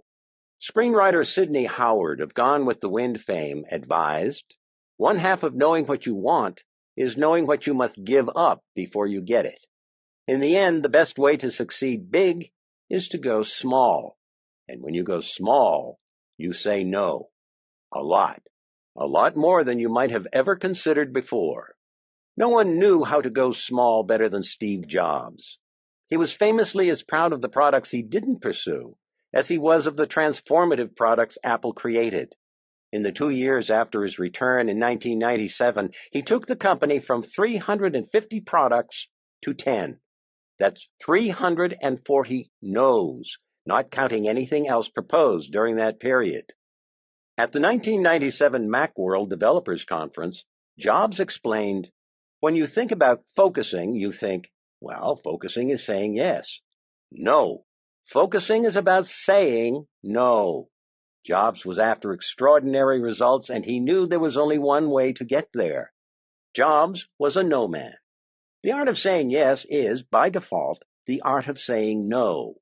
Saying yes to everyone is the same as saying yes to nothing. Each additional obligation chips away at your effectiveness at everything you try. So the more things you do, the less successful you are at any one of them. You can't please everyone, so don't try. In fact, when you try, the one person you absolutely won't please is yourself. Remember, saying yes to your one thing is your top priority. As long as you can keep this in perspective, saying no to anything that keeps you from keeping your time block should become something you can accept. Then it's just a matter of how. All of us struggle to some degree with saying no. There are many reasons. We want to be helpful. We don't want to be hurtful. We want to be caring and considerate. We don't want to seem callous and cold. All of this is totally understandable. Being needed is incredibly satisfying, and helping others can be deeply fulfilling. Focusing on our own goals to the exclusion of others, especially the causes and the people we value the most, can feel downright selfish and self-centered, but it doesn't have to. Master marketer Seth Godin says, "You can say no with respect, you can say no promptly, and you can say no with a lead to someone who might say yes. But just saying yes because you can't bear the short-term pain of saying no is not going to help you do the work." Godin gets it. You can keep your yes and say no in a way that works for you and for others. Of course, whenever you need to say no, you can just say it and be done with it. There is nothing wrong with this at all. In fact, this should be your first choice every time. But if you feel there are times you need to say no in a helpful way, there are many ways to say it that can still lead people forward toward their goals. You can ask them a question that leads them to find the help they need elsewhere. You might suggest another approach that doesn't require any help at all. You might not know what else they could do, so you could help them by gently prompting them to get creative. You can politely redirect their request to others who might be better able to assist them. Now, if you do end up saying yes, there are a variety of creative ways you can deliver it. In other words, you can leverage your yeses. Help desks, support centers, and information resources couldn't exist without this kind of strategic thinking. Pre-printed scripts, frequently asked question pages or files, written explanations, recorded instructions, posted information, checklists, catalogs, directories, and pre-scheduled training classes can all be used to effectively say yes while still preserving your time block. I started doing this in my first job as a sales manager. I leveraged training sessions to cut frequently asked questions off at the pass, and then by either printing or recording them, I created a library of answers my team could access whenever I wasn't personally available. The biggest lesson I've learned is that it helps to have a philosophy and an approach to managing my space. Over time, I developed what I refer to as the 3-foot rule. When I hold one of my arms out as wide as possible from my neck to my fingertips is 3 feet. I've made it my time-managing mission to limit who and what can get within 3 feet of me. The rule is simple. A request must be connected to my one thing for me to consider it. If it's not, then I either say no to it or use any of the approaches I shared above to deflect it elsewhere. Learning to say no isn't a recipe for being a recluse. It's just the opposite. It's a way to gain the greatest freedom and flexibility possible. Your talent and abilities are limited resources. Your time is finite. If you don't make your life about what you say yes to, then it will almost certainly become what you intended to say no to. In a 1977 article in Ebony magazine, the incredibly successful comedian Bill Cosby summed up this productivity thief perfectly. As he was building his career, Cosby read some advice that he took to heart. It said, "I don't know the key to success, but the key to failure is trying to please everybody." This is advice worth living by. If you can't say no a lot, you'll never truly be able to say yes to achieving your one thing. Literally, it's one or the other, and you get to decide. When you give your one thing your most emphatic yes, and vigorously say no to the rest, extraordinary results become possible. Thief 2. Fear of chaos. A not-so-funny thing happens along the way to extraordinary results. Untidiness, unrest, disarray, disorder. When we tirelessly work our time block, clutter automatically takes up residence around us. Messes are inevitable when you focus on just one thing. While you whittle away on your most important work, the world doesn't sit and wait. It stays on fast forward, and things just rack up and stack up while you bear down on a singular priority. Unfortunately, there's no pause or stop button. You can't run life in slow motion. Wishing you could will just make you miserable and disappointed. One of the greatest thieves of productivity is the unwillingness to allow for chaos or the lack of creativity in dealing with it. Focusing on the one thing has a guaranteed consequence. Other things don't get done. Although that's exactly the point, it doesn't automatically make us feel any better about it. There will always be people and projects that simply aren't a part of your biggest single priority, but still matter. You will feel them pressing for your attention. There will always be unfinished work and loose ends lying around to snare your focus. Your time block can feel like a submersible, where the deeper you commit to your one thing, the more the pressure mounts for you to come up for air and address everything you've put on hold. Eventually, it can feel like even the tiniest leak might trigger an all-out implosion.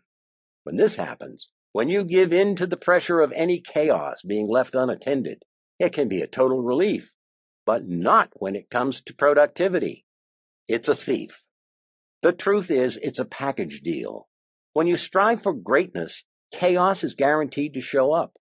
In fact, other areas of your life may experience chaos in direct proportion to the time you put in on your one thing. It's important for you to accept this instead of fighting it. Oscar-winning filmmaker Francis Ford Coppola warns us that anything you build on a large scale or with intense passion invites chaos. In other words, get used to it and get over it. Albert Einstein said, "If a cluttered desk is a sign of a cluttered mind, of what then is an empty desk a sign?" Now, in anybody's life or work, there are some things that just can't be ignored, like family, friends, pets, personal commitments, or critical job projects. At any given time, you may have some or all of these tugging at your time block. You can't forego your power hours. That's a given. So what do? I get asked this a lot. I'll be teaching and know that as soon as I finish, hands are going to shoot up with people asking, what do I do if I'm a single parent with kids? What if I have elderly parents who constantly depend on me? I have absolute obligations I must take care of, so what do I do? These are obviously fair questions, and here's what I tell them. Depending on your situation, your time block might initially look different from others. Each of our situations is unique. Depending on where you are in your life, you may not be able to immediately block off every morning to be by yourself. You may have a kid or a parent in tow. You may be doing your time block at a daycare, nursing home, or some other place you have to be. Your alone time may have to be at a different time of day for a while. You may have to trade off time with others so they protect your time block, and you in turn protect theirs. You may even have your kid or parents help you during your time block because they simply must be with you, or you actually need the support. If you have to beg, then beg. If you have to barter, then barter. If you have to be creative, then be creative. Just don't be a victim of your circumstances. Don't sacrifice your time block on the altar of, I just can't make it work. My mom used to say, when you argue for your limitations, you get to keep them. But this is one you can't afford. Figure it out. Find a way. Make it happen. William James said, "The art of being wise is the art of knowing what to overlook." When you commit to your one thing each day, extraordinary results ultimately occur. In time, this creates the income or opportunity to manage the chaos. So don't let this thief pickpocket your productivity. Move past your fear of chaos, learn to deal with it, and trust that your work on your one thing will come through for you. Thief 3. Poor health habits. I was once asked, if you don't take care of your body, where will you live? It was a real question. I had been fighting the painful side effects of interstitial cystitis and was dealing with continually shaking legs, a debilitating side effect of cholesterol-fighting statins. My ability to function, much less focus, was extremely compromised, and the challenge to overcome this was daunting. My doctor gave me some options and asked me what I wanted to do. The answer was to change my health habits. It was then that I discovered one of the greatest lessons of extraordinary results. Personal energy mismanagement is a silent thief of productivity. When we keep borrowing against our future by poorly protecting our energy, there is a predictable outcome of either slowly running out of gas or prematurely crashing and burning. You see it all the time. When people don't understand the power of the one thing, they try to do too much. And because this never works, over time they end up making a horrific deal with themselves. They go for success by sacrificing their health. They stay up late, miss meals, or eat poorly, and completely ignore exercise. Personal energy becomes an afterthought. Allowing health and home life to suffer becomes acceptable by default. Driven to hit goals, they think of cheating themselves as a good bet, but this gamble can't pay off. Not only does this approach consistently short-circuit your best work, it's dangerous to assume that health and hearth will be just waiting for you to come back and enjoy any time in the future. High achievement and extraordinary results require big energy. The trick is learning how to get it and keep it. So what can you do? Think of yourself as the amazing biological machine you are, and consider this daily energy plan for high productivity. Begin early with meditation and prayer for spiritual energy. Starting the day by connecting with your higher purpose aligns your thoughts and actions with a larger story. Then move straight to the kitchen for your most important meal of the day and the cornerstone of physical energy, a nutritious breakfast designed to fuel your day's work. You can't run long on empty calories, and you can't run at all on an empty tank. Figure out easy ways to eat right, and then plan all your daily meals a week at a time. Fueled up, head to your exercise spot to relieve stress and strengthen your body. Conditioning gives you maximum capacity, which is critical for maximum productivity. If you have limited time to exercise, the simple thing to do is to wear a pedometer. Toward the end of the day, if you haven't walked at least 10,000 steps, make it your one exercise thing to reach your 10,000 step goal before you go to bed. This one habit will change your life. Now, if you haven't spent time with your loved ones at breakfast or during your workout, go find them. Hug, talk, and laugh. You'll be reminded why you're working in the first place and motivated to be as productive as possible so you can get home earlier. Productive people thrive on emotional energy. It fills their heart with joy and makes them light on their feet. Next, grab your calendar and plan your day. Make sure you know what matters most and make sure those things are going to get done. Look at what you have to do, estimate the time it will take to do it, and plan your time accordingly.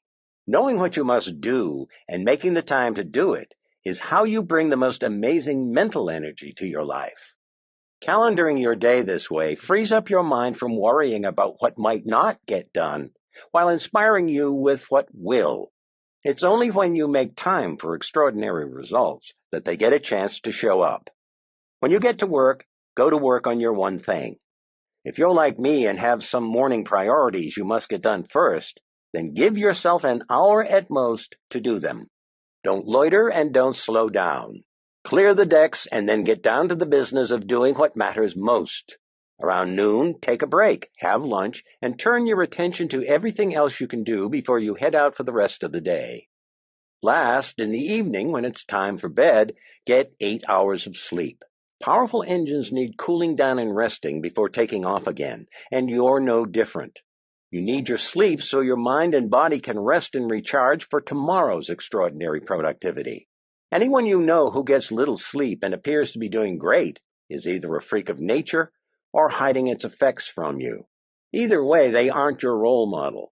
Protect your sleep by determining when you must go to bed each night, and don't allow yourself to be lured away from it.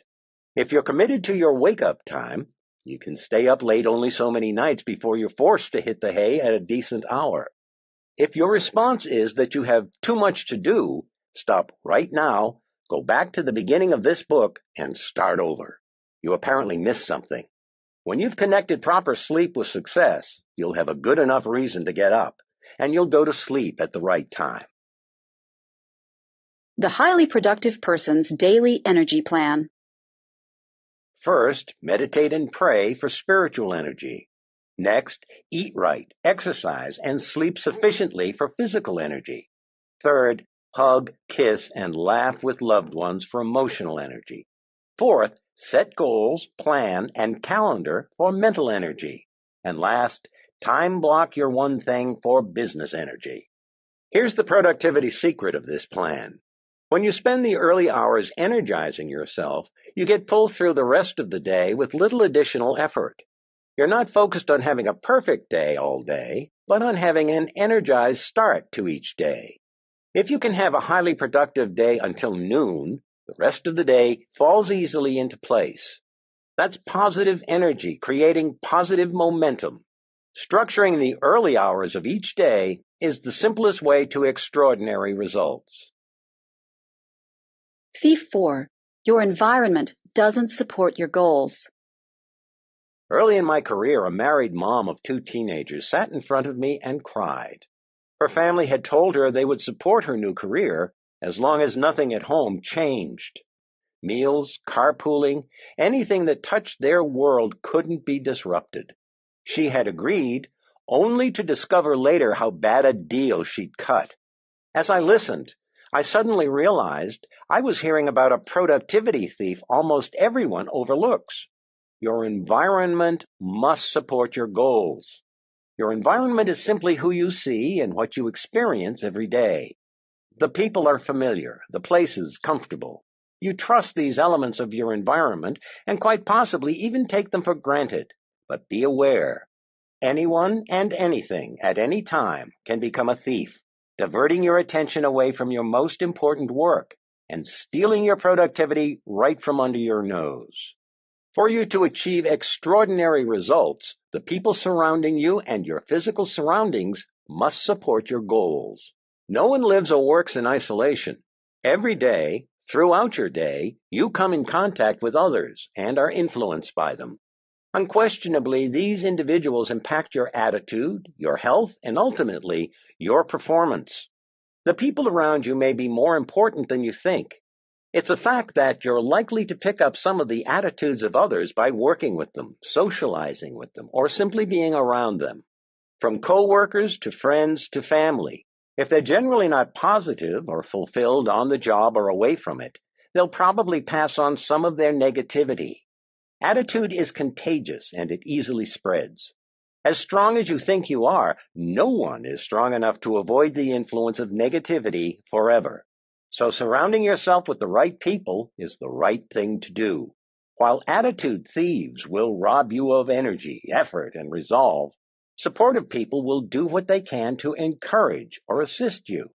Ultimately, being with success-minded people creates what researchers call a positive spiral of success, where they lift you up and send you on your way. Who you hang out with also has serious implications for your health habits.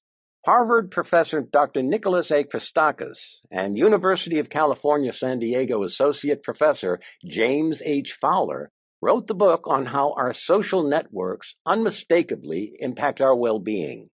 Their book, Connected: The Surprising Power of Our Social Networks and How They Shape Our Lives, connects the dots between our relationships and drug use, sleeplessness, smoking, drinking, eating, and even happiness. For instance, their 2007 study on obesity revealed that if one of your close friends becomes obese, you're 57% more likely to do the same. Why? The people we see tend to set our standard for what's appropriate.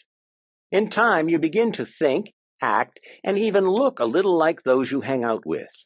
But not only do their attitudes and health habits influence you, their relative success does too. If the people you spend your time with are high achievers, their achievements can influence your own. A study featured in the psychology journal, Social Development, shows that out of nearly 500 school-age participants with reciprocal best friend relationships, children who establish and maintain relationships with high-achieving students experience gains in their report card grades. Further, those who have high-achieving friends appear to benefit with regard to their motivational beliefs and academic performance. Hanging out with people who seek success will strengthen your motivation and positively push your performance. Your mother was right when she cautioned you to be careful of the company you keep. The wrong people in your environment can most certainly dissuade, deter, and distract you from the productivity course you've set out on. But the opposite is also true. No one succeeds alone, and no one fails alone. Pay attention to the people around you. Seek out those who will support your goals and show the door to anyone who won't. The individuals in your life will influence you and impact you probably more than you give them credit for. Give them their due, and make sure that the sway they have on you sends you in the direction you want to go. Oprah Winfrey said, "Surround yourself only with people who are going to lift you higher."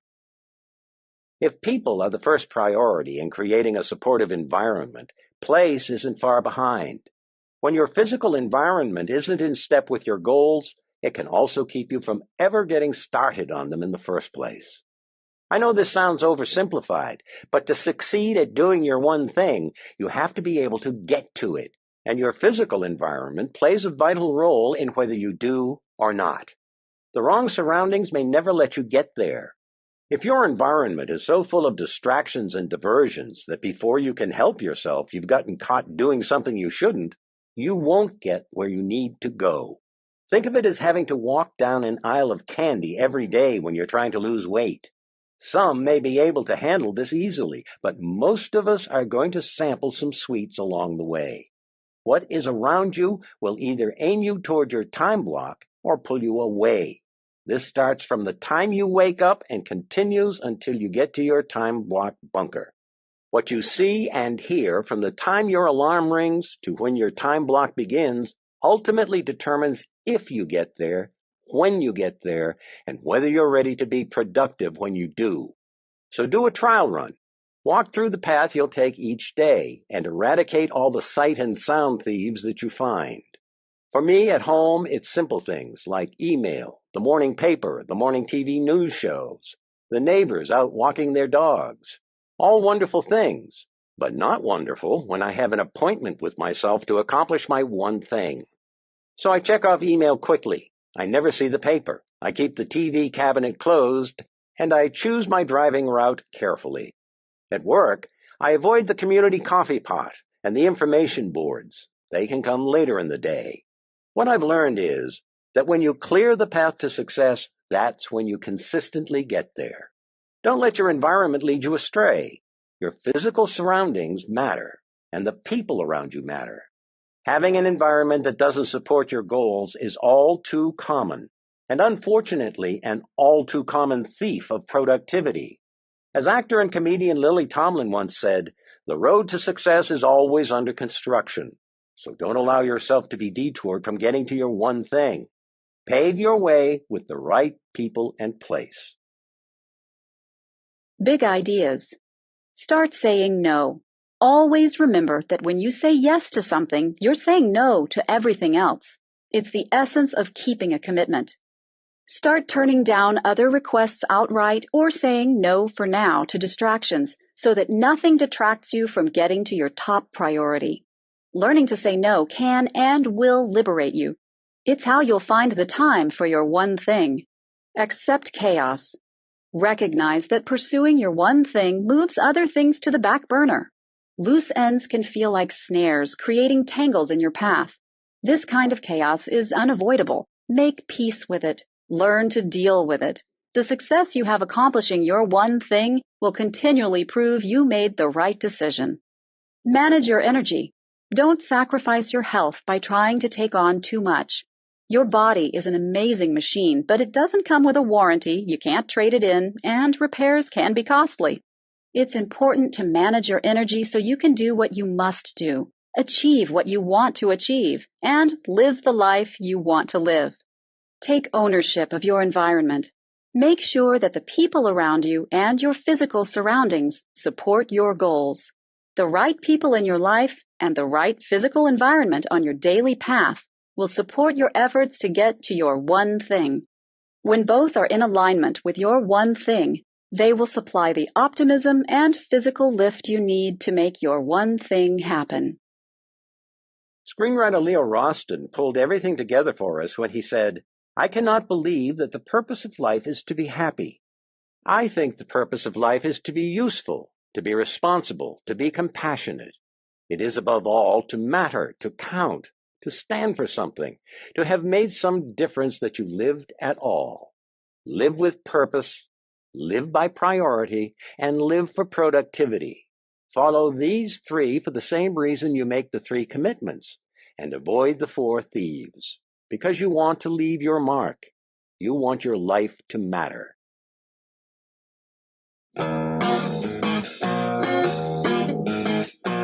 Chapter 18. The Journey.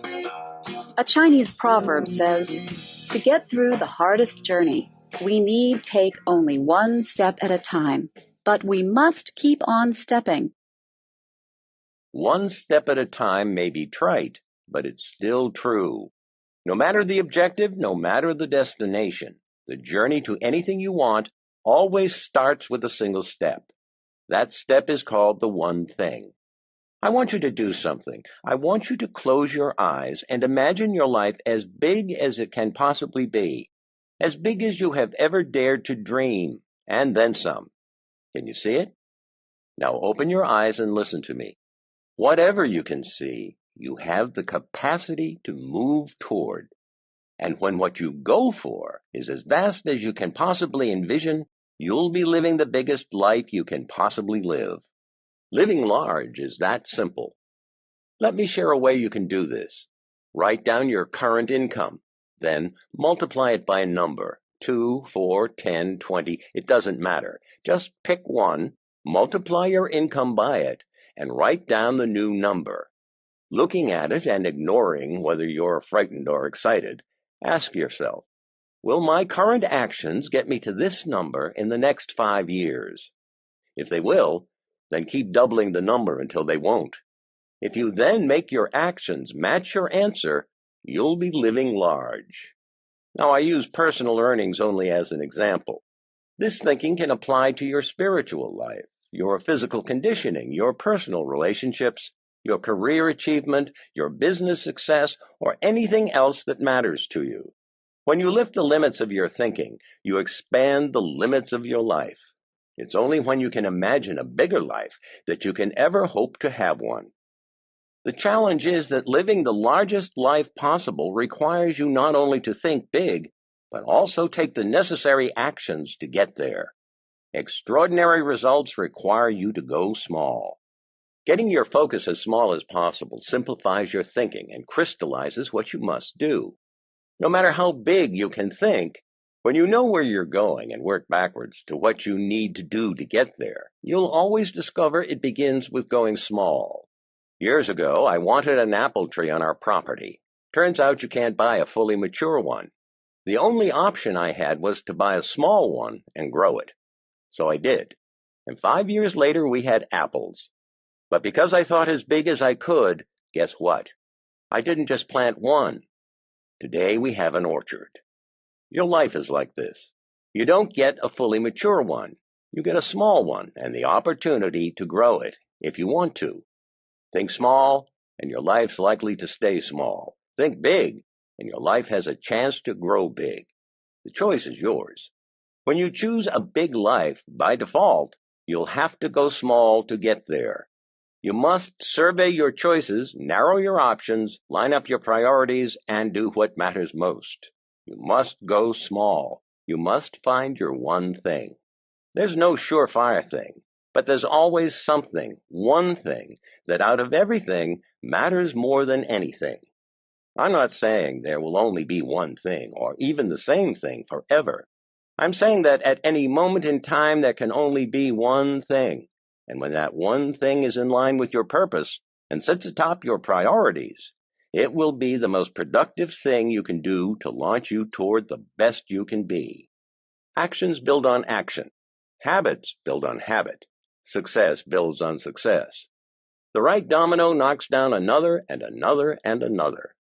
So whenever you want extraordinary results, look for the levered action that will start a domino run for you. Big lives ride the powerful wave of chain reactions and are built sequentially, which means when you're aiming for success, you can't just skip to the end. Extraordinary doesn't work like that. The knowledge and momentum that build as you live the one thing each day, each week, each month, and each year are what give you the ability to build an extraordinary life. But this doesn't just happen. You have to make it happen. T.S. Eliot said, "Only those who will risk going too far can possibly find out how far one can go." One evening, an elder Cherokee told his grandson about a battle that goes on inside all people. He said, "My son, the battle is between two wolves inside us. One is fear. It carries anxiety, concern, uncertainty, hesitancy, indecision, and inaction.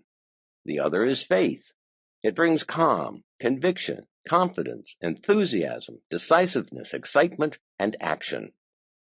The grandson thought about it for a moment, and then meekly asked his grandfather, "Which wolf wins?" The old Cherokee replied, "The one you feed." Your journey toward extraordinary results will be built above all else on faith. It's only when you have faith in your purpose and priorities that you'll seek out your one thing. And once certain you know it, you'll have the personal power necessary to push you through any hesitancy to do it. Faith ultimately leads to action. And when we take action, We avoid the very thing that could undermine or undo everything we've worked for, and that's regret. Advice from a friend. As satisfying as succeeding is, as fulfilling as journeying feels, there is actually an even better reason to get up every day and take action on your one thing. On your way to living a life worth living, doing your best to succeed at what matters most to you not only rewards you with success and happiness, but with something even more precious: no regrets. Mark Twain said, 20 years from now, you will be more disappointed by the things that you didn't do than by the ones you did do. So throw off the bowlines, sail away from the safe harbor, catch the trade winds in your sails, explore, dream, discover. If you could go back in time and talk to the 18-year young you, or leap forward and visit the 80-year-old you, who would you want to take advice from? It's an interesting proposition. For me, it would be my older self. The view from the stern comes with the wisdom gathered from a longer and wider lens. So what would an older, wiser you say? Go live your life. Live it fully, without fear. Live with purpose. Give it your all, and never give up. Effort is important, for without it you will never succeed at your highest level. Achievement is important, for without it you will never experience your true potential. Pursuing purpose is important, for unless you do, you may never find lasting happiness. Step out on faith that these things are true. Go live a life worth living, where, in the end, you'll be able to say, I'm glad I did, not, I wish I had. Why do I think this? Because many years ago, I began trying to understand what a life worth living would look like. I decided to go out and discover what this might be. It was a trip worth taking. I visited with people older than me, wiser than me, more successful than me. I researched, I read, I sought advice. From every credible source imaginable, I looked for clues and signs. Ultimately, I stumbled on a simple point of view. A life worth living might be measured in many ways, but the one way that stands above all others is living a life of no regrets. Life is too short to pile up woulda, coulda, shouldas. What clinched this for me was when I asked myself who might be the people with the greatest clarity about life. I decided it was those who were nearing the end of theirs. If starting with the end in mind is a good idea, then there's no end further than the very end of life to look for clues about how to live. I wondered what people with nothing left to do but look back might tell me about how to move forward. Their collective voice was overwhelming, and the answer was clear. Live your life to minimize the regrets you might have at the end. What kind of regrets? For me, very few books cause tears, much less require a handkerchief. But Bronnie Ware's 2012 book, The Top 5 Regrets of the Dying, did both. Ware spent many years caring for those facing their own mortality. When she questioned the dying about any regrets they had or anything they would do differently, Bronnie found that common themes surfaced again and again. In descending order, the 5 most common were these. I wish that I'd let myself be happier. Too late they realized happiness is a choice. I wish I'd stayed in touch with my friends. Too often they failed to give them the time and effort they deserved. I wish I'd had the courage to express my feelings. Too frequently shut mouths and shuttered feelings weighed too heavy to handle. I wish I hadn't worked so hard. Too much time spent making a living over building a life caused too much remorse. As tough as these were, one stood out above them all. The most common regret was this. I wish I'd had the courage to live a life true to myself, not the life others expected of me. Half-filled dreams and unfulfilled hopes. This was the number one regret expressed by the dying. As Ware put it, most people had not honored even a half of their dreams and had to die knowing it was due to choices they had made or not made. Bronnie Ware's observations aren't hers alone.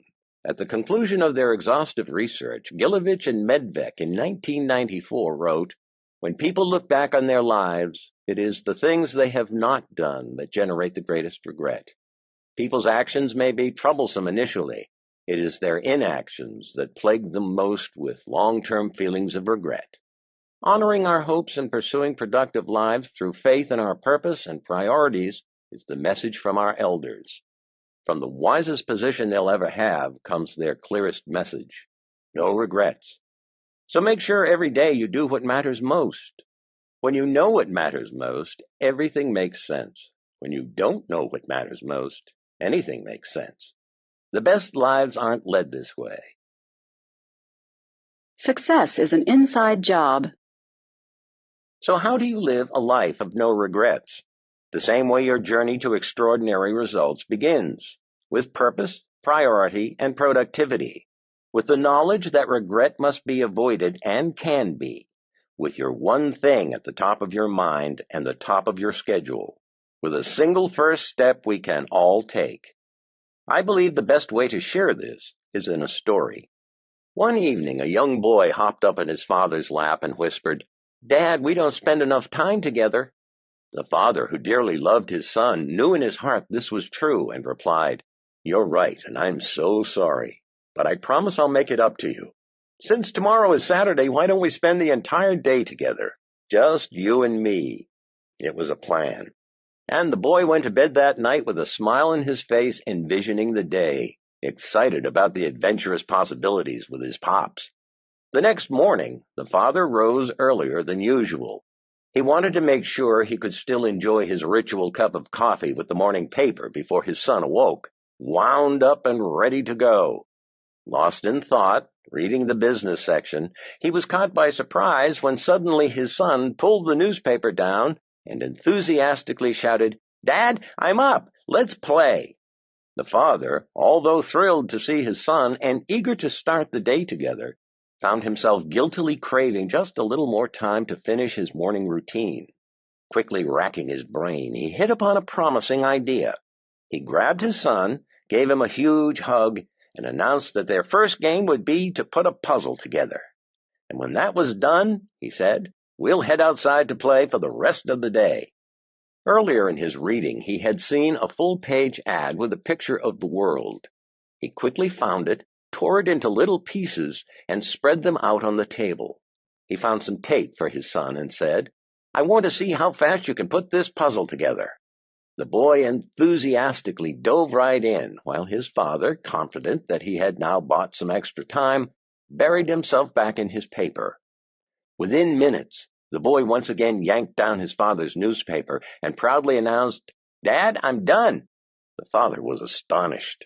For what lay in front of him, whole, intact, and complete, was the picture of the world back together as it was in the ad, and not one piece out of place.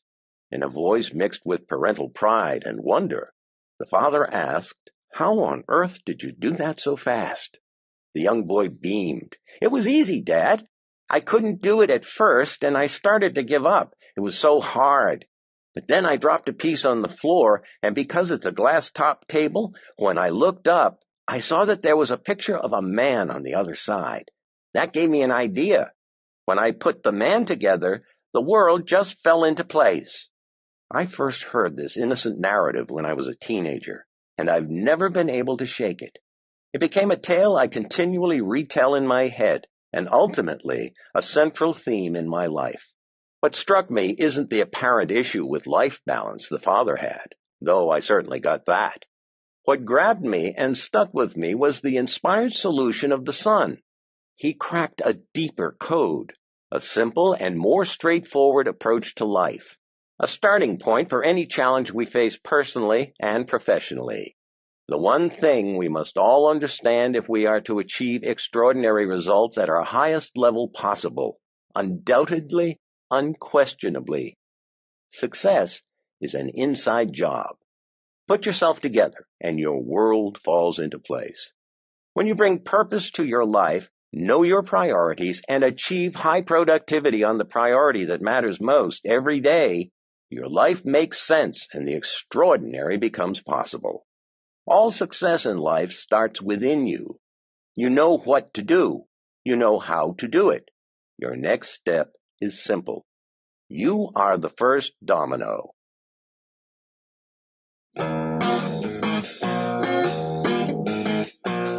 Putting the one thing to work. William Shakespeare said, "In delay there lies no plenty." So, what now? You've heard the book. You get it. You're ready to experience extraordinary results in your life. So what do? How do you tap into the one thing in the most powerful way? Let's revisit the heart of the book and look at ways you can put the one thing to work right now. For brevity's sake, I'll shorten the focusing question, so be sure to add, such that by doing it, everything else will be easier or unnecessary at the end of each of these questions. Your personal life. Let the one thing bring clarity to the key areas of your life. Here's a short sampling. What's the one thing I can do this week to discover or affirm my life's purpose? What's the one thing I can do in 90 days to get in the physical shape I want? What's the one thing I can do today to strengthen my spiritual faith? What's the one thing I can do to find time to practice the guitar 20 minutes a day? Or to knock 5 strokes off my golf game in 90 days? Or to learn to paint in 6 months? Your family. Use the one thing with family for fun and rewarding experiences. Here are some options. What's the one thing we can do this week to improve our marriage? What's the one thing we can do every week to spend more quality family time together? What's the one thing we can do tonight to support our kids' schoolwork? What's the one thing we can do to make our next vacation the best ever? Or our next Christmas the best ever? Or next Thanksgiving the best ever? Please know that these are simply examples. If they apply to you personally, then great. If not, then use them to prompt you to discover what areas you might explore that matter to you. And don't forget time blocking. Time block with yourself to make sure the things that matter get done, and the activities that matter get mastered. In some cases, you'll want to block time to find your answer, and other times, you'll just need to block time to implement it. Now let's go to work and see how you might take the power of the one thing with you. Your job. Put the one thing to work taking your professional life to the next level. Here's a few ways to get started. What's the one thing I can do today to complete my current project ahead of schedule? What's the one thing I can do this month to produce better work? What's the one thing I can do before my next review to get the raise I want? What's the one thing I can do every day to finish my work and still get home on time? Your work team. Pull the one thing into your work with others. Whether you're a manager, executive, or even a business owner, bring one thing thinking into your everyday work situations to drive productivity upward. Here are some scenarios to consider.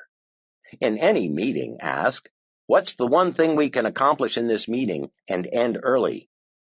In building your team, ask, what's the one thing I can do in the next 6 months to find and develop incredible talent? In planning for the next month, year, or 5 years, ask, what's the one thing we can do right now to accomplish our goals ahead of schedule and under budget? In your department or at the highest company level, ask, what's the one thing we can do in the next 90 days to create a one-thing culture? Again, these are merely examples to get you thinking about the possibilities. And just as in your personal life, once you've decided what matters most, professional time blocking becomes your way of making sure it gets done. At work, this is usually about either a short-term project you must complete or an ongoing long-term activity you're committed to doing repeatedly. No matter, an appointment with yourself is the surest path to ensuring you achieve extraordinary results. Casual, open discussions or short in-house workshops around key concepts in the book might really help everyone at work find their own understanding and get on the same page. If implementing the one thing in an area requires you to involve others, consider getting them their own copy of the book. Sharing your ahas is a great start, and you may be happily surprised with the insights you get back when others have a chance to read or listen to the book on their own. Keep in mind that it takes more than reading or listening to the book and a few conversations or mentions in a meeting to make the one thing a new habit in your life or in the lives of those around you. You know from the book that it takes an average of 66 days to create a new habit, so approach this accordingly. To ignite your life, you must focus on one thing long enough for it to catch fire. Let's look at a few other areas where the one thing might make a real difference. Your nonprofit.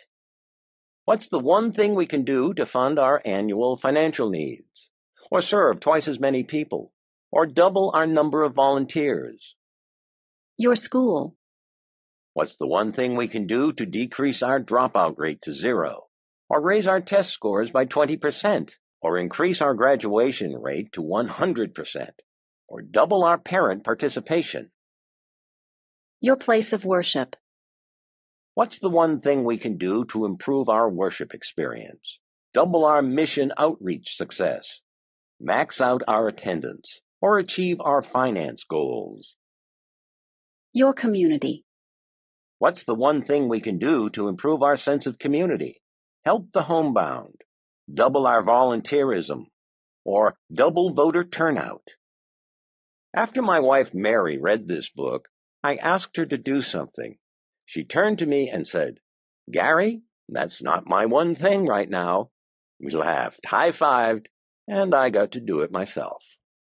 The one thing forces you to think big, work things through to create a list, prioritize that list so that a geometric progression can happen, and then hammer away on the first thing, the one thing that starts your domino run. So be prepared to live a new life. And remember that the secret to extraordinary results is to ask a very big and specific question that leads you to one very small and tightly focused answer. If you try to do everything, you could wind up with nothing. If you try to do just one thing, the right one thing, you could wind up with everything you ever wanted. The one thing is real. If you put it to work, it will work.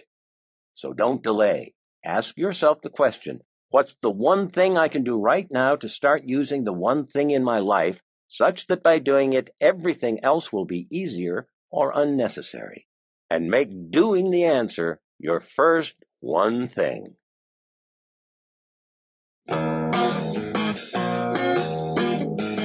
On the research. Although I've lived the lessons of this book for some time, we began researching the one thing in earnest in 2008. Since then, we've archived a collection of well over 1,000 scholarly articles, scientific studies, and academic papers, hundreds of newspaper and magazine articles, and a large library of books written by the foremost experts in their fields. Binder after binder of discoveries, facts, and anecdotes literally covered every inch of our writing space. If you want to dive deeper into what you've learned from this book, you can find an extensive list of our references organized by topic and by chapter at theonething.com. The website is a gateway into our minds. We mention the authors who have inspired us, provide links to articles that are available online, and list the white papers that educated our thinking. We've also thrown in some additional interesting facts and even a fun video here and there. Enjoy the journey.